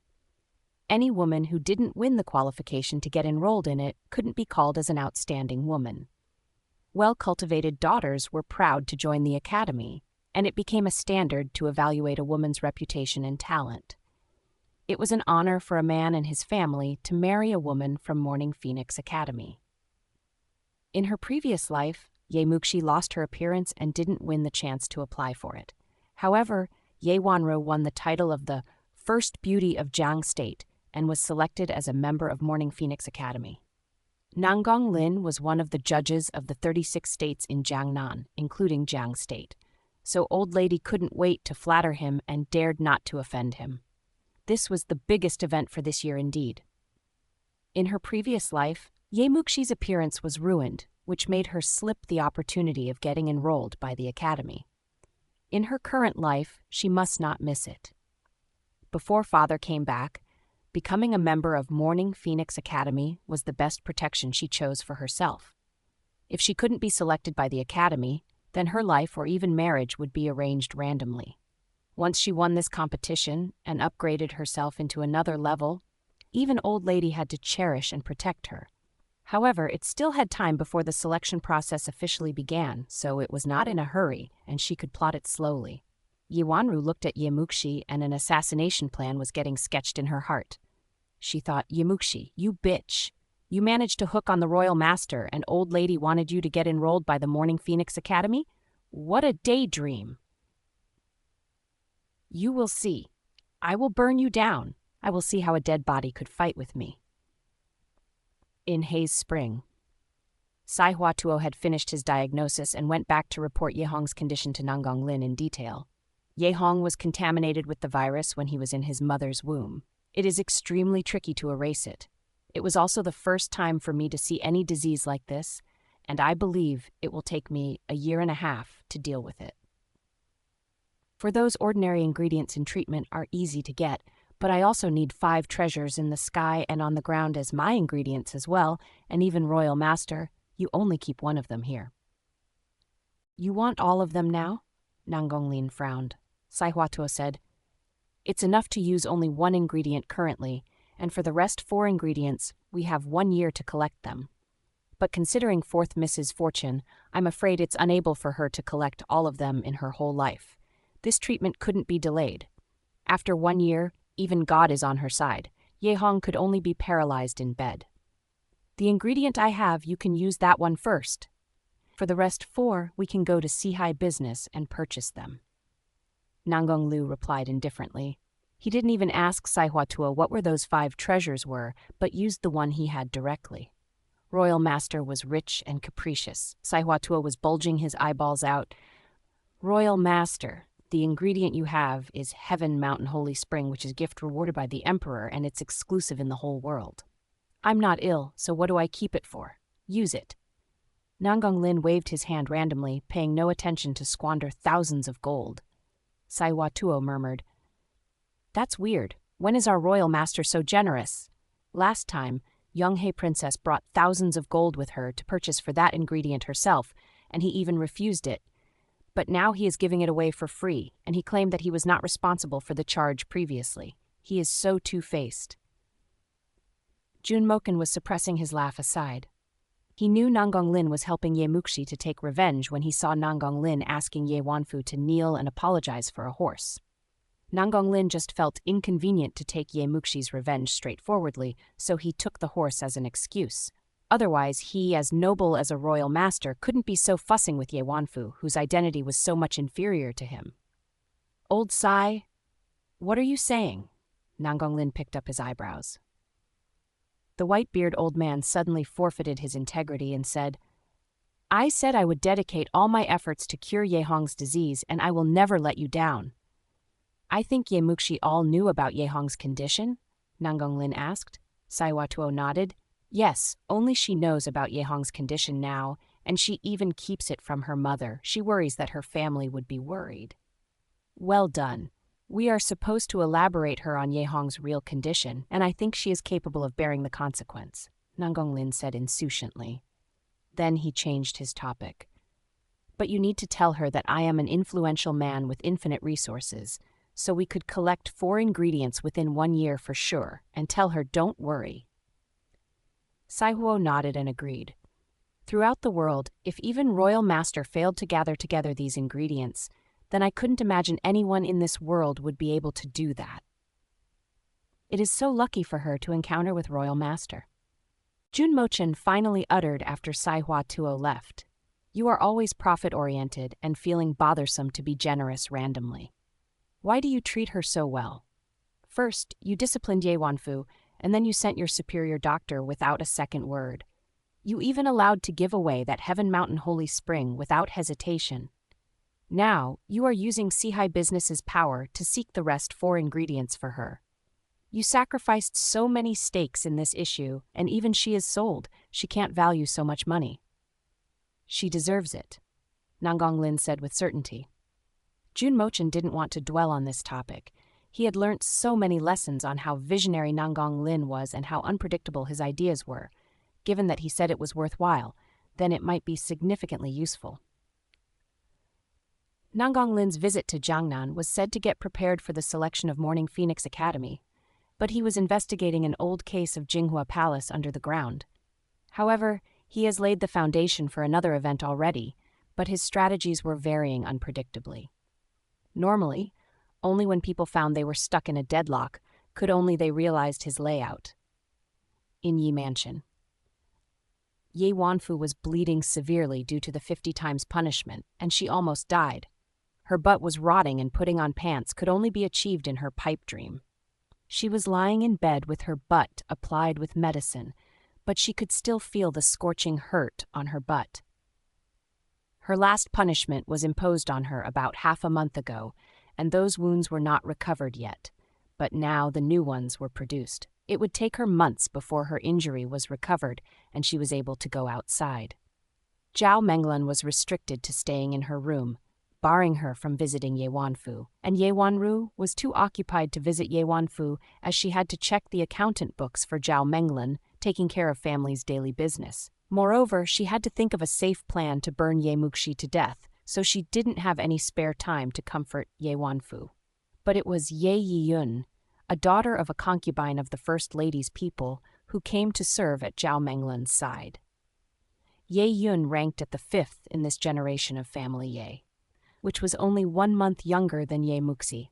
Her biological mother was concubine Lady Li, and her social status was very humble. In this generation of family Ye, all daughters of wives had a character Wan in their names, and for daughters of concubines it was Yi.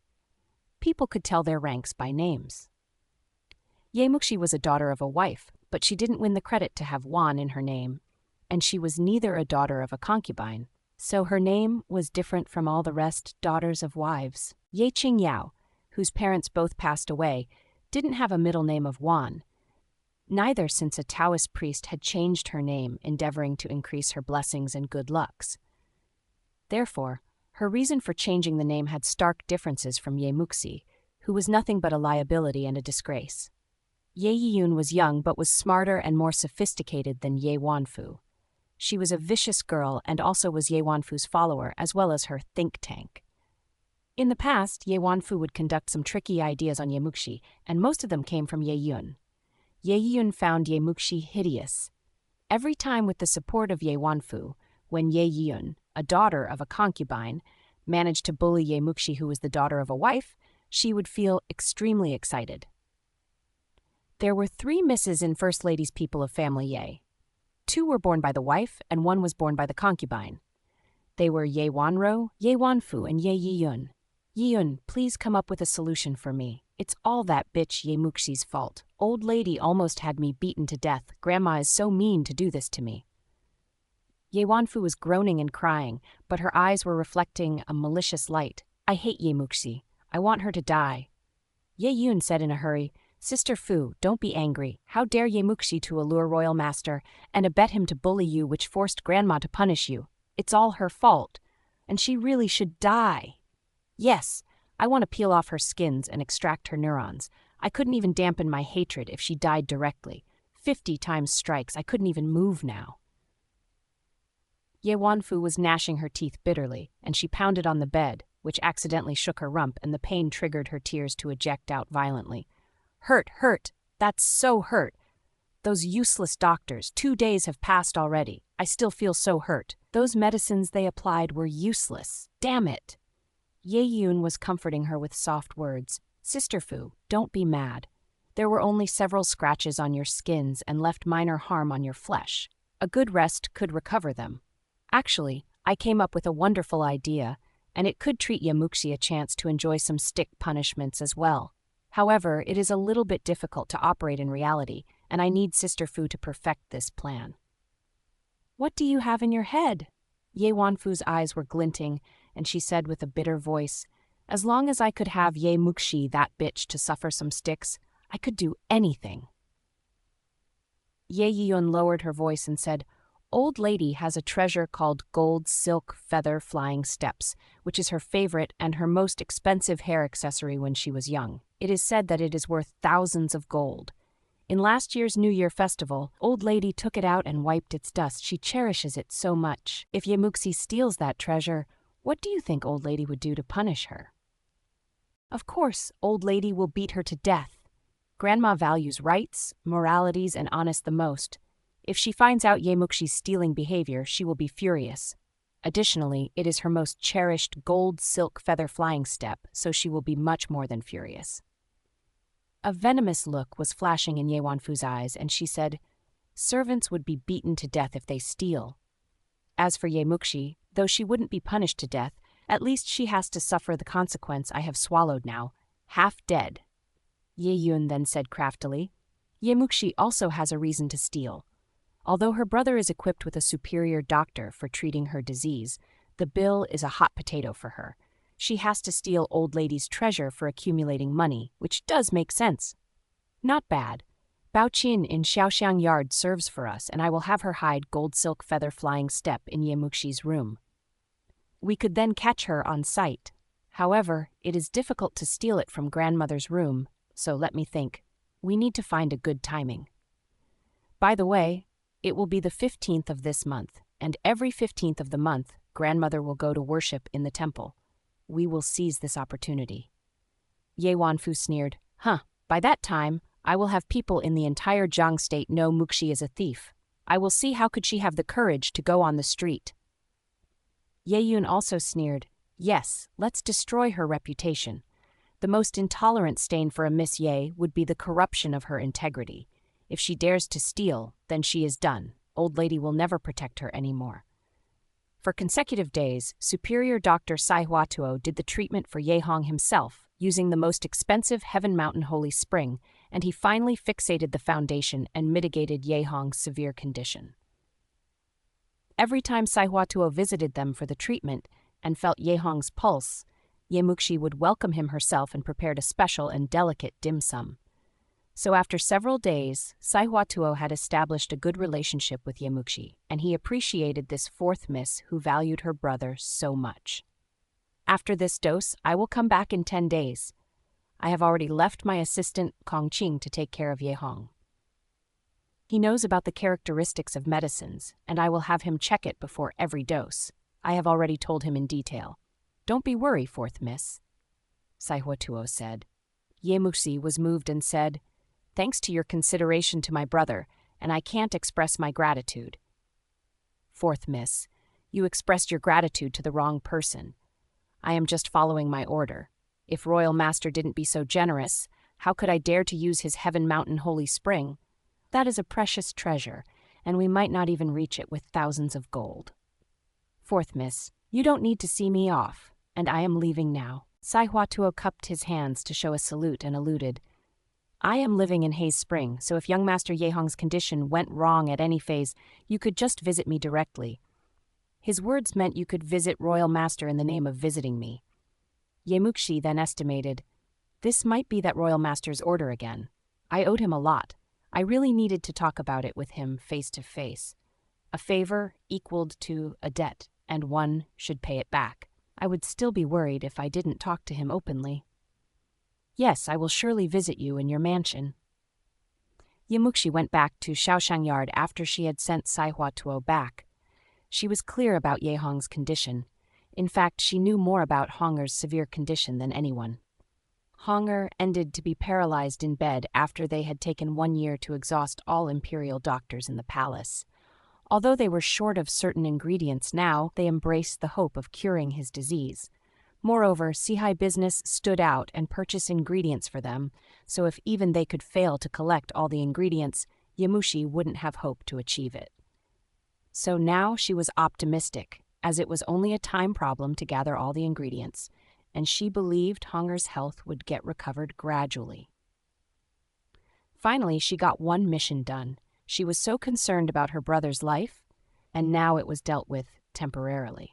The second she went back to Shaoxiang Yard, she saw Aunt Gui was taking some handmaidens burning Chinese mugwort, infilling every corner of the yard with a choking scent. Aunt Gui, what's happening? Ye Muxi frowned. Aunt Gui put on a reluctant look and said, Sorry to bother you. Fourth Miss, this is Second Miss's order.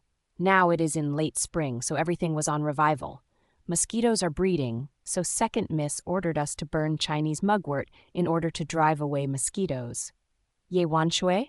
Ye Muxi didn't walk into the yard because it was suffocating. The First Lady's room was closed as she was reflecting inside. Ye Wanru was busy to deal with family affairs and played like a good girl in front of Old Lady. So in a short period they couldn't have time to find her trouble. Third Miss Ye Wanfu was beaten 50 times, and now she was moaning and lying in bed.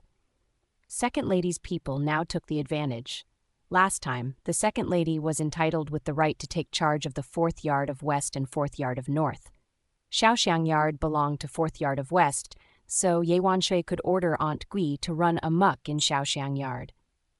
Miss, Second Lady's people are too rampant. They won this management right because of you. They didn't say thanks, and now they are finding troubles with you intentionally, burning Chinese mugwort in such a large amount. I have never seen anyone burning so much. They are bullying us so obviously. Wanchu said in indignation. Minghua, who guarded at Shaoxiang Yard, kneeled and begged for forgiveness. Please forgive us, miss. I couldn't stop them. Ye Muxi had purged all the servants in Shaoxiang Yard, and this was the new second handmaiden, Minghua. And there were several third handmaidens.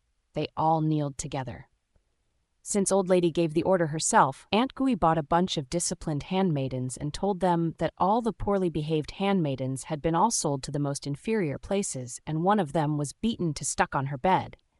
In this case, they were all respectful and even scared to Ye Muxi. All right, stand up. Ye Muxi waved her hands randomly and thought, is she demonstrating her power through exerting new policies? To declare her right? Ye Muxi wanted to ignore them. Suddenly, Ye Muxi hesitated and thought, 4th Yard in Northwest? Red Maple is one of them. If the situation here is bad like this, then that Red Maple Yard's situation is. Aunt Gui, is Red Maple Yard's situation the same as here? Ye Muxi asked. Her brother and mother were all living in Red Maple Yard. Aunt Gui was First Lady's person, so of course she would be happy to see Ye Muxi and Second Lady's people going into conflict. So she said as she was watching the show, Exactly. Miss Ye Wanshui is over there. Originally, Second Miss came to Shaoxiang Yard, but she found you nowhere, so she took people to Red Maple Yard. Ye Wanshui. Ye Muxi had a terrible feeling. Wanchu, Minghua, go to Red Maple Yard. Ye Muxi turned and headed towards Red Maple Yard. She thought, it's all right if you are only playing your power, but if you dared to bully my brother and mother, we will be at daggers down. Ye Wanshui was standing outside the door of Red Maple Yard, ordering those servants to burn Chinese mugwort. Hurry up, burn more. This is too few, not enough. Hurry up, burn more. Hordes of handmaidens at the entrance of Red Maple Yard were adding more Chinese mugwort and other spices for driving the mosquitoes into the fire, and then the whole yard was filled with smog. Ye Wanshui was smug about this scene. She was planning to do this to Muxi, but she was absent, so she turned to use this plan on her brother and mother. "Second, miss, I just heard someone pounding the door, but now it was silent. Did they faint over? Should we open the door and drag them out?" A handmaiden called Dujun by Ye Wanshui's side said with a scare. They rushed into the yard and closed the inner yard's door following Ye Wanshui's order, and they blocked the outside door to burn Chinese mugwort with Lin Mingyu, and her son got shut inside the room. They heard Lin Mingyu was pounding the door and asking for help, but they pretended that they didn't hear it. Now it was silent inside. They might have blacked out due to the smoke. "Did you hear anyone inside crying out?" Ye Wanshui raised her eyebrows and said coldly. Du Juan was scared and trembling. She shrank back her neck and shook head hurriedly. No, I didn't hear anything." "Huh," Ye Wanshui jeered.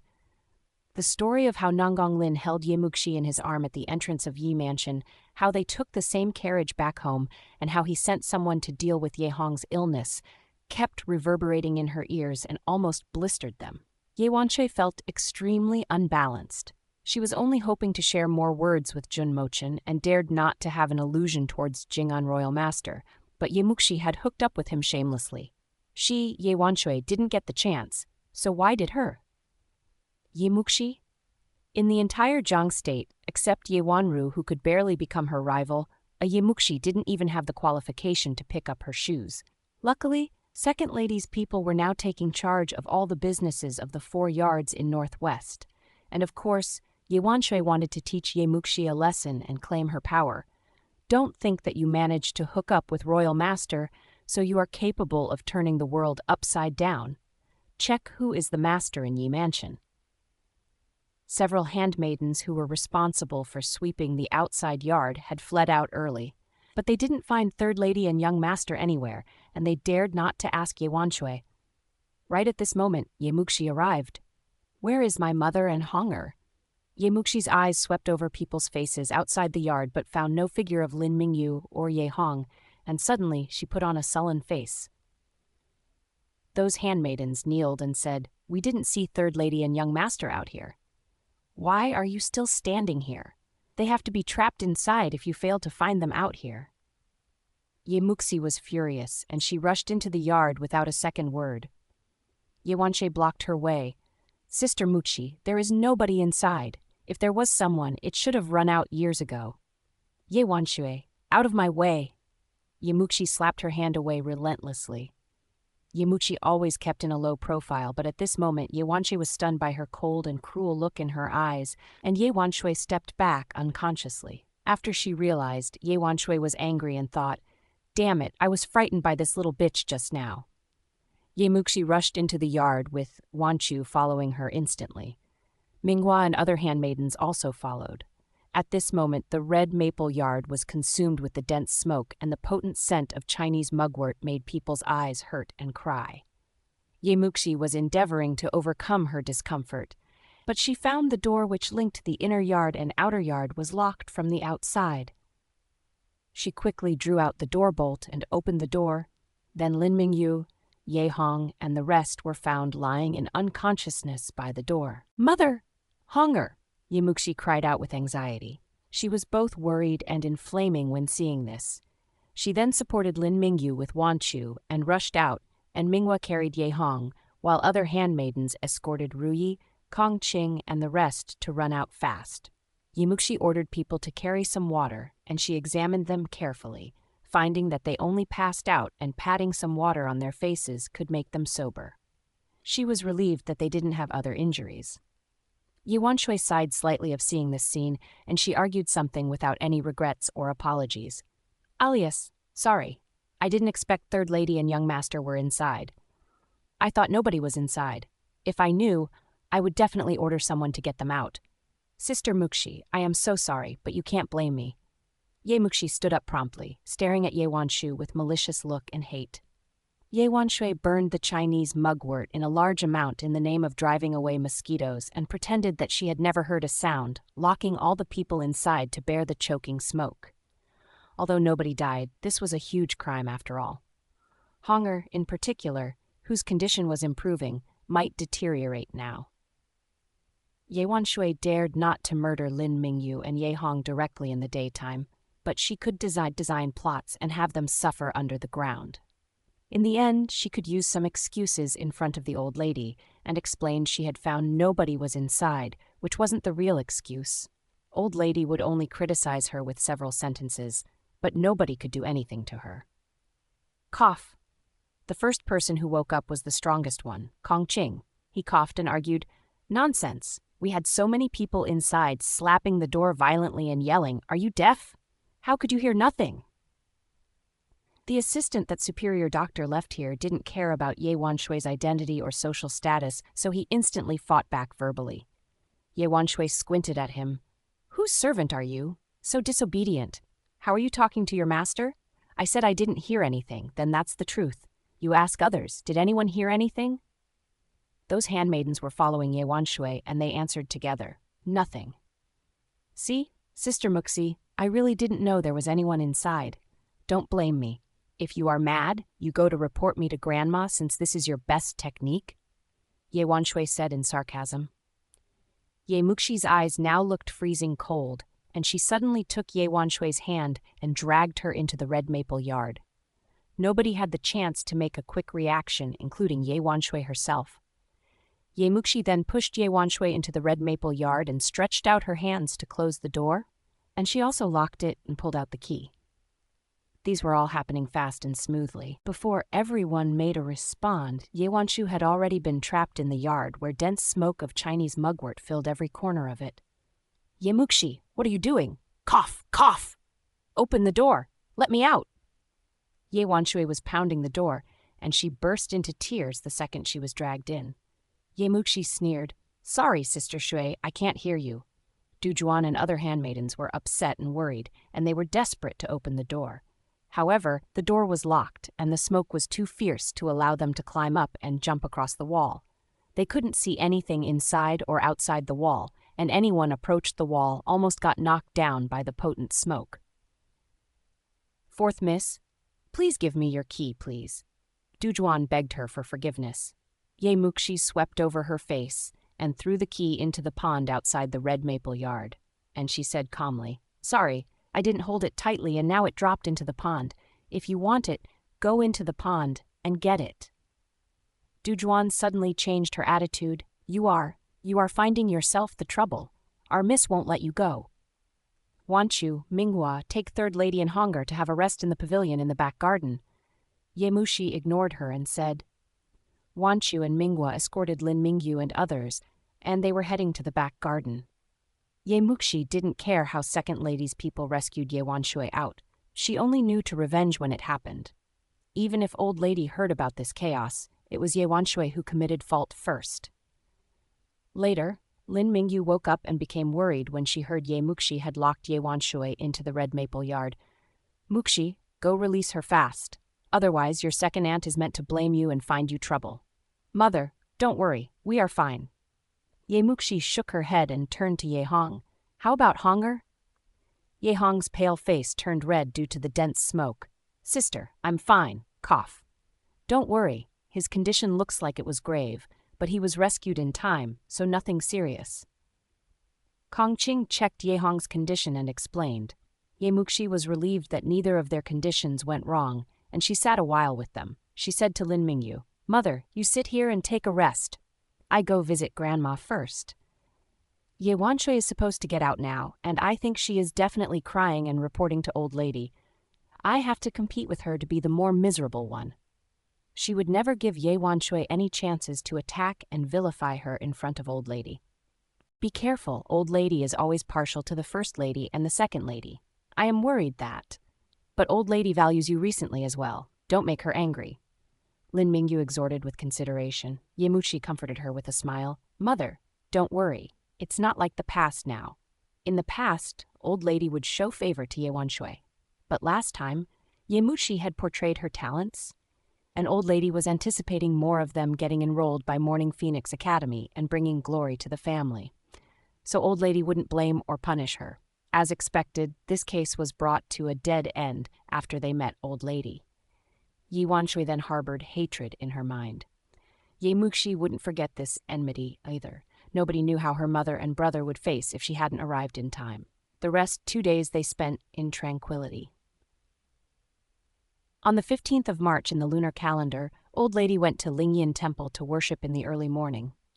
Muxi was sitting beside a pear-flower wooden desk and painting. There was a shuan paper, 3 meters in length and 0.67 meters in width, on the desk, and both sides were weighed down by the stones. The painting depicted an empty valley setting in the spring.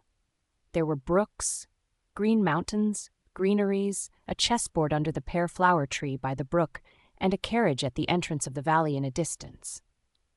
Muxi was about to draw after she lifted up her brush, but then her hand paused. Although she found no problems to get enrolled into Morning Phoenix Academy, given that she had accumulated 2 lives experiences, she still found her lack of practices slowed her reaction. So it was necessary to practice instruments, chess, painting, and poetry all over again. She painted something randomly, but the scene where she first met Nanggong Lin was flowing out of her brush somehow. She painted because it was lingering in her heart. The most beautiful season in Jiangnan was bathing in, and I met you the first time in this flower-declining season. Miss, there is a carriage, a servant, and there is a chessboard waiting for people to play. So I suppose there are people beside it, right? Minghua was making ink, and she asked while pointing at the blank part. Muxi rested her brushed, yeah, someone, but I'm lazy to paint. She was portraying that day, that situation, but she didn't paint neither Nanggong Lin nor Jun Mochen. But even Miss didn't paint them out. We can still feel there are people here. Minghua grinned and said, Miss, your picture is gorgeous. My family used to sell pictures, and some scholars would bring their pictures to our store for sale. I don't think they could excel you in painting. Muxi gave her a smile and asked, Why do you think it's good? I didn't get it, so I can't tell where it shines, but I just think your painting overruns all the others, Minghua said seriously. Muxi smiled. You are so sweet. Did you just eat candied fruit? I'm telling the truth, but Wanchu's sister really can cook candied fruits, and they taste so good. Minghua laughed. At the very beginning, she was very scared of Muxi, but after some time, she found Muxi was kind to servants. So Muxi became less intimidating to her, but she still showed deep respect to Muxi. Muxi was observing in the dark, finding no spies or undercovers in this bunch of servants as they were just bought from the outside. They were relatively obedient, and she trusted them somehow. At this moment, Wanchu walked towards Muxi in a hurry. She got close to Muxi's ears and whispered, Miss, you asked me to keep an eye on Bao Qin, and I just found her leaving Shaoxiang Yard and sneaking into the back garden. She met Ye Yun there and just came back. Muxi then thought, Ye Yun? Doesn't she belong to First Lady's people? What is she finding Bao Qin for? What are they scheming? Then she would give Bao Qin this chance so she could find out what she was plotting. Minghua, you go pick some handmaidens to fetch some newly cooked glutinous rice balls and mung bean cakes, and then you all follow me to Red Maple Yard, Muxi ordered. Minghua did a curtsy and went out to conduct the arrangements. Muxi turned to Wanchu and said, Wanchu, you follow us at first, but you sneak back once we leave so you could see what Bao Qin is scheming to do. If she wants to set up a fire, be careful and come back to report to me promptly. There was still some time before the conflagration occurred in the previous life, or they couldn't wait to initiate this plan? Yes, Wanchu nodded seriously. Muxi took a horde of handmaidens out, leaving only 2 handmaidens guarding the door. And the entire Shaoxiang Yard was now empty, which provided great convenience for Bao Qin to take action. Bao Qin's wounds on butts recovered much, and although they still hurt, she was able to walk now. She was startled when she took that gold silk feather flying steps from Ye Yun. She didn't know Yuanfu had the magical power to reach every corner of the mansion and was able to get this. Meanwhile, a sense of revenge was rippling at the bottom of her heart. As long as this was found in Muxi's room, then Muxi was doomed. While Muxi brought Wanchu and the rest to Red Maple Yard, Bao Qin sneaked into Muxi's room and put gold silk feather flying steps into her jewelry box. However, Bao Qin didn't know that Wanchu was witnessing all her movements while she thought she was conducting everything by stealth. In Red Maple Yard, Muxi was keeping Lin Mingyu as a company and talked about some unimportant things. She performed naturally without mentioning anything about what was happening now. Her mother was an ordinary woman who was always vulnerable and weak, so Muxi didn't want to scare her. "Did you make these glutinous rice balls? Muxi, when did you pick up cooking skills? I don't even know that," Lin Mingyu asked in surprise. Yehong used his chopsticks to pick up some round balls and stuffed his mouth with dim sums. He mumbled with a fully loaded mouth, "Yummy, sister's dim sum tastes so delicious." "Just so-so." Muxi gave him a faint smile. "I saw Wanchu was cooking mung bean cakes, so I felt it interesting and made some balls myself." While talking, Wanchu walked in hurriedly and she bowed to Muxi. However, she didn't say anything directly in front of so many people. Muxi understood her. "Mother, Honger, I'm going back. You enjoy yourselves." "Okay, Rui, send forth Miss back." Once they stepped out of Red Maple Yard, Wanchu dragged Muxi to a fake mountain and passed a thing to Muxi. "Miss, check this out. Baochin put this into your jewelry box. I don't know what is this, but I sense this is both expensive and precious." Muxi thought Baochin was setting up the fire, but she had never thought Baochin was hiding something in her room. She picked up that thing and took a look at it carefully, and then her eyes were cold. "Gold silk feather flying steps?" "Miss, you know this?" Wanchu was confused. All the handmaidens were new here in Shaoxiang Yard, and none of them could recognize this thing, including Wanchu, who had served here only half a year earlier than Minghua, and the rest, so she had no clue how precious it was. Muxi said in a cold voice, "This is old lady's favorite treasure, and it is worth 1,000 gold. Well done, Ye Wanfu Ye Yun.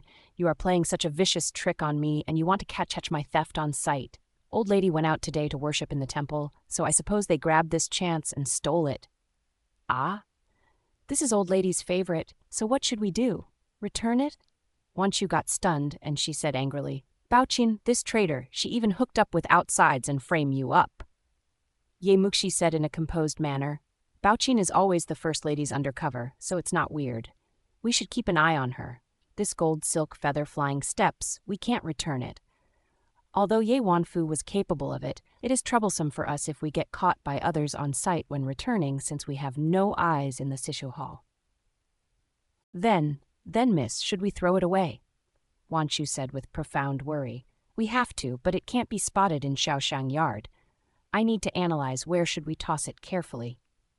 Muxi squinted her beautiful eyes, and coldness was glinting. "What a beautiful gold silk feather flying steps. Let's give it to Yewansh, and I bet she will like it." Wanchu nodded with admiration promptly. "Miss, what a perfect scheme." Muxi then said to Wanchu, "You go first to check where is Yewanshui now." "Yes." Wanchu made a curtsy and left. Muxi was holding that gold silk feather flying steps in her hands, and her looks were cold. And she thought, "Ye Wanfu, you want to frame me up, and Ye Wanshui, you want to set my family up. Then I'd better have you to start this villain-on-villain battle yourselves." However, although Old Lady's Sisho Hall was difficult to break in, Ye Wanshui's Yingshui Yard was not a place that was loose on guards. Ye Wanfu had to spread others away and crept in secretly, and maybe she had an assistant inside the Sisho Hall. But Ye Muxi didn't have any undercovers in Yingshui Yard, and these were all the servants she got. So no matter what she did, she would always be blamed as the culprit. Therefore, she had to come up with a perfect strategy. "Miss?" Ye Wanshui was absent in Yingshui Yard, as she was appreciating flowers with some servants in the back garden. There were several dozens of servants guarding both the outside and inside of the Yingshui Yard. "I'm afraid we would find it hard to sneak in." Wanchu came back and reported. Ye Muxi then made up her mind, and she slightly lifted her chin. "Good, I know. Follow me. Let's go get Ye Yun first." In her strategy, she still required a scapegoat, and this was the exact timing for her to drag Ye Yun into this trouble. In the backyard, Ye Yun felt awkward, as she had just asked Bao Qin to hide the gold silk feather flying steps into Shaoxiang Yard, and now Ye Muxi went for her. She felt so scared that she assumed Bao Qin was caught on sight and confessed her name. But it was not, and it turned out that Ye Wanshi wanted to make her an intermediator. "Grandma said we are a family and should maintain a friendly ambience among sisters, But last time I misunderstood Sister Shui and had some conflicts with her because of burning Chinese mugwort. So I want to find an intermediator and make us up together. I was thinking about asking Sister Ru for help, but she is so occupied and Sister Fu is stuck on her bed. You are the only person I am familiar with. Sorry to bother you. Ye Muxi said with a slight smile on her face. Ye Muxi was raised by the First Lady since she was young, so it was true that she was only familiar with those misses there. But now Ye Wanru was buckling down to deal with serious family affairs, while Ye Wanfu was lying on the bed for healing wounds, so it was reasonable that she asked Ye Yun to be the intermediator. And Ye Yun found it hard to refuse her. Otherwise, if Ye Muxi mentioned this in front of Old Lady, her Ye Yun would become the one discarded sisterhood. Sister Muxi, you are welcome. Ye Yun squeezed a trace of smile and said, I'm happy if I could really help you make up with her. In fact, she didn't want to go, but she had to. While talking, they had arrived at the backyard, and Ye Wanshui was standing in front of a bouquet of blooming tea flowers. She didn't feel happy when she saw Ye Muxi approaching. Hello, Sister Shui. Ye Muxi greeted her with a smile. Ye Wanshui gave her a fake smile. Sisters, hello to both of you. She was angry when she saw Ye Muxi's face. The terrible memory that she was locked into the smoky red maple yard flooded back into her mind again. However, Grandma had warned them to maintain the harmony among sisters, so if she threw a temper directly and had Old Lady know it, then she was the one doomed. In Ye Mansion, everyone, except Ye Wanfu, was clever enough to think further and see a bigger picture. Sister Shui, last time I misunderstood you about burning Chinese mugwort. Please forget about it, Ye Muxi said. Ye Wanshui's eyelids were shivering and she hated this girl the worst in her heart, but she was still putting on a smile and said, That was the past and I have forgotten already. What, you still think about that? I think fourth sister certainly remembered. Otherwise, she wouldn't drag me here and have me perform as the intermediator. Ye Yiyun followed Ye Wanshui's words. Her smile was fake, and her tone sounded that she was provoking them. Ye Muxi asked her to settle a dispute, but based on her attitude, even the person who would like to reconcile might start another war by her. Ye Muxi chuckled. I was thinking to give sister that ice yarn round fan which Grandma rewarded me as compensation in order to extend my apology, but considering you said this, I will disobey your aspiration and your generosity if I insist on giving you the compensation. So I will keep it. Ye Wanshui felt smothering, and she had a gulp of air stuck in the middle of her chest, and she felt it hard to swallow it or spit it out. She was craving to get one of the 3 ice yarn round fans in the whole Yi mansion, and now she was so regretful. Actually, Ye Muxi hadn't planned to give her that gift as compensation, so she said that which was only meant to make her unhappy. Ye Wanshui's performing skills were way worse than Ye Wanro. Ye Muxi knew how hateful Ye Wanshui was the second she looked into Ye Wanshui's eyes. Suddenly, Wanshu pointed at the bush under the tea flower tree and screamed in panic. Snake! Miss, watch out! There is a snake! What? Snake? How could a snake lurk in the garden? Ye Wanshui was panicking. A long snake suddenly emerged from the bush. It was the normal size, but nobody knew if it's poisonous, and Ye Wanshui was frightened out of her wits once she saw it, and she couldn't support herself but slumped down. Ye Muxi and Ye Yun also saw the long snake, and they both stepped backward with a scream. Then they saw Ye Wanshui was still paralyzed, sitting on the ground there. Ye Muxi, Ye Yun, and other handmaidens had all scattered away, leaving Ye Wanshui sitting on the ground, and the snake was crawling towards them originally, and it was getting closer to Ye Wanshui. Someone, come, help! Get this thing away! Ye Wanshui felt scared of Snake the worst, and now she was yelling and crying, feeling impossible to stand up. Ye Muxi also yelled for help. Who knows how to catch a snake? Go catch it. All the handmaidens, why haven't you dragged the second miss away? I don't know how. Neither do I. Several handmaidens were trembling in the scare, and none of them dared to catch it. But there were 2 bold handmaidens from Yingshui Yard tried to pull Ye Wanshui back and dragged her away. Ye Wanshui's legs were bending when she fell over, and now since others were pulling her, she straightened up her legs unconsciously. She had been still a few steps away from the snake originally, but now, since her legs were straight up, Her embroidered shoes touched the long snake's cold head. Ah! Ye Wanshui was shrilling and took back her foot immediately while she was trembling bodily. That snake was kicked by her, so now it was spitting its tongue to her.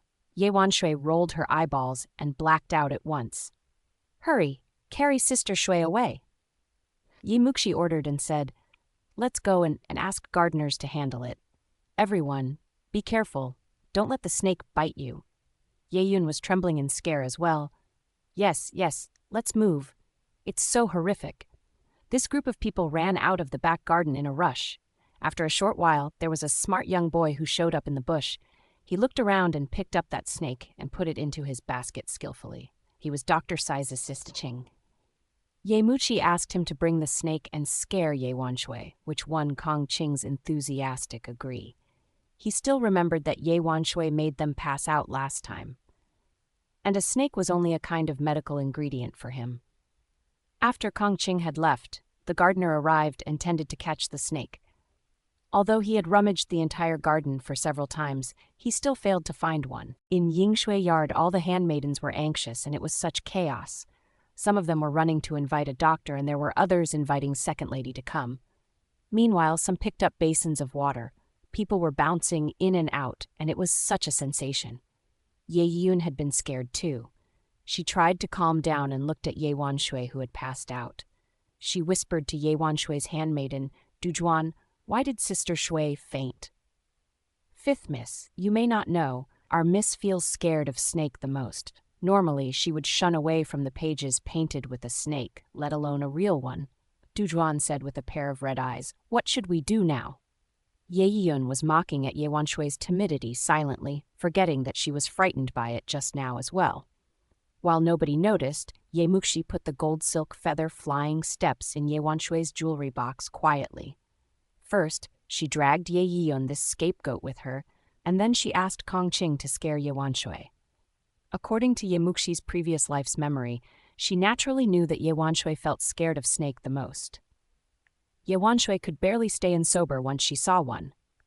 The entire Yingshui Yard would go into chaos after Ye Wanshui fainted.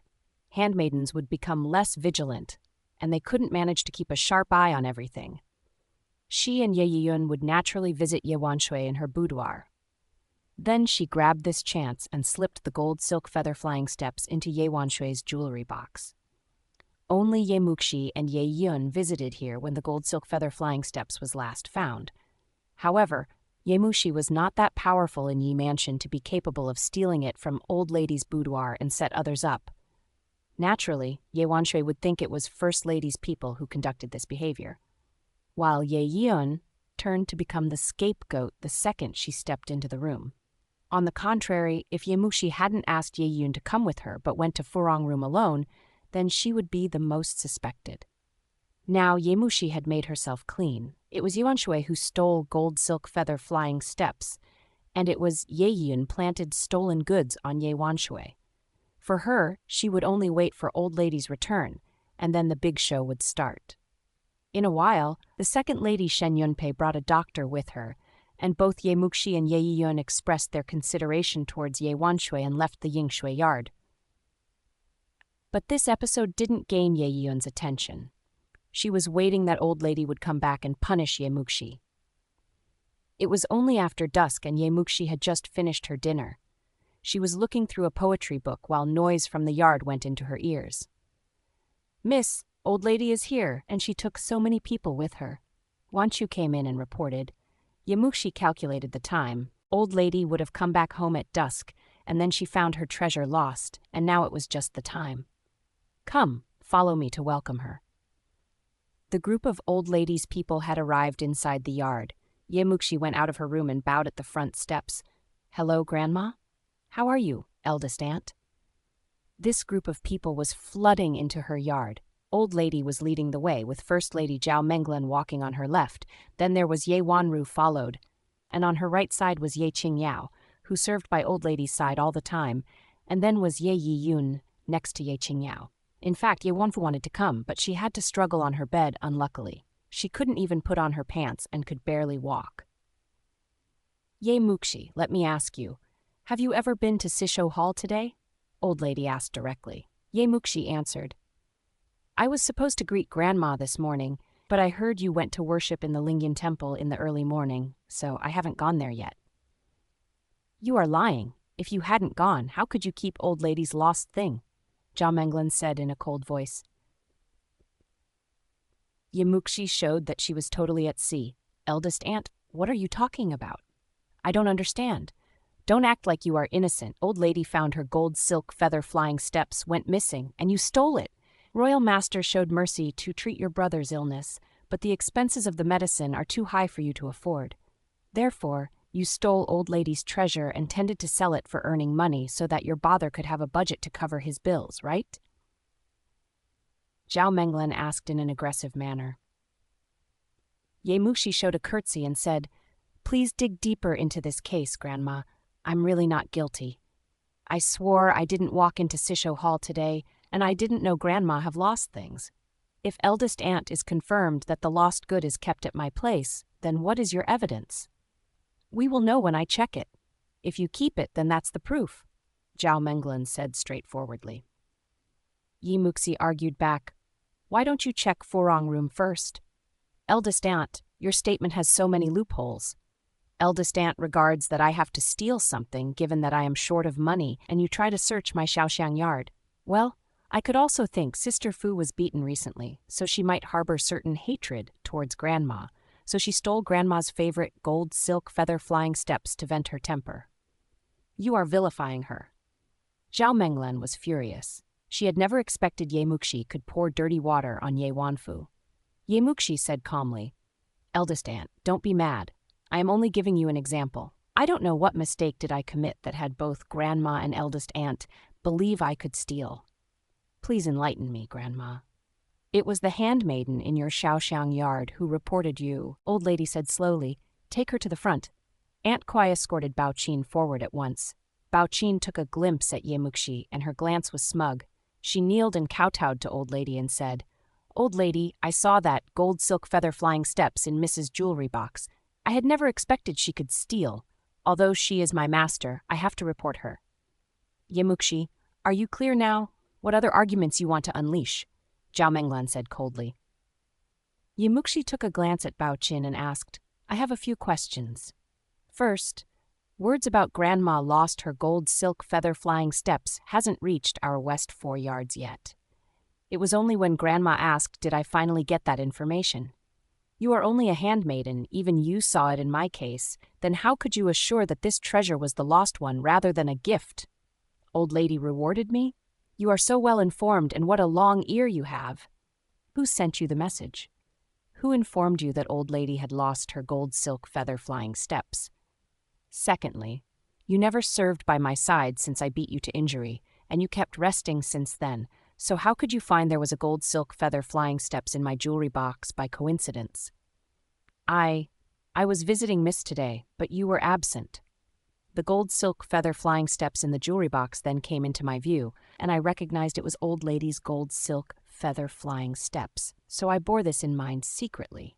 However, before she finished her words, Muxi sneered, You found I was absent, so why did you rummage my jewelry box? Are you stealing? No. Bao Qin was stammering, wondering how to answer the question, but still failed. Normally, how could a handmaiden look into a master's jewelry box while the master was absent? Zhao Menglan frowned, grumbling about how useless Bao Qin was, and she replied, Muxi, no matter what, Bao Qin found the gold silk feather flying steps in your jewelry box, so stop faffing around. Eldest aunt, I am only trying to figure things out in case we are all hoodwinked. Muxi stared at Bao Qin with sarcasm. Bao Qin, you said you knew the gold silk feather flying steps belonged to old lady. However, except handmaidens by Grandma's sides, only 2 ladies and we misses had the luck to witness this treasure. How could you know that is gold silk feather flying steps? You are lying. Bao Qin's face turned pale, and she was now stammering to save herself. No. I heard old lady lost her gold silk feather flying steps, and I found Mrs. Jewelry box emerged a new one, so I thought it was that one. And you said you recognized the second you saw it just now, but now you changed your words. I think you didn't prepare well and you failed to make up a smooth lie. Muxi mocked. Muxi ignored Bao Qin and turned to old lady and said, Grandma, this handmaiden statements are paradoxical and fraught with loopholes. I could swear with my life that I don't possess your treasure here. To be honest, Grandma, last time I beat her 30 times sticks, so I am afraid she still hates me now. Old lady now found this Bao-chin was harboring some problems as well. Ye Yun now found her plan was on the brink to collapse, so she said in a hurry, Grandma, since we are here already, just to secure that she doesn't keep it, maybe we should search it now. As long as Xiaoxiang Yard doesn't keep that gold silk feather flying steps, then it would be clear to see Ye Muxi is innocent. Otherwise, if it is not found anywhere, then rumors about how Sister Muxi stole that would fly around, which it's not helpful to protect Sister's reputation. Yun is right, old lady, maybe we should search it. Zhao Menglan followed her words promptly. Ye Muxi was sneering in her mind, and she made a curtsy to Grandma. Grandma, I would like to accept the search. However, Grandma, even if nothing is searched out, then outsiders would also know Grandma suspect her granddaughter as a thief, which doesn't help us to protect our mansion's reputation. Huh. You are finding so many excuses here, and you just don't want us to search your room. I think you are hiding something. Zhao Menglan was so angry that she felt her teeth sore. She had struggled a lot to move old lady to scour Ye Muxi's room, and it was such a pity if she let Ye Muxi go so easily. Ye Muxi's lips bent up slightly. Eldest aunt, don't be so urgent. Please allow me to finish. I agree to scour my room, but we can't only search my Xiaoxiang Yard. And we should search the entire Yi mansion so that nobody would think Grandma is suspecting her own granddaughter, and we could maintain our mansion's reputation's integrity. Moreover, I'm pretty sure gold silk feather flying steps is not in my possession, so where is it? After we scour the entire mansion, then we might find it. What do you think? Good. Muxi did think in a bigger picture. Old lady nodded with admiration, and her mood was better. Old lady was anxious after she found the treasure went missing, and she felt disappointed in Ye Muxi as she thought Ye Muxi stole it. However, Ye Muxi embarrassed Bao-chin to stammer after bombarding Bao-chin a series of questions, which made old lady consider that Ye Muxi didn't have that in her hands. However, Zhao Menglan insisted on searching, and then old lady thought a search might be a relief. She thought Ye Muxi might hinder them from scouring, but she had never expected that Ye Muxi didn't only support them to do it, but also came up with a perfect implementation to secure the integrity of Ye Mansion's reputation. Ye Muxi did take everything into consideration. Not being petty or feeling aggrieved that she was suspected in this case, she was committed to finding the gold silk feather flying steps. At this moment, old lady felt this granddaughter was way more useful than both first lady and second lady.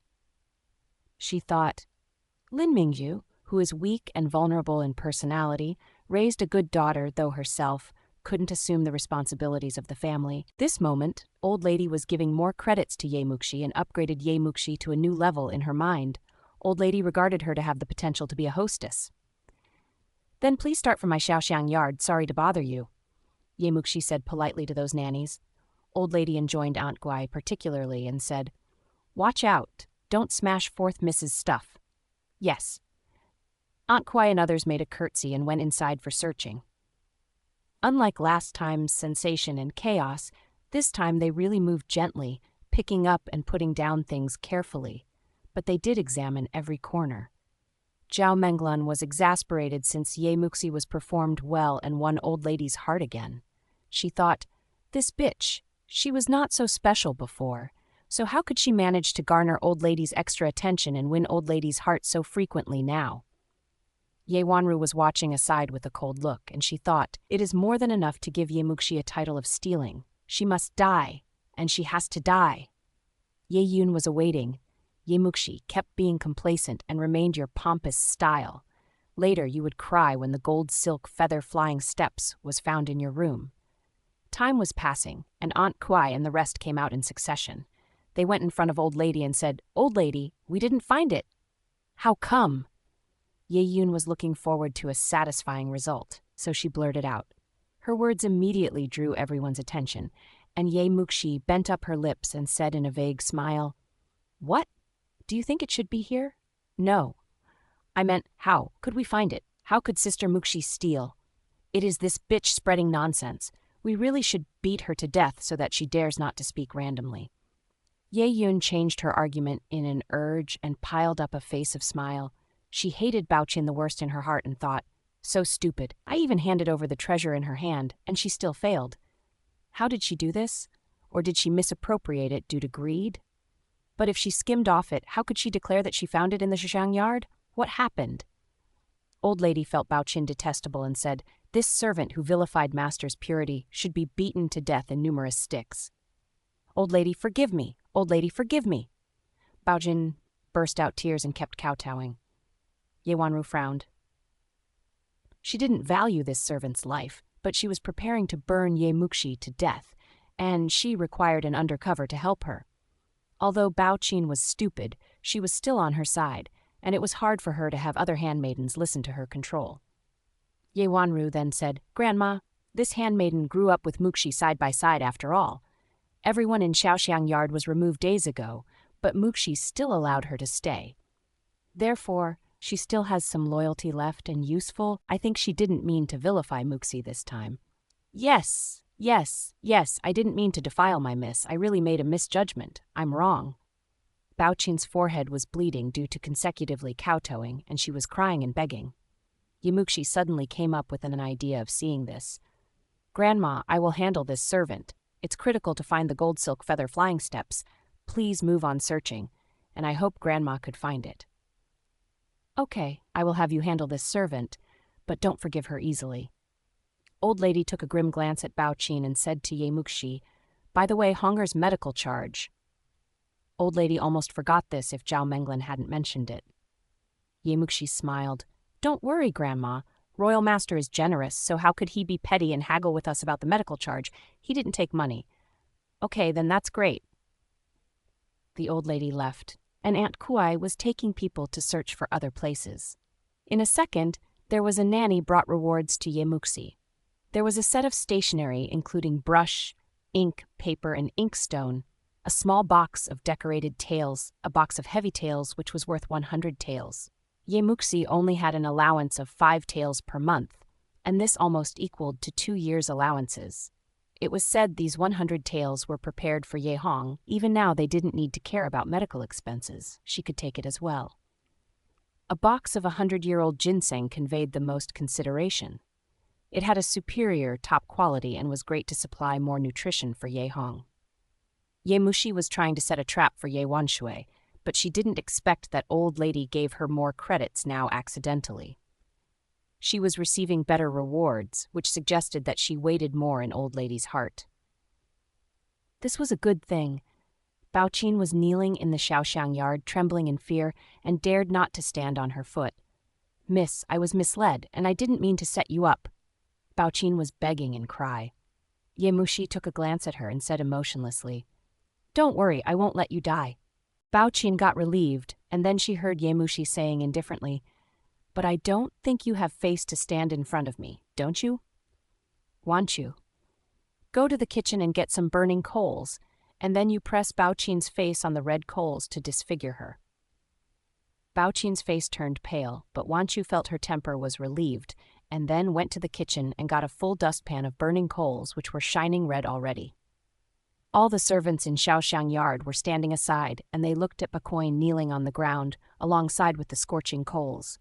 Their facial expressions varied. Miss, please forgive me, please. Baoqin kept kowtowing to Ye Muxi and trembled.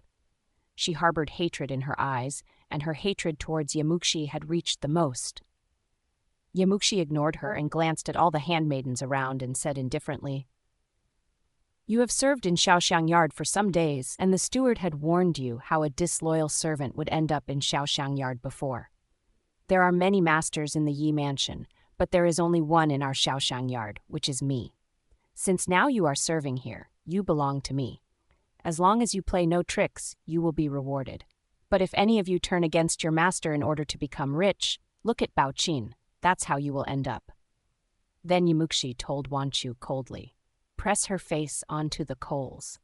No, please, don't come. Baoqin felt insanely scared, and she turned to run away, but Wanchu reacted fast and held her. However, Baoqin kept wriggling, and it seemed that she was about to struggle Wanchu off. Minghua stepped forward and helped at once.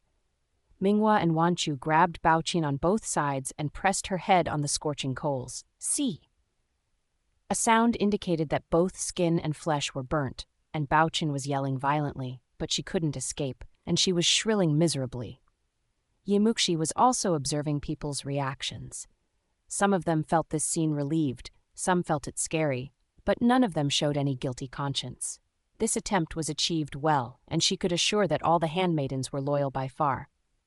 Stop, spare her a life, but reduce her from second handmaiden to a criminal slave and leave her in the outside yard to sweep the ground. Muxi said calmly, she will never be allowed to step into the inner yard. Wanchu and Minghua then loosed their grips, and Baoqin's face was now covered in blood and was beyond recognition. Her face was disfigured, which is so horrific. People were inevitably scared by Baoqin's ugly appearance, but Muxi was calmed. In her previous life, she was set up by Baoqin and got disfigured, and now she was only charging her some interests. According to Muxi's style, she would have killed Baoqin if she was not waiting for Baoqin to set the fire. Muxi wouldn't torture her enemy by sparing her enemy one life. Wanru just spoke for Baoqin, which made Muxi felt Wanru was about to use Baoqin as a useful chess piece, so she would allow Baoqin to live in the shadow for a few days. Minghua, take the decorated tails and give them out as rewards, Muxi said. Minghua nodded and went into the inner room. Then she rewarded everyone a decorated tail. Now all of them felt somewhat happy, and they all awed to Muxi. Slapping the face and rewarding a candy, she was both implementing harsh punishments and appetizing rewards. That was the trick to rule servants. Muxi took out the Xuan paper. Old lady rewarded her and practiced calligraphy after she had chastised Baoqin. Not knowing how long had passed, the night was looming and cries were heard from a far distance. Muxi finally rested her brush and said, Wanchu, Minghua, follow me to have a look. The cry came from Yingshui Yard. It seemed that the gold silk feather flying steps was finally discovered. The moon has just climbed to the height, the same as the top of the tree, and Yingshui Yard was ablaze with light. When Muxi arrived, old lady's people had all arrived. Wanchu was kneeling on the ground, almost crying her eyeballs out. Meanwhile, Shen Yunpei was cursing maliciously aside with hatred. Except for Wanfu, who was resting in bed, First Lady's people were all present. But even none of them knew why it emerged in Wanshui's room. But then they thought it might not be a bad idea to set Wanshui up, as they were targeting each other all the time, like water and fire. Grandma, I really didn't steal your gold silk feather flying steps, but why it was found in my room, I really don't know why. Grandma, I am not guilty. Wanshui's eyes were red, and she was crying. Shen Yunpei was enraged and said, Old lady, Shui'er fell over and passed out in the garden in the afternoon accidentally, and she didn't wake up until evening. How could she possible to steal gold silk feather flying steps? Muxi and Yun were both at present, and they saw Shui'er fainted. That's right, I went to visit Sister Shui with Yun in the afternoon, and had never expected we would encounter with a poisonous snake, and then Sister Shui felt so scared that she passed out. Muxi nodded and said, Yun supplemented, but before we met second sister, we have no idea where was she, and what did she do. Yun, Shen Yunpei howled with anger. Zhao Menglin argued back with a yell in the same loud voice. Is Yun wrong? Who knows where she was before she went to the garden? No matter what, the gold silk feather flying steps was found in her bedroom. If she hadn't stolen it, would the gold silk feather flying steps grow a pair of legs and walk into her room? Grandma, I'm really innocent. Wanshui was crying miserably, which looked starkly different from how arrogant she was when Old Lady was absent. Old Lady shouted in a low voice, Shut up, all of you. You still think this is not dramatic enough? Stop, that's it. No more discussion. Wanshui, you stole gold silk feather flying steps, so you will be beaten by 30 times. Grandma, don't! Wanshui was begging while crying. Shen Yunpei also kneeled. Old lady, you saw Shui'er growing up, so she is not that kind of girl. She must have been set up. Please investigate. I said that's it. 30 times beats are not enough? Anyone who begs for forgiveness, I will add 10 extra beats. Old lady emphasized with a sullen face. Shen Yunpei dared not to say a word. and even Ye Wanshui was crying with her hand covering on her mouth. Aunt Kui waved her hand and several nannies started beating her. One stick followed another. Ye Wanshui's butt was drenched in red blood, and her mouth was muffled with something in case she delivered her yell. Old Lady glanced at Ye Wanshui and turned to First Lady and her people. She looked tired. Be quiet and settled, all of you. Morning Phoenix Academy's selection is approaching, so I don't want to see anything go wrong. If Yi Mansion has anything go awry again, I will punish all harshly. Yes, everyone responded. But Yi Muxi knew as the selection approached, Yi Mansion would definitely not be quiet. Ye Wanshui had fainted twice in the beat. All the people were watching aside, and they left when it was done. 2 daughters of wives in Ye Mansion had been beaten already. Old Lady didn't want the number to be 3, so she hoped the rest could watch this clearly and bear it in mind. Ye Muxi didn't have too many feelings about this. If she was not brutal, she would be the one get beaten and dead. She went through rebirth, and she wouldn't be soft or give her enemy any chances. When outsiders had left, Shen Yunpei escorted Ye Wanshui and was dropping tears consecutively and felt heartbroken. She had no idea why this happened. It was Ye Wanshui who struggled to wake up and held Shen Yunpei's hands firmly and said, "Mother, it was First Lady's people who set me up." First Lady's people? Yes, only they are accessible to steal the gold silk feather flying steps. For Third Lady's people, they couldn't even enter Old Lady's door, so it can't be them. Moreover, this afternoon, Ye Yun visited me in my boudoir. If I am not wrong, she hid it secretly at that moment. There was no one else except her. Ye Wanshui said viciously, "Mother, First Lady's people also know I am the only person capable of competing with Ye Wanru, and they feel worried that I would excel her and steal her limelight in public, so they framed me up." Ye Muxi's plan was working finally. Ye Yun turned to be the scapegoat at last. Shen Yunpei said maliciously, "Zhao Menglin, the old bitch, how dare she wield such sinister trick upon us? Huh. I think she does not only hate you for stealing people's attention from Ye Wanru, but she also feels jealous that I grabbed the right to manage 4 yards in the Northwest. In the past, she was responsible for everything in Yi Mansion, and now I share some rights, which Old Lady split hers to me, so she feels unsatisfied and tries to intimidate me. Mother, you have to take revenge for me." Ye Wanshui's beautiful face was twisting ugly. Shen Yunpei sneered, "She dared to beat my daughter? I am not easy to get bullied. First Lady, you will see." "Mother, all the handmaidens in Yinshui Yard are so wretched, so drag everyone out and beat each of them 50 times. They were so careless to allow outsiders to hide things in my room. Next time, they may not even know if others put poisonous snakes in my room." Ye Wanshui looked hateful, and she then said cruelly, "Master was beaten, and they are intact, which is so wretched." Shen Yunpei totally agreed with her, and she slapped Duzhuan, the handmaiden who always served by Ye Wanshui's side, and cursed, "Fuck off, all of you," and beat 50 times each fiercely. In Sisho Hall, Old Lady concentrated on her gold silk feather flying steps, sighing and putting it back to the silk case. "Old Lady, don't be mad. You have exhausted yourself a whole day, and you should take a rest now." Aunt Kui stepped forward and said. Old Lady sighed. "How could I not be mad? First Lady and Second Lady have waged a tit-for-tat struggle against each other for years, and now they even use me as the knife and steal my things." "Old Lady, you mean?" Aunt Kui asked. Old Lady shook her head. "You saw how smug First Lady was. She was not seeking for things. She was blaming someone. She was so aggressive in Shaoxiang Yard and also in Yingshui Yard. Never mind, that's it. But the girl of the Third Lady is always acting out of my expectation. It seems that we can have one more enrolled by the Morning Phoenix this year. Yes, I think Fourth Miss looks pretty, and she has good dispositions. She is well-behaved and talented in all aspects a woman should achieve. But she was not popular nor famous before, keeping a low profile, failing to garner attention," Aunt Kui said, while smiling. Old Lady nodded. "Yes, but it's not always good to keep in a low profile. We should make people in Jiang State know that we have this Fourth Miss in our Ye family. By the time of next Jiang State Literary Society, we have to ask her to join. It's Fourth Miss's blessing that Old Lady is so considerate towards her." Aunt Kui admired. The event of gold silk feather flying steps was nothing more like adding more fuel to stoke up conflicts between the First Lady and the Second Lady's people. But Muxi didn't pay much attention to their villain-on-villain battle. The next early morning, she was heading to Hayes Spring to visit Jing An Royal Master. Hayes Spring was located at a corner by the Cloudy Lake in Jiang State, which was the most sophisticated garden and renowned in Jiangnan widely.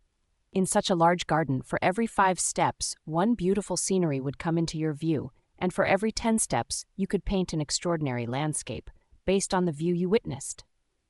It was a potted garden of the beauty of all Jiangnan gardens. Muxi first visited Saihuatuo, for whom she brought some handmade fine dim sums. Saihuatuo was extremely happy to see Muxi was visiting today, so he guided her to the south yard of Hazy Spring and smiled. "Fourth Miss, Royal Master was playing the instrument the entire morning in the bamboo forest. I will stop here, and you keep going. It's not far." Muxi said thanks to Saihuatuo and sauntered into the bamboo forest. But it seemed that Saihuatuo forgot something really important after he had led the way for Muxi. "Ah, it seems that I forgot. The bamboo forest. What?" Saihuatuo was lifting Muxi's lunchbox and scratched his head. "Alias, I am really an old man now, which is terrible in memorizing anything. Never mind, I will think about it later." It was the first time for Muxi to visit Haze Spring. She was walking in the bamboo forest, finding no handmaidens nor others for inquiry inside. The superior doctor said Royal Master was playing the instrument inside, so she was supposed to hear music, and by following the sound, she could see Nanggong Lin. However, Muxi didn't hear any instrumental sound, and the platform set for an instrument she had passed was empty.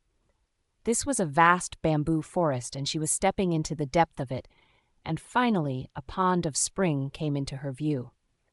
It was assumed that the water was warm as it was steaming, and the surrounding environment was foggy. Muxi suddenly found an ancient guqin, a Chinese 7-stringed plucked instrument in some ways similar to the zither, was placed on a jade platform by the pond, so she supposed Nanggong Lin should be around. But where was he? Muxi looked around and walked to the pond, glancing into the warm water, then snickering. She thought, "What am I thinking? How could Nanggong Lin duck under the water? I will just wait for a little while, and if he still doesn't show up, I will go out and find Superior Dr. Sai." At this moment, Muxi felt her foot was grabbed and pulled by something vigorously, and she dropped into the water pond with a smash to the water. The water was lucid and warm, and it was extremely clear to Muxi that it was a person who dragged her down into the water. Hua, hua. The water was splashing, and Muxi's face was soaked with water. Then she finally knew who it was. He possessed sophisticated facial features, and his beauty was flawless. His thick hair was spread on the surface of the water, which was so fascinating that it drew people's beautiful imaginations. His slender eyes flashed a trace of coldness, but after he saw it was Muxi, he picked up his eyebrows and said, "It's you?"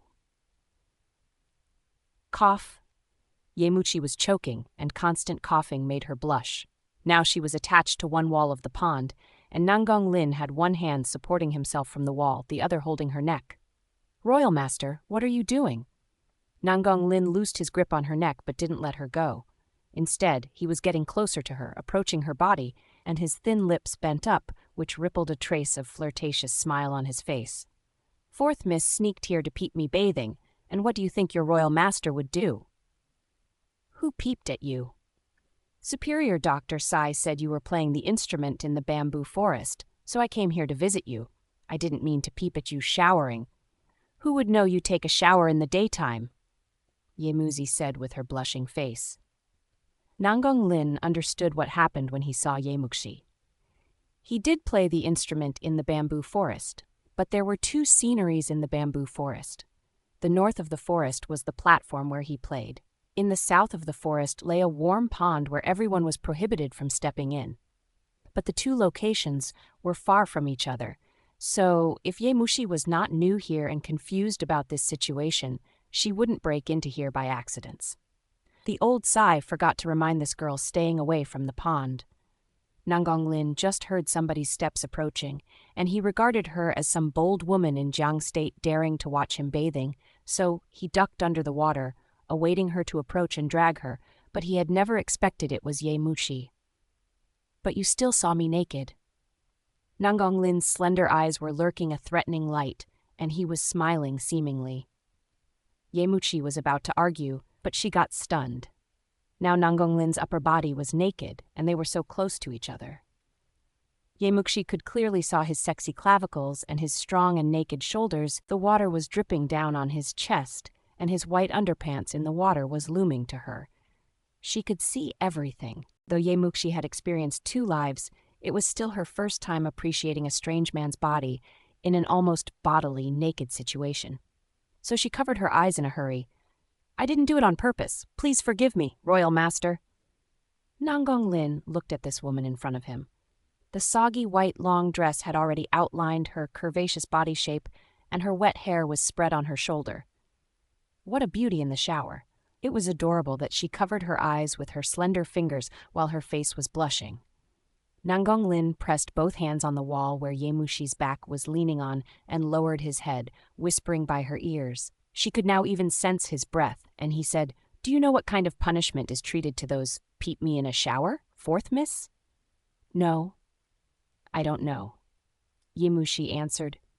Nanggong Lin said deliberately gloomy, "Digging its eyeballs out, making you blind." "Ah?" Ye Muxi suddenly removed her hands off her eyes, and her beautiful eyes were filled with shock. "Royal master, one doesn't punish an ignorant. I really didn't know you were bathing here." Nanggong Lin sniffed and raised his eyebrows. "You peeped me, so you deserve to be punished. You are too bossy and truculent." Ye Muxi was frightened by Nanggong Lin, so she argued back. "If you think you were taken advantage of by me, I could allow you to watch mine in return." Now it was Nanggong Lin who got stunned, and he swept over her body. "What did you just say?" "Where are you looking at, rogue?"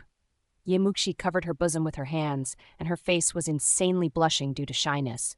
She said in weak confidence, "I let you watch my brother naked, so are we even?" Ye Muxi sold her brother out decisively. Nanggong Lin felt amusing. "Both Ye Hong and I are men, so why do I need to watch him naked? Or do you really want to see mine?" Ye Muxi got astonished, but she then refused with a solid resolution. "You devil, don't even think about it. I would rather die than make a compromise." Nanggong Lin rubbed the place between his eyebrows and covered Ye Muxi's mouth. "Noisy. You introduced yourself, and I have no interest in your body. Quiet, don't make a fuss, otherwise I will really dig out your eyeballs." His fingers were long and fine, and they were sodden and wrapped in the scent of the warm water. He used this hand to cover on her lips. Ye Mux was blushing, and her face was burning. She stopped talking anymore and calmed down gradually. She also had her thoughts back to normal. If she followed his rhythm, she would be completely misled by him. Ye Muxi was composed, and she restored her usual calm. "I don't think Royal Master would dig out my eyeballs." "Oh?" Nanggong Lin narrowed his mouth and loosed his cover on her lips. He looked at her with curiosity and interest. "Why?" Ye Muxi's voice sounded composed. "Royal Master invited the superior doctor to treat my brother and collected 5 ingredients in the sky and on the ground for him, which really costs a lot. If you dig out my eyeballs and turn me into a disabled, then you can't earn your money back. It will be a huge loss for you." Ye Muxi was clear that the letter the man in black gave to her was only an opportunity for Ye Hong to get treated by a superior doctor.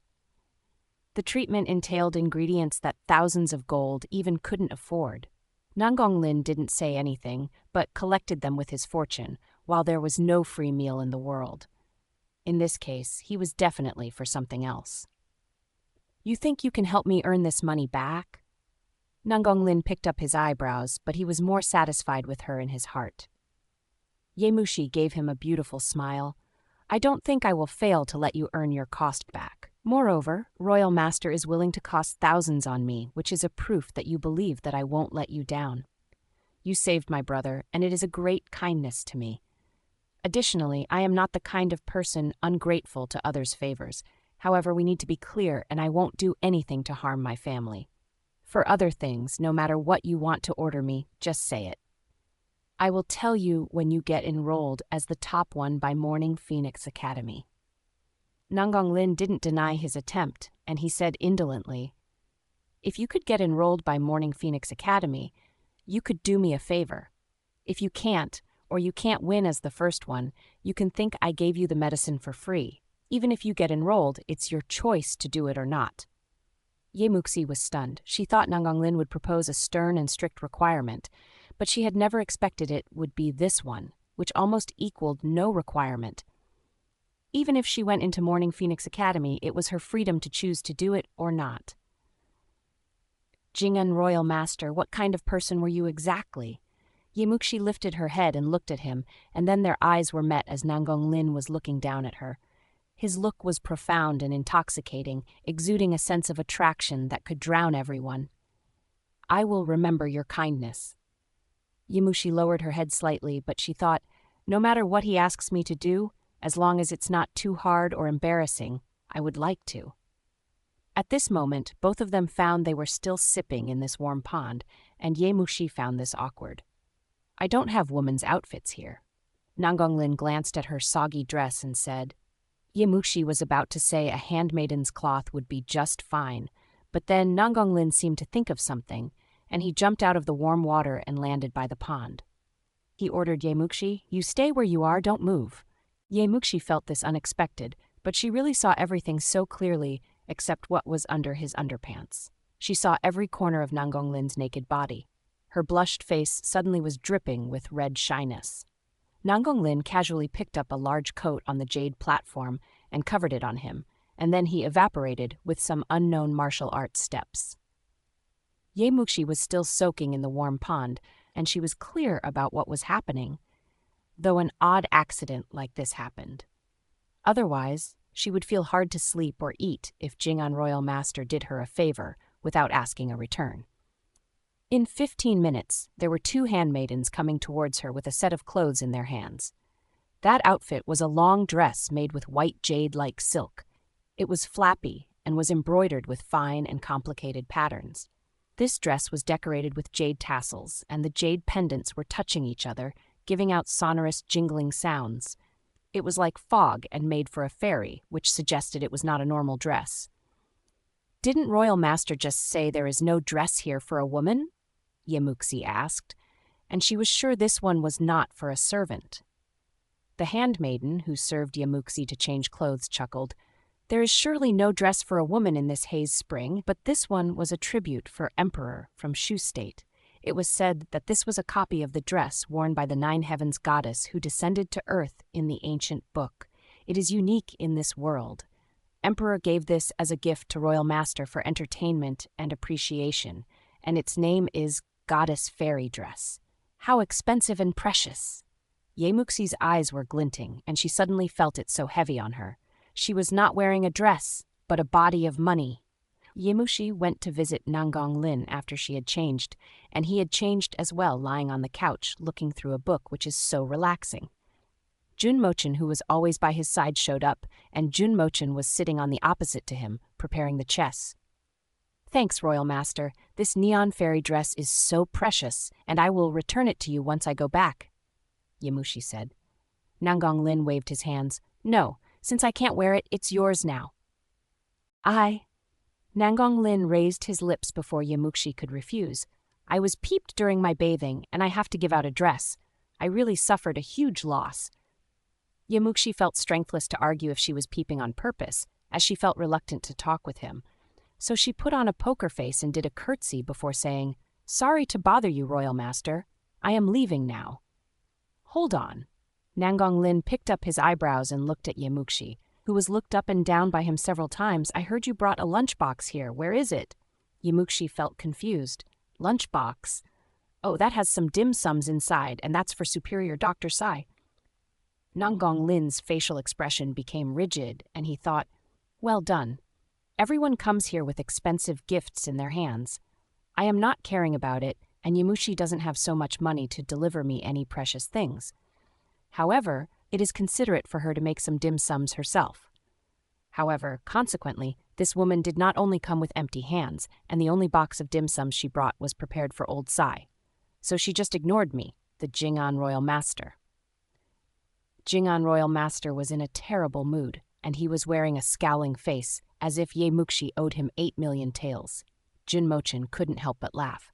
"Fourth miss, this is too much. You brought dim sums only for Superior Dr. Sai, but why don't we have any?" "You are joking, young Master Jun. I am poor at cooking, and I can barely cook any delicacies professionally. How dare I give a gift like this?" Ye Muxi smiled slightly. Junmochen coughed deliberately. "I don't know whether Royal Master will like it, but I really fancy it." "Then I will make some myself and bring you for a try next time. Please don't dislike it." Ye Muxi did a curtsy and said. Nangang Lin looked worse and thought, "Good, this woman gave out her dim sums to old Sai and Junmochen, but only accept me. Does she want to die?" But she paused and turned to Nangang Lin and said gently, "Thanks to your dress, and I am supposed to return something. However, I am too poor to give you anything expensive, so I could only make some dim sums for expressing my gratitude. I hope you could take it." Nangang Lin's depression was wiped out instantly, but he still wore a cold face that didn't show his mood at all. Yemuxi left Hayes Spring, and Junmochen said to Nangang Lin, "Royal Master, it would be too hard for her to get enrolled by Morning Phoenix Academy as the top one. If she couldn't shine brightly in Morning Phoenix Academy, then she is useless to me." Nangang Lin closed his book and said indifferently.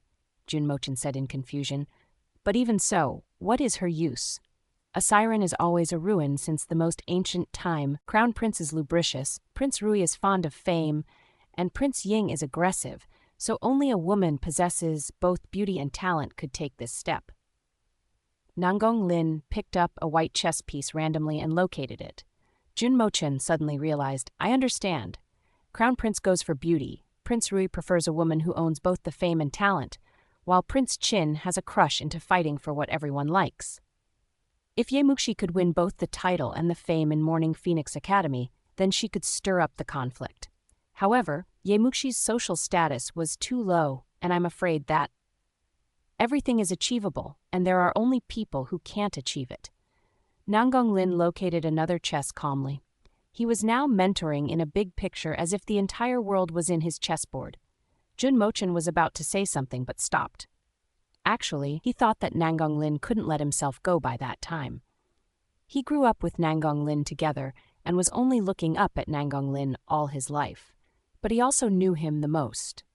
At this moment, only he could tell that Nangang Lin embraced a different attitude toward this woman, who Nangang Lin was about to use as the key point to stir up the entire capital city. But based on Nangang Lin's personality, he would definitely not admit it. Never mind, since those things were too far away. Junmochen decided not to mention it and said, "I am wondering, since you plan to ask her to do this, why still give her a choice? Do it or not, it was based on her option. If she refuses, then your efforts on her are in vain." Ye Muxi is a person who would turn against her master if she is forced to do something she doesn't want to, even if she might accept it considering the powers threatening. She is a person who values kindness and friendships, and she would pay back the one who helped her with gratitude and treat people with sincerity. Nangang Lin picked up a chess piece and put it down. "Don't worry, if she doesn't really want to do it, it is not helpful if I force her." Yemushi stepped out of the Hayes Spring, and Wanchu and Minghua, who were waiting in anxiety, gathered up, and they were surprised that Yemushi changed an expensive and shining dress. They all got on the carriage and went back to Yi Mansion. "Miss, Royal Master is so good to you. He didn't not only invite a superior doctor for you to treat young Master, and he also covered the bill. I heard those are all almost inaccessible ingredients. Now you visited him, and he even sent you a dress. This dress looks so good. I have never seen anything so beautiful like this," Wanchu said with a smile. Minghua nodded continuously. "Yes, this dress is so beautiful and unique, I've never seen anyone wearing it. Those dresses our misses wear in the Yi Mansion could never compete with this one. I heard everyone who visits him is supposed to give him a gift, but only you. He is giving you a gift instead. Royal Master is so good to Miss. What do you know? There is no unreasonable kindness, and every friendly move is anticipating a return." Ye Muxi smiled. Like Huang Pusheng, who was so nice to her and spoke so many pretty loving words in her previous life, turned out to be the one murdered her family and executed her. Therefore, Ye Muxi was not relieved when Nangang Lin helped Ye Hong, but now she felt somewhat relieved when Nangonglin confessed that he did ask Yemushi to do something in the future. "Maybe Royal Master really has a crush into our miss," Minghua said with a naughty voice. Yemushi almost got choked. "Don't talk nonsense. If you do, the gossips will create sensations in the whole town." "I understand. I will never speak out in front of outsiders. Royal Master is the man all misses want to marry. If anyone won the heart of him, then everyone would target her as the flagrant enemy," Minghua said in a hurry. "However, I do think Royal Master is good to you." Wanchu smiled and said, "Our miss is so kind, so she deserves more affection. Be careful with your words." Yemuxi felt it amusing and shook her head, and she thought, "How could Nangonglin like me? That guy is so capricious, and I will try to shun away from him as possible as I can." She had experienced the rebirth, and she knew love was the thing that deserved the least trust. In her previous life, she was deceived by Huang Pusheng and had love cloud her judgments, which resulted in the death of her entire family. In her current life, she would not commit such a mistake again. Love? Man? Well, she didn't believe it. Now she was all on her own. At the bottom of Yemuxi's heart, love is poison, and it was the most dangerous element she could touch. A coldness glinted in Yemuxi's eyes, and she thought, "Huang Pusheng, you wait for me in the capital city, and it wouldn't be long. I will go find you and take my revenge." Now she had to secure a solid and superior status in Ye family. Yemuxi changed her appealing cloth after she went back to Ye mansion, and she asked Minghua to prepare some food and dim sums and bring them to Hayes Spring. It was handmaiden guarding the Shaoxiang yard who reported that something huge had happened in Sisho Hall, and now Ye Yun was still kneeling and crying outside the Sisho Hall. Yemuxi asked Wanchu and Minghua to go out and ask around once she heard something went wrong in the Yi mansion. Then she knew Second Lady fought back to Yuanshui's beaten this early morning considering what happened yesterday. Second Aunt Shen Yunpei introduced a marriage to Ye Yiyun. The man was the son of the wife in family Chen in Yangzhou, Chen Xiaowei. Family Chen was a family with a long history and wealthy. There were people in this family running businesses and being officers. Rich as they were, family Ye shared a similar social rank with them. Chen Xiaowei, the son of the wife in a rich family with a long history, should have married a daughter of the wife like Ye Wanfu theoretically, and it was not supposed to be Ye Yiyun. But this young Master Chen, although his name sounded powerful, his lower body was actually paralyzed, and he couldn't move unless he sat in a wheelchair, so he normally sprawled on the bed at home. Moreover, he couldn't have sex, so nobody had introduced him a wife. A prestigious and decent family wouldn't willing to push their daughters of wives in an abyss of suffering. "Miss, I heard Chen Xiaowei played several concubines to death after he got paralyzed." Wanqin shivered and said, "This is so creepy.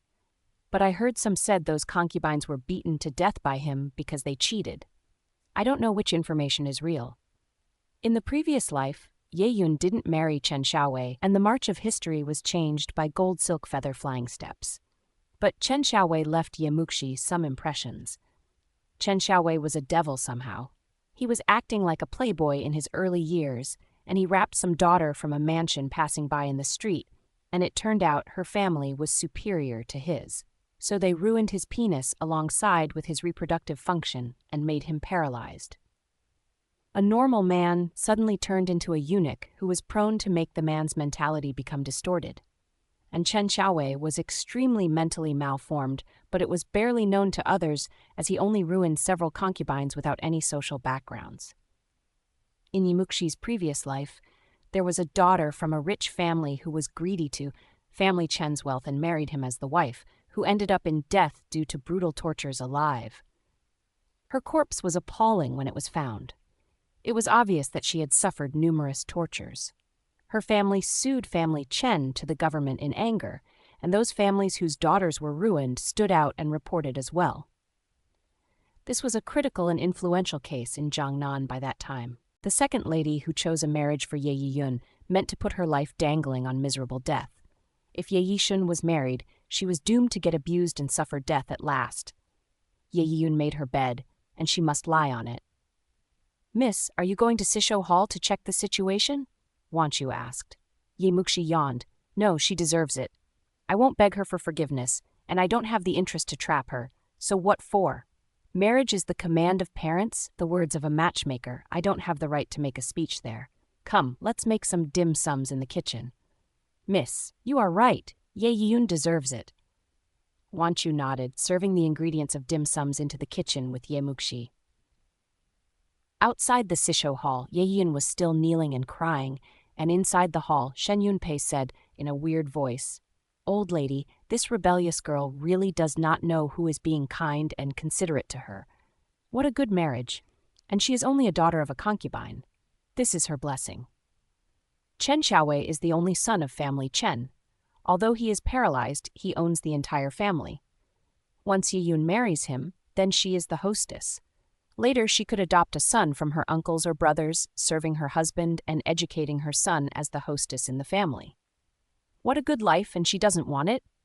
If I didn't maintain a good relationship with family Chen, she couldn't marry him even if she is dying to. Yuner is both pretty and obedient, and she is talented enough, but her identity is inferior somehow. If she is a daughter of a wife, I won't want to have her marry family Chen. The old lady felt tired. First lady and second lady were fighting each other for a whole morning, and of course she was knackered. Shen Yunpei echoed, "You are so right, old lady. Fifth Miss is both pretty and talented, so family Chen won't mind her identity. They might look down at her if she is only a normal one. Yun is only a daughter of a concubine, so she has to be a concubine at most in the future. How could a good marriage like this happen to her?" A daughter of a concubine in family Ye could be a hostess if she married a normal family or a moderately prosperous family. But to put the profits of family Ye as the priority, daughters should contribute the most they could to this family, and family Ye would never marry a daughter of a concubine to a family which was beneath family Ye. They would rather these girls become a concubine or marry a widower, or they could marry some wealthy families who had demerits.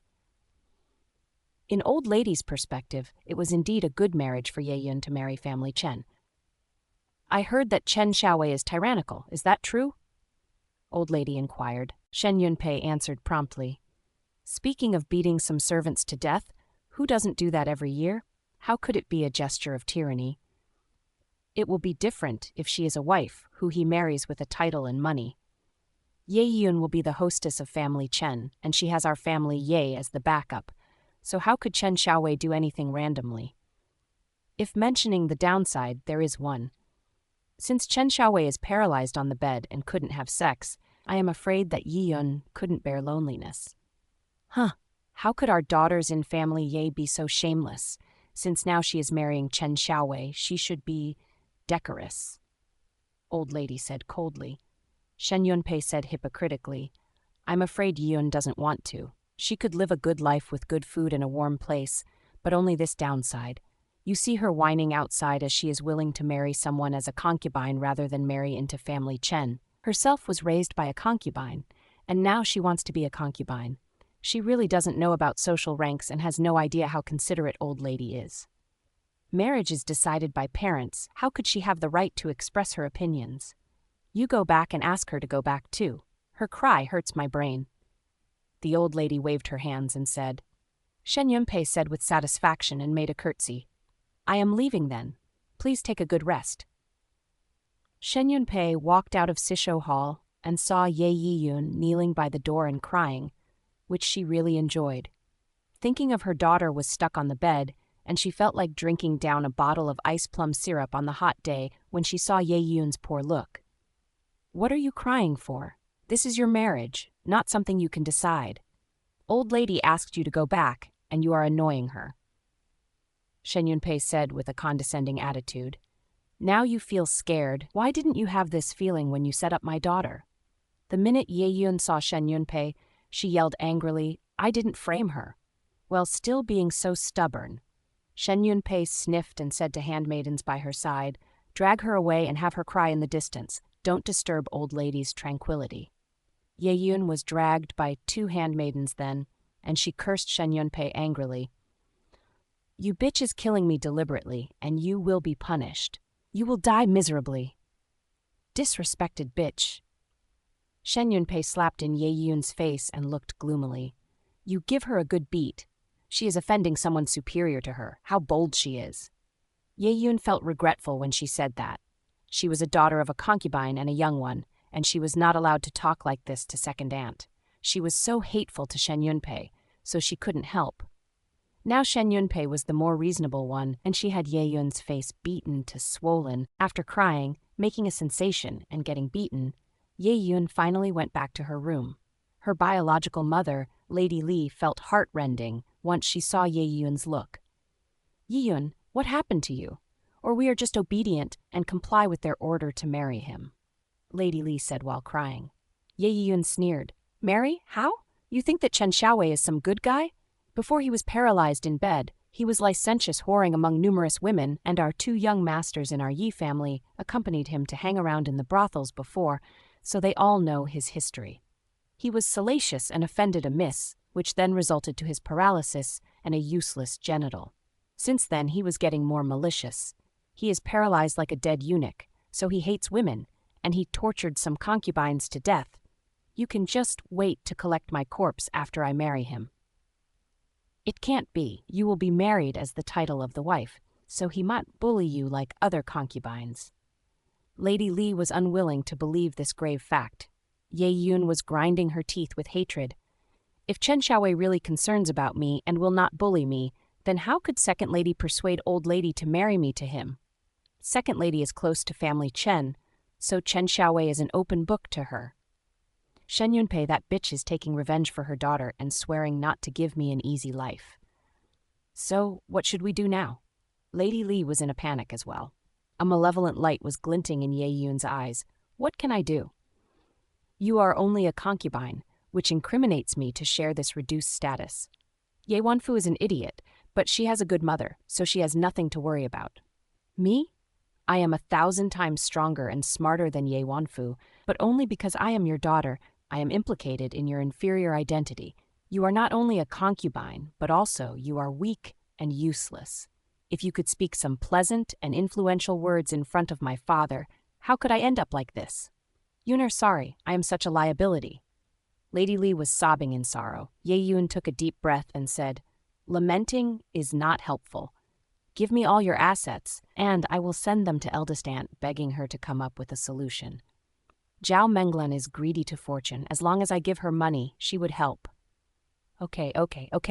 I will give every coin I collected these years to you, and I wish she could save you, Lady Li said with tears in her eyes. However, Ye Yun didn't feel grateful for her mother's kindness and sacrifice, and she only thought of struggling for one more time. She was such a selfish person, so she would put everything else and everyone else aside, certainly. Zhao Menglan strongly objected to this marriage after Shen Yunpei introduced it. The reason that Old Lady agreed was meant to have Ye Yun take the seat as the hostess in family Chen, but Zhao Menglan thought they could earn more if Ye Yun married someone else. Marrying into family Chen was a waste. However, Shen Yunpei was deft at coaxing, and Old Lady was persuaded, determining to marry Ye Yun to them. Zhao Menglan then thought Ye Yun was not her biological daughter, so she should spare the trouble to argue in case Old Lady was pissed. However, she had never expected that Ye Yun would give her a large number of tails and a pile of accessories, and there was an ancestral bracelet which was worth 1,000 gold, and Lady Li dared not to wear it normally, as she planned to give Ye Yun this most important and private dowry when Ye Yun married, but now she even gave out this. Zhao Menglan fancied this bracelet, but she couldn't have any effective solutions to help Ye Yun, so she looked embarrassed. Yi Wanru took a glance at these and said, Mother, don't worry. Take the bracelet if you like it. I will persuade Old Lady tomorrow morning to give Ye Yun a chance, but if she still fails to seize it, then don't blame us for not being helpful. Good. Ruer could always think of a way. Ruer, come check these treasures Ye Yun sent. Which one do you like? Zhao Menglan put on that bracelet and said in happiness. Yi Wanru looked down at those accessories and said indifferently, I don't need those accessories, so you keep it, Mother. I dislike Second Lady's attitudes as well. Are they bullying us short of hands? But I want those tails since I just bought some clothes. Sure, you take all these tails. Are they enough? Genju, give young miss 200 taels more. Zhao Menglin smiled and said promptly. Ye Wanru finally became a little bit happy. Thanks, mother. Considering these dim sums were made for royal master and would be sent to Hayes Spring, Ye Muxi was paying extra attention. After rebirth, this was her first time dedicating to dim sum making. Before she married in her previous life, she was raised to be stupid and she couldn't even cook soup. Later, she was desperate to fawn on Huang Pusheng, regarding cooking as a method to grab a man's stomach then his heart, so she was committed to cooking. And she even learnt numerous palace specialties. However, the fact turned out that, no matter how sophisticated and delicious the dim sums were, she still couldn't grab a man's heart if she was not pretty. So Yemuxi wouldn't make any dim sums only because she liked someone. She made 18 delicate dim sums in total, and then Yemuxi asked Wanshu to send them to Hayes Spring before the dark looming. There were more left in the small kitchen, as she made more deliberately. She sent several of them to Old Lady and some to Red Maple Yard, and for the rest, she rewarded them to handmaidens in Shaoxiang Yard. All the people were eating happily in the yard. In Hayes Spring, Nangang Lin and Jun Mochen were sitting opposite to each other, and a chessboard was set between them. They were tapping on the chess at ease, and the extra wax stuck on the oil lamp dropped to give way to more light. The guard in black, called Leng Shui, walked in with 2 large lunchboxes and reported, "Royal Master, these are the dim sums sent by the 4th Miss in Ye Mansion." "Ah, serve them in a hurry." Jun Mochen smiled and said, and he moved the chessboard to the other side of the table, "Good timing. We should take a rest and eat some dim sums since we have played for a long time." Lengshan placed those dim sums in line. 18 dishes of dim sums, and each of them sold themselves with a uniqueness. Colors, shapes, and flavors were all covered, and it seemed that they possessed excellent colors, aromas, and tastes. These are jade steamed cake, begonia cake, green 1,000-layer cake, Tingzhou lantern cake, Yangzhou square cake, Suzhou peach crispy cake. Hold on, what is that? I even couldn't recognize it. Jun Mochen pointed at one of them with surprise and found he failed to know all of them, though he thought he was erudite. Nangang Lin was startled too, as he had never expected Ye Muxi would surprise him again. He said slowly, "That is King of Dim Sum, 18 specials." "Wow, so these are King of Dim Sum, which gathers 18 top dim sums in the world. I didn't know 4th Miss is so extraordinary in cooking. We really have good luck today. Let me try." Jun Mochen stretched out a hand to grab a dim sum, but before he reached the plate, Nangang Lin picked up a white chess piece and slapped the back of his hand. Jun Mochen got stunned. "Why did you hit me?" "Lengshan, take these away and put them in my room," Nangang Lin said indifferently. Leng Shun collected the 18 specials and put them away swiftly. Jun Mochen's lips were trembling. "Royal Master, I have a portion of it as well, since 4th Miss said she would send me some. You should leave me a few." Nangang Lin smiled faintly. Leng Shun asked the cook to make 18 specials for 3rd young Master Jun. "Yes." Leng Shun retreated with 2 large lunchboxes lifted in his hands. Jun Mochen wanted to cry. He was collapsed in his heart. But he could only complain in his mind about how possessive Royal Master was.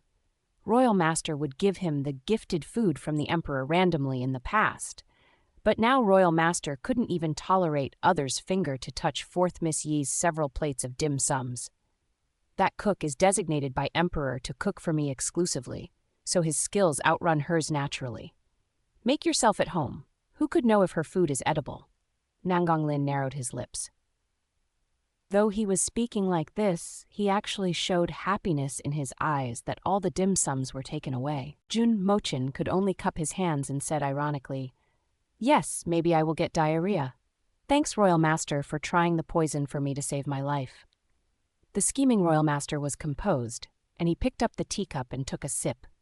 He was in an extremely good mood. The next early morning, Ye Muxi greeted Old Lady as usual. Everyone was present except Ye Wanshui and Ye Wanfu, who were beaten and had to rest on the bed.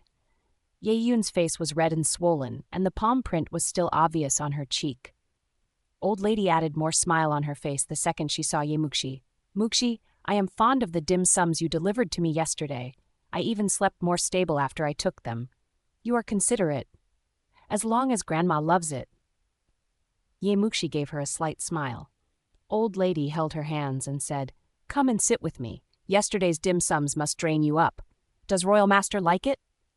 Since the dim sums had to be delivered out of the Yi mansion, such a sensation could barely escape Old Lady's sharp observation. Moreover, Old Lady also knew Nanggong Lin had rewarded Ye Muxi an outfit after she visited him. "I couldn't feel the fatigue, but I don't know if Royal Master likes it." Ye Muxi sat by Old Lady's side and smiled shyly. Old Lady said with a smile, "You are humble somehow. By the way, 3 days later, the Jiang State Literary Society will be launched. You get ready and go with Ruer. I actually prepared a set of clothes for you, but the goddess fairy dress given by Royal Master dwarfs all the rest. So you wear it that day, and I bet Royal Master would like it." Ye Muxi felt helpless. It seemed that Old Lady misunderstood her relationship with Nanggong Lin. It would be troublesome to explain, and she tried to stay clean when dealing with Nanggong Lin. Last time, she concluded the reason for saving Ye Hong on father. But as their meeting times increased, it became tricky to state that she didn't know Nanggong Lin at all. After all, she was required to engage with Nanggong Lin from time to time for Ye Hong's illness treatment. In this case, she would exploit all the possibilities to use him. He was like large tiger skin, and it would be wasteful if she didn't put it on. "Yes, Grandma, I am planning to do so as well." Ye Muxi smiled beautifully. Old Lady appreciated Ye Muxi much more, and she found Muxi became more adorable every time she saw her. All the people of First Lady and Second Lady, and including themselves, hated Ye Muxi to death, Ye Wanru in particular. She was dying to kill Ye Muxi instantly. But she hid her desire well, and not a trace of hatred could be spotted in her glinting eyes. She was smiling happily. Ye Wanru smiled intimately. Sister Muxi would make a hit in the Literary Society of Jiang State. By that time, we will have the entire Jiang State know that we have a brilliant sister like you in our family, Ye. You are overpraising me. Sister Ru is dubbed as the first beauty in Jiang State. I am nothing compared with you. Ye Muxi smiled to her as well. She looked at Ye Wanru and was clear. Ye Wanru hated her like hell, but Ye Wanru still had to put on a gentle smile. Ye Muxi was the same. All the enmities, both in this life and in her previous life, were heaping at the bottom of her heart, pushing her to strangle Ye Wanru now. But her smile didn't reveal her thoughts either. She was calculating every possible situation, and it was the most horrific when a woman was brutal. But Ye Muxi would rather be a vicious woman rather than an idiot like what she was in her previous life. "You are too humble," Ye Wanru said, and then she changed her topic suddenly. "Grandma, Fuer was in severe injuries, so she couldn't take part in this Jiang State Literary Society. What about I take Yunair there?" Before Old Lady replied, Shen Yunpei objected. A daughter of a concubine, how could she be qualified to join an occasion like this? Indeed, Yunair is less qualified. I heard that Grandma was about to marry her to family Chen in Yang State, which is not bad. However, young Master Chen is still dwarfed by all the other young and talented handsome men in Jiang State. Yunair knows some poetries, and in this Jiang Statery Society she might be cherished by one of them. Then it will be a huge loss if she is married to family Chen. Ye Wanru always had her fingers on the pulse of Old Lady's intentions, and she leaned forward and said, "I think maybe we can give Yunair a chance. It will be her blessing if she really shines and gets selected by some handsome talent. If she doesn't have the destiny, then she shouldn't ask more and has to marry into family Chen, and don't defile our family Yi's reputation by showing this aggrieved expression." Ye Muxi had already known Old Lady was moved by Yuanru's explanation before she replied. Ye Yun was able to join the Literary Society in Jiang State now. Unexpectedly, Shen Yunpei had set a trap for Ye Yun already, but Ye Wanru was still capable of dragging her out. She was surely the toughest woman to handle in family Ye. As expected, Old Lady focused on Ye Yun and showed a certain concession meaning on her face. Shen Yunpei was desperate, feeling afraid that Ye Yun could manage to escape her fate. Before she opened her mouth, she heard Old Lady saying, "Yunair is pretty, docile, and talented. Unfortunately, you are only a daughter of a concubine. Otherwise, I definitely won't choose family Chen for you." "Grandma, Yunair know you are for my own good. I plead to participate in the Literary Society of Jiang State." Ye Yun kneeled and kowtowed in a hurry. Old lady then said, "Good, then I allow you to go with your 2 elder sisters this time. Yunpei, what about Shuer in your second lady's people?" There were only 2 daughters of concubines in Ye Mansion, Ye Yun from first lady's people, and Ye Yishu, who was second lady's people. "Sorry to bother, old lady. That useless girl caught a cold yesterday and was sick now," Shen Yunpei said indifferently, since she didn't like the daughter of concubines all the time. Old lady frowned. "I was thinking to give her an opportunity to open her horizon. Never mind if she doesn't have the blessing, so nobody of second lady's people could go this time." "Old lady, how could Shuer miss it?" Shen Yunpei said in a hurry. Zhao Menglan said in sarcasm, "Isn't second miss lying on the bed? How could she go, carrying her there?" Compared with Ye Wanfu, we suffered 20 times sticks less. Plus, we have used ancestral Jinchuang medicine, usually for knife wounds and bruises, and she would stand as much as possible by then.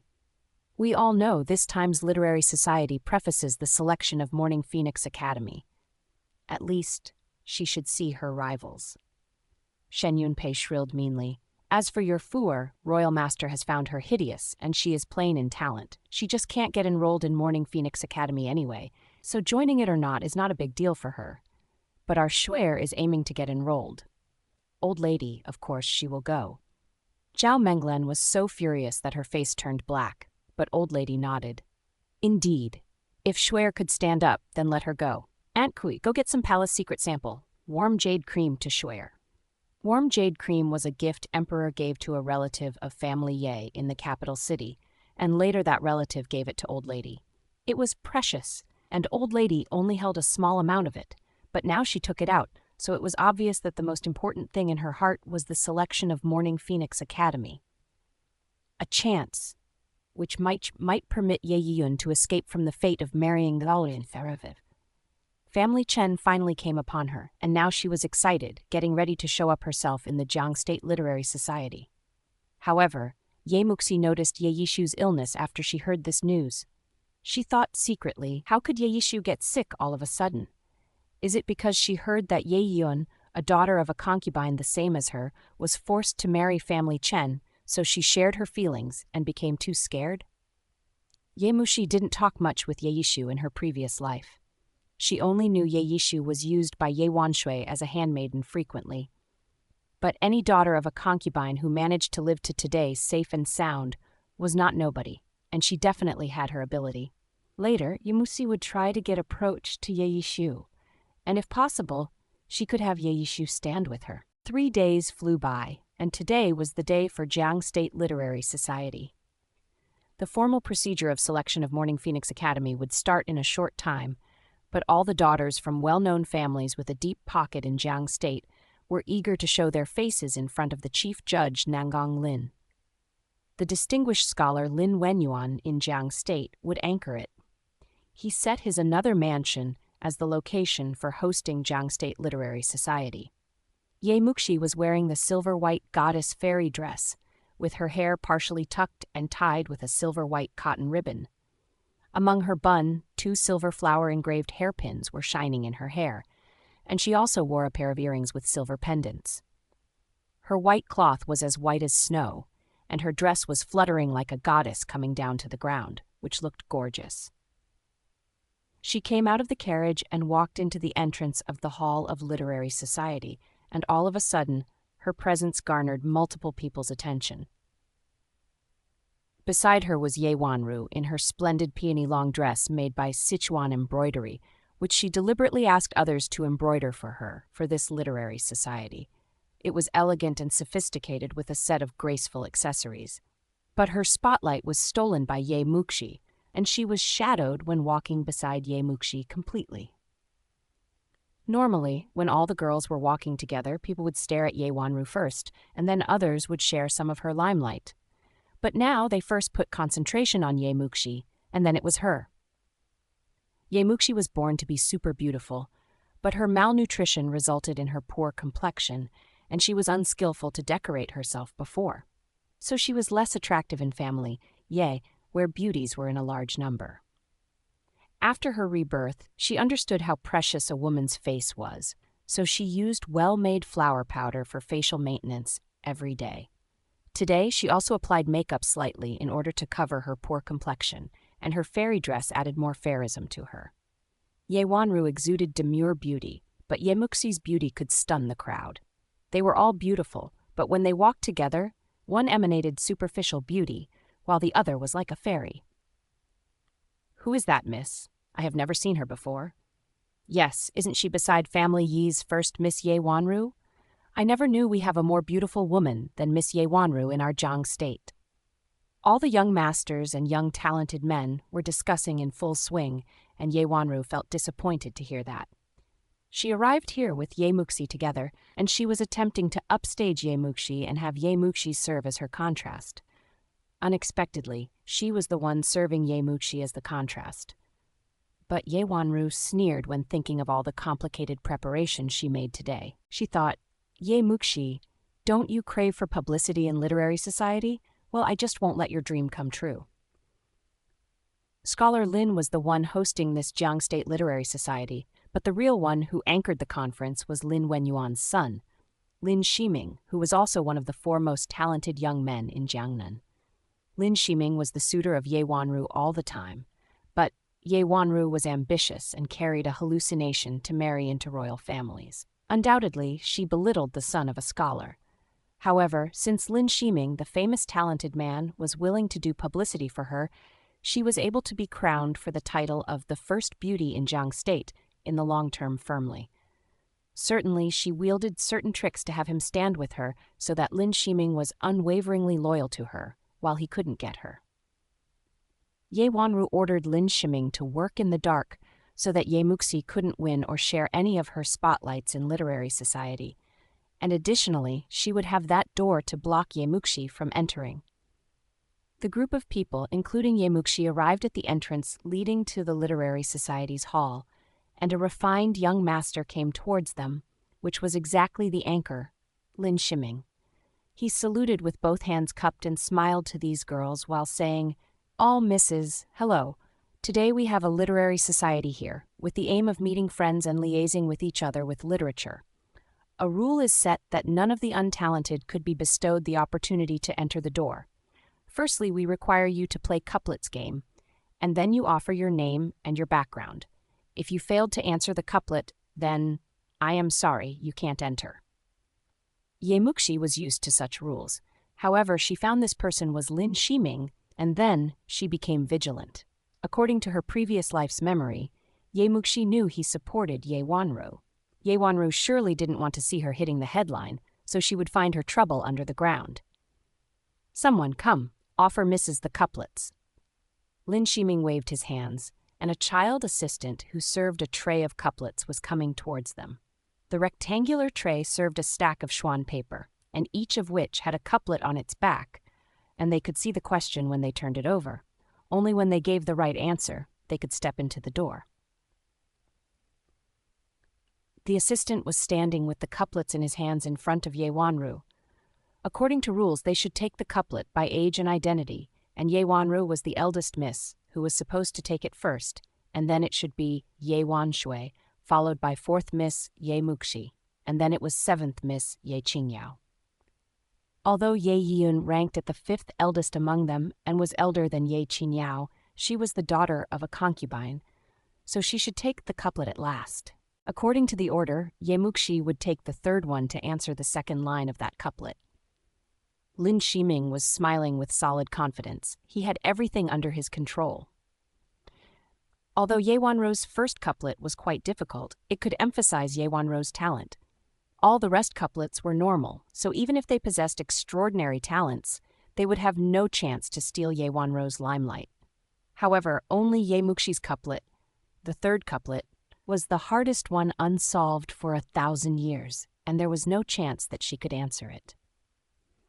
Seeing Ye Muxi and all the rest beauties were about to answer the couplet, those young masters, talented young men and daughters from prestigious families, were appealed, and they gathered in front of the hall to watch the scene. Ye Muxi had the intuition that the couplet she was supposed to answer harbored certain plots, and when Ye Wanru was reaching to unveil her first one calmly, her couplet was picked up by another hand before hers touched that Schwan paper, and that hand belonged to Ye Muxi. Sister Ro, you are the eldest sister, and you should be the first one. But this is the first time I attend literary society, which made me feel nervous. Moreover, you are the first talented miss in Jiang State, so I am afraid that after you, the shining jewelry, answered the couplet, I dared not to answer mine. Please, sister, let me answer it first, and you could be like the gem followed my brick. A pretty smile emerged on Ye Muxi's face, and she was grabbing that couplet tightly in her hand. She touted Ye Wanru and acted to be humble. Before Ye Wanru could refuse, one of the talents watching aside shouted, So you are the younger sister of Miss Ye Wanru? Don't be nervous. This is the basic couplet for entering literary society, so it won't be hard normally. Yes, this miss, please.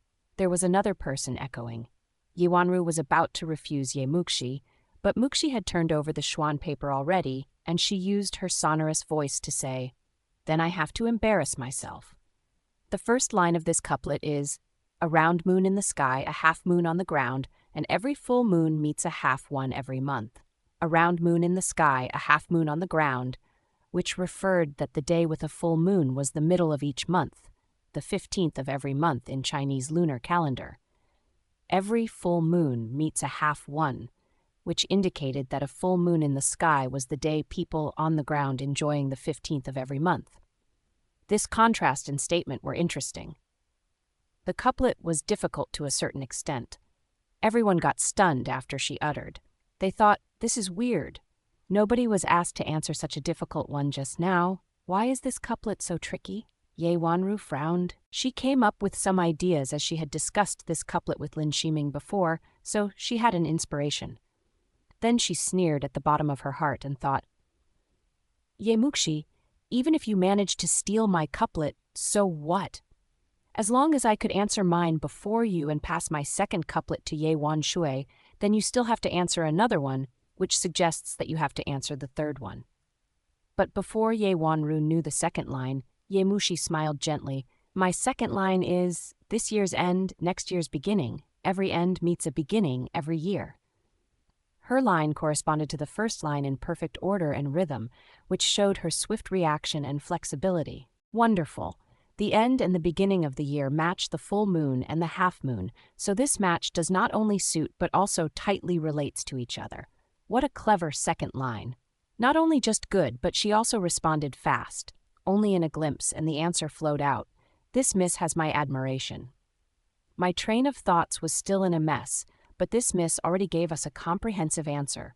She really matches the title of talented miss. The crowd burst out applause and praise. Many people on site bragged about how brilliant and extraordinary they were, but only 2 or 3 of them were capable of giving the second line to this couplet as easily as Ye Muxi. Ye Wanru was startled when hearing the answer, and then a sense of frustration grabbed her profoundly, and she thought, I have heard about this couplet before, but I still didn't react as fast as Ye Muxi. She is even smarter me. But meanwhile, she hated Ye Muxi much more, as she thought she was supposed to be the one accepting all the praises, and now Ye Muxi stole her applause. Lin Shiming was stunned as well. He had never expected Ye Muxi could react so swiftly. Ye Muxi made a curtsy after she finished her first couplet question and said, I am Ye Muxi from family Ye in Jiang State. I rank 4th in my family. Hello, all the young masters and misses. This was the rule of the literary society. You answered the couplet and reported your identity. Unlike other meetings, how could you spread your fame if your name was unknown? Ye Wanru never taught Ye Muxi these rules, and she hadn't expected Ye Muxi would know all of them. Ye Muxi's motions and gestures were humble and polite, demonstrating a well-bred daughter's manner. Muxi, you. Ye Wanru was about to blame her, but she had to protect her image in front of so many outsiders.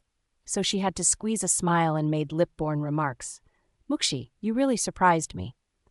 Ye Muxi lowered her head slightly with a shy as if she had no clue about their tricks, and she said shyly, Sister Ru, you overpraised me. Please, Sister Ru. In her previous life, she was well esteemed as crown princess, so she dedicated to poetry, painting, chess, and instrument with full efforts only for the sake of matching herself with Huang Pusheng, feeling worried to be ashamed to him. She could fight side by side with the top-ranked misses from Morning Phoenix Academy in that year, and was surely not inferior to them in any aspect except her ugly appearance. Therefore, even though the first couplet was somewhat difficult, she could solve it easily anyway. Muxi wanted to know what the third couplet was exactly. Yewanru's heart was fraught with potent antagonism, but she could only pick up the second couplet. The first line is, "As immense as the long-living East Sea, the river is running into eternity."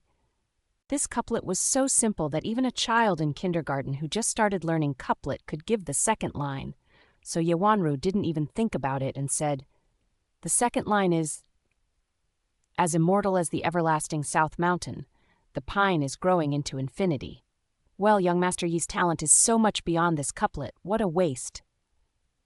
Lin Shiming smiled with embarrassment.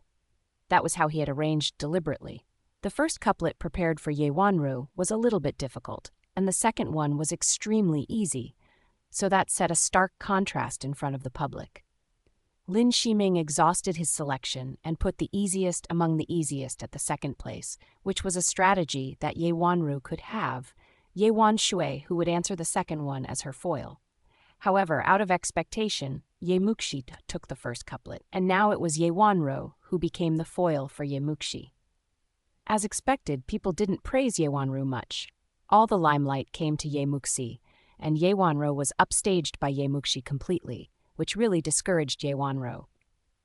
Then it was Yewan Shui's turn. She prayed her couplet could be easier, as the first two couplets were strikingly different in levels. Yewan Shui then got astonished when she turned over the couplets, and she said before thinking, "Young Master Lin, this is bullying. This couplet is a puzzle which has existed for 1,000 years, so how could you put this among other couplets?" The crowd was shocked too, asking her to pronounce that couplet. Muxi thought, as expected, they set a trap in it. The first line is, "Heavy fog densely shrouded the willows by the pond." Are you all listening to this? Are you embarrassing me deliberately? Yewan Shui said with anger. This was a famous puzzle unsolved in the Qian dynasty. Muxi's look became weird when she heard Yewan Shui's word, and she suddenly thought of something. People were under discussion. Puzzle couplet for 1,000 years. In other words, no one was able to solve the puzzle and gave a successful second line for 1,000 years.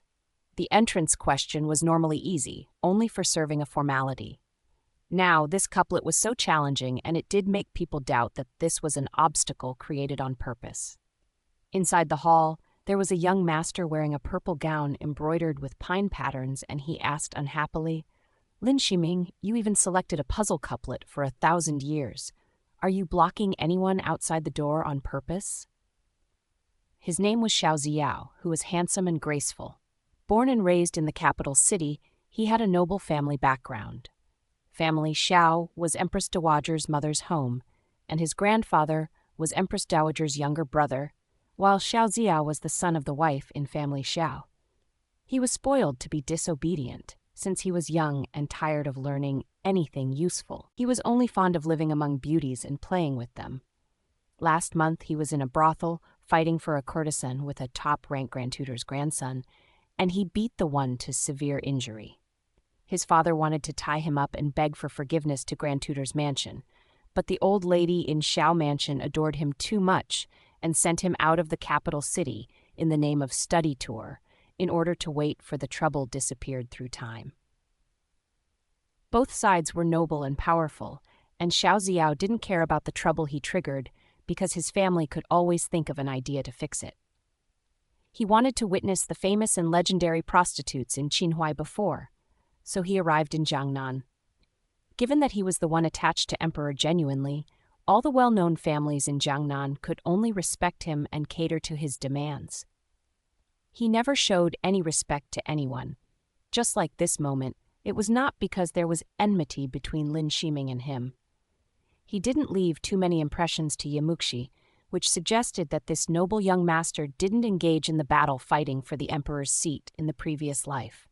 He was a marginalized person. "Brother Ziao, I don't know who could select this puzzle couplet, so how can you say I intended to block someone outside the door?" Lin Shiming smiled slightly. "And nobody said a puzzle couplet. is prohibited in the basic couplet game, so I didn't break the rules. Moreover, Junmochen in our dynasty solved a puzzle couplet before, so I am just feeling curious, wondering if our Jiang state could give birth to the second Junmochen. If not, then the guest who chooses this couplet doesn't have good luck. If it does, it would be a legend. Up until now, he naturally couldn't confess that he was partial, and following the lines he prepared was the best way to continue this show. He had prepared these lines to cleanse other people's doubts after Muxi selected this couplet, and now his explanation was convincible enough.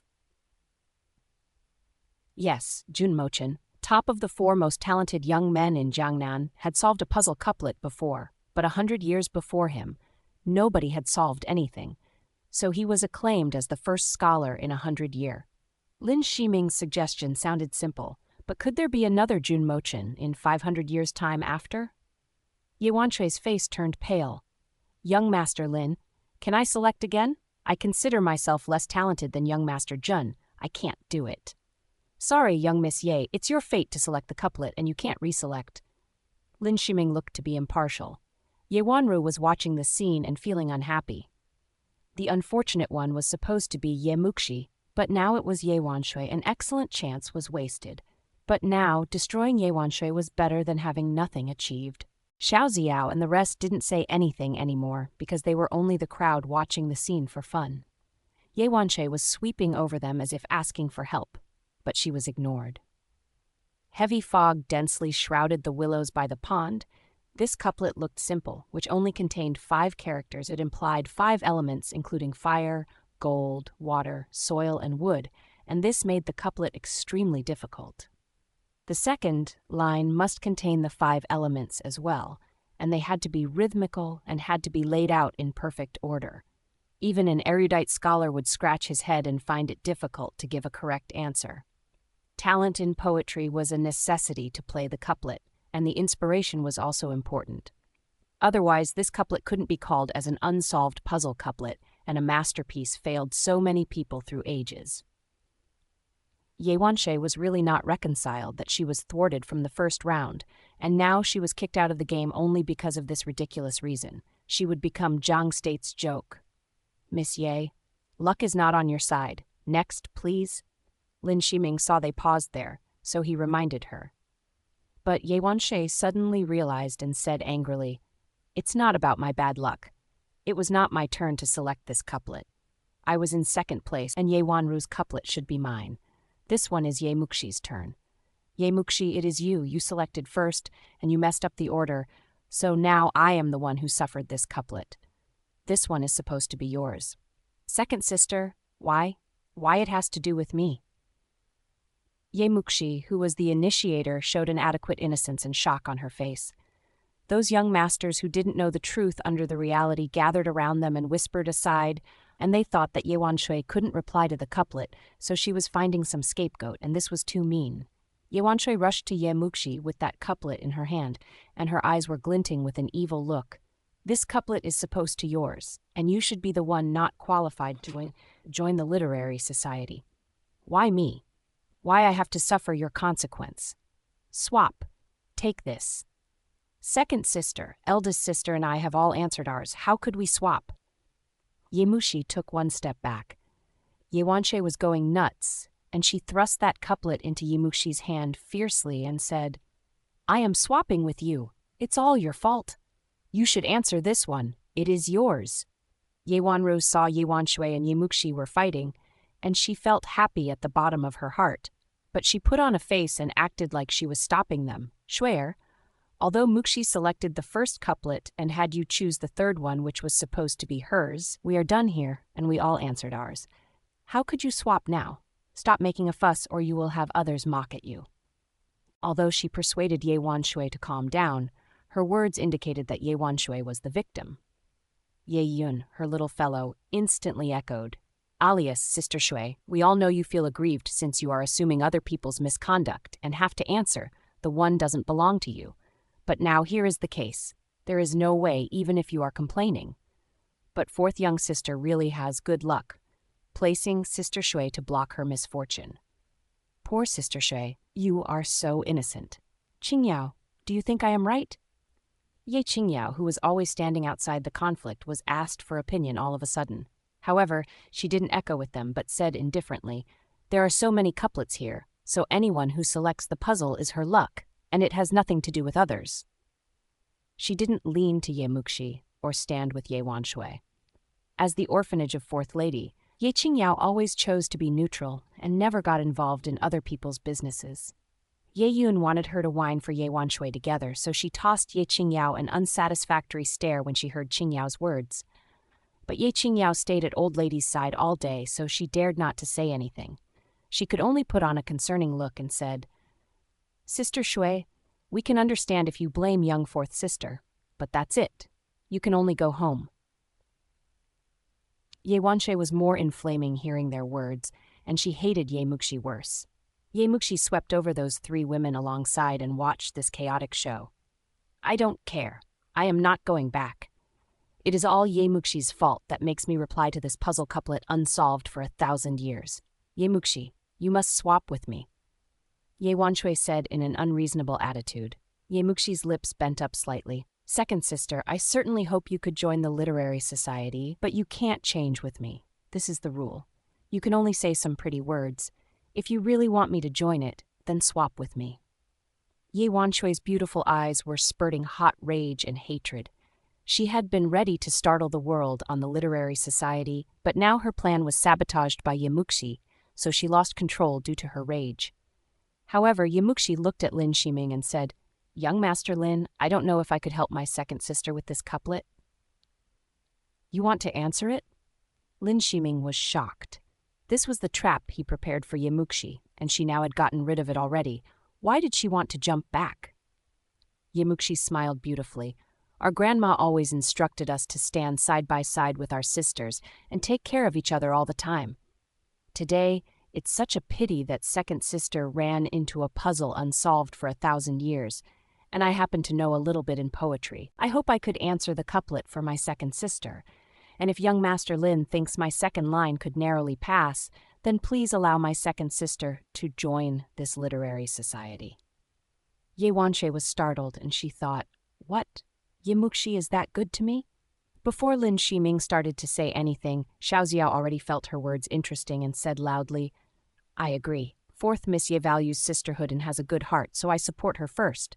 Tell me, hurry up, what is your second line?" He was interested to know what the second line Ye Muxi came up with. Others agreed with him as well. It was obvious to Lin Shiming that if he refused her to be supportive of her sisters, and others would blame him for being unfriendly and meaning. So he smiled and said, "Although it obeys the rules, we also have Hua Mulan, a female warrior who substituted for her father to join the army in the past, and today we have fourth Miss Ye, supporting her sister to answer a couplet question. This will be a good story spread among the public. Of course, we should agree. If fourth Miss Ye could reply to the second line, then Ye Wanshui could pass this round naturally. My second line is, 'Bright light shadowed the bell in the village.'" Ye Muxi picked up the couplet paper and closed her lips tightly with a smile. When Ye Wanshui was reading the first line, Ye Muxi thought that this puzzle couplet, which had been unsolved for 1,000 years, was solved by somebody 3 years later, and it became a popular legend in Daqian dynasty. However, they were 3 years before that moment, so nobody could address it yet. Heavy fog densely shrouded the willows by the pond. Bright light shadowed the bell in the village. The second line also contained 5 elements, and the rhythm matched perfectly. Meanwhile, it also conveyed a meaningful and far-reaching artistic sentiment. All of a sudden, the silence hit the crowd, and people all put their concentrations on Ye Muxi and burst into thundering applause in the next moment. They now looked at Ye Muxi in a different way. There were more than enough women who possessed beautiful visages, but Ye Muxi was the only one who could solve a puzzle couplet unsolved for 1,000 years. After tonight, Ye Muxi could be a household name in Jiang State definitely. There was someone even hailed her as the female Jun Mochen. In fact, Ye Muxi was clear that even though she was both talented and hardworking, she couldn't compare herself with Jun Mochen. However, she had this memory in mind, and she was not stubborn, so she used it.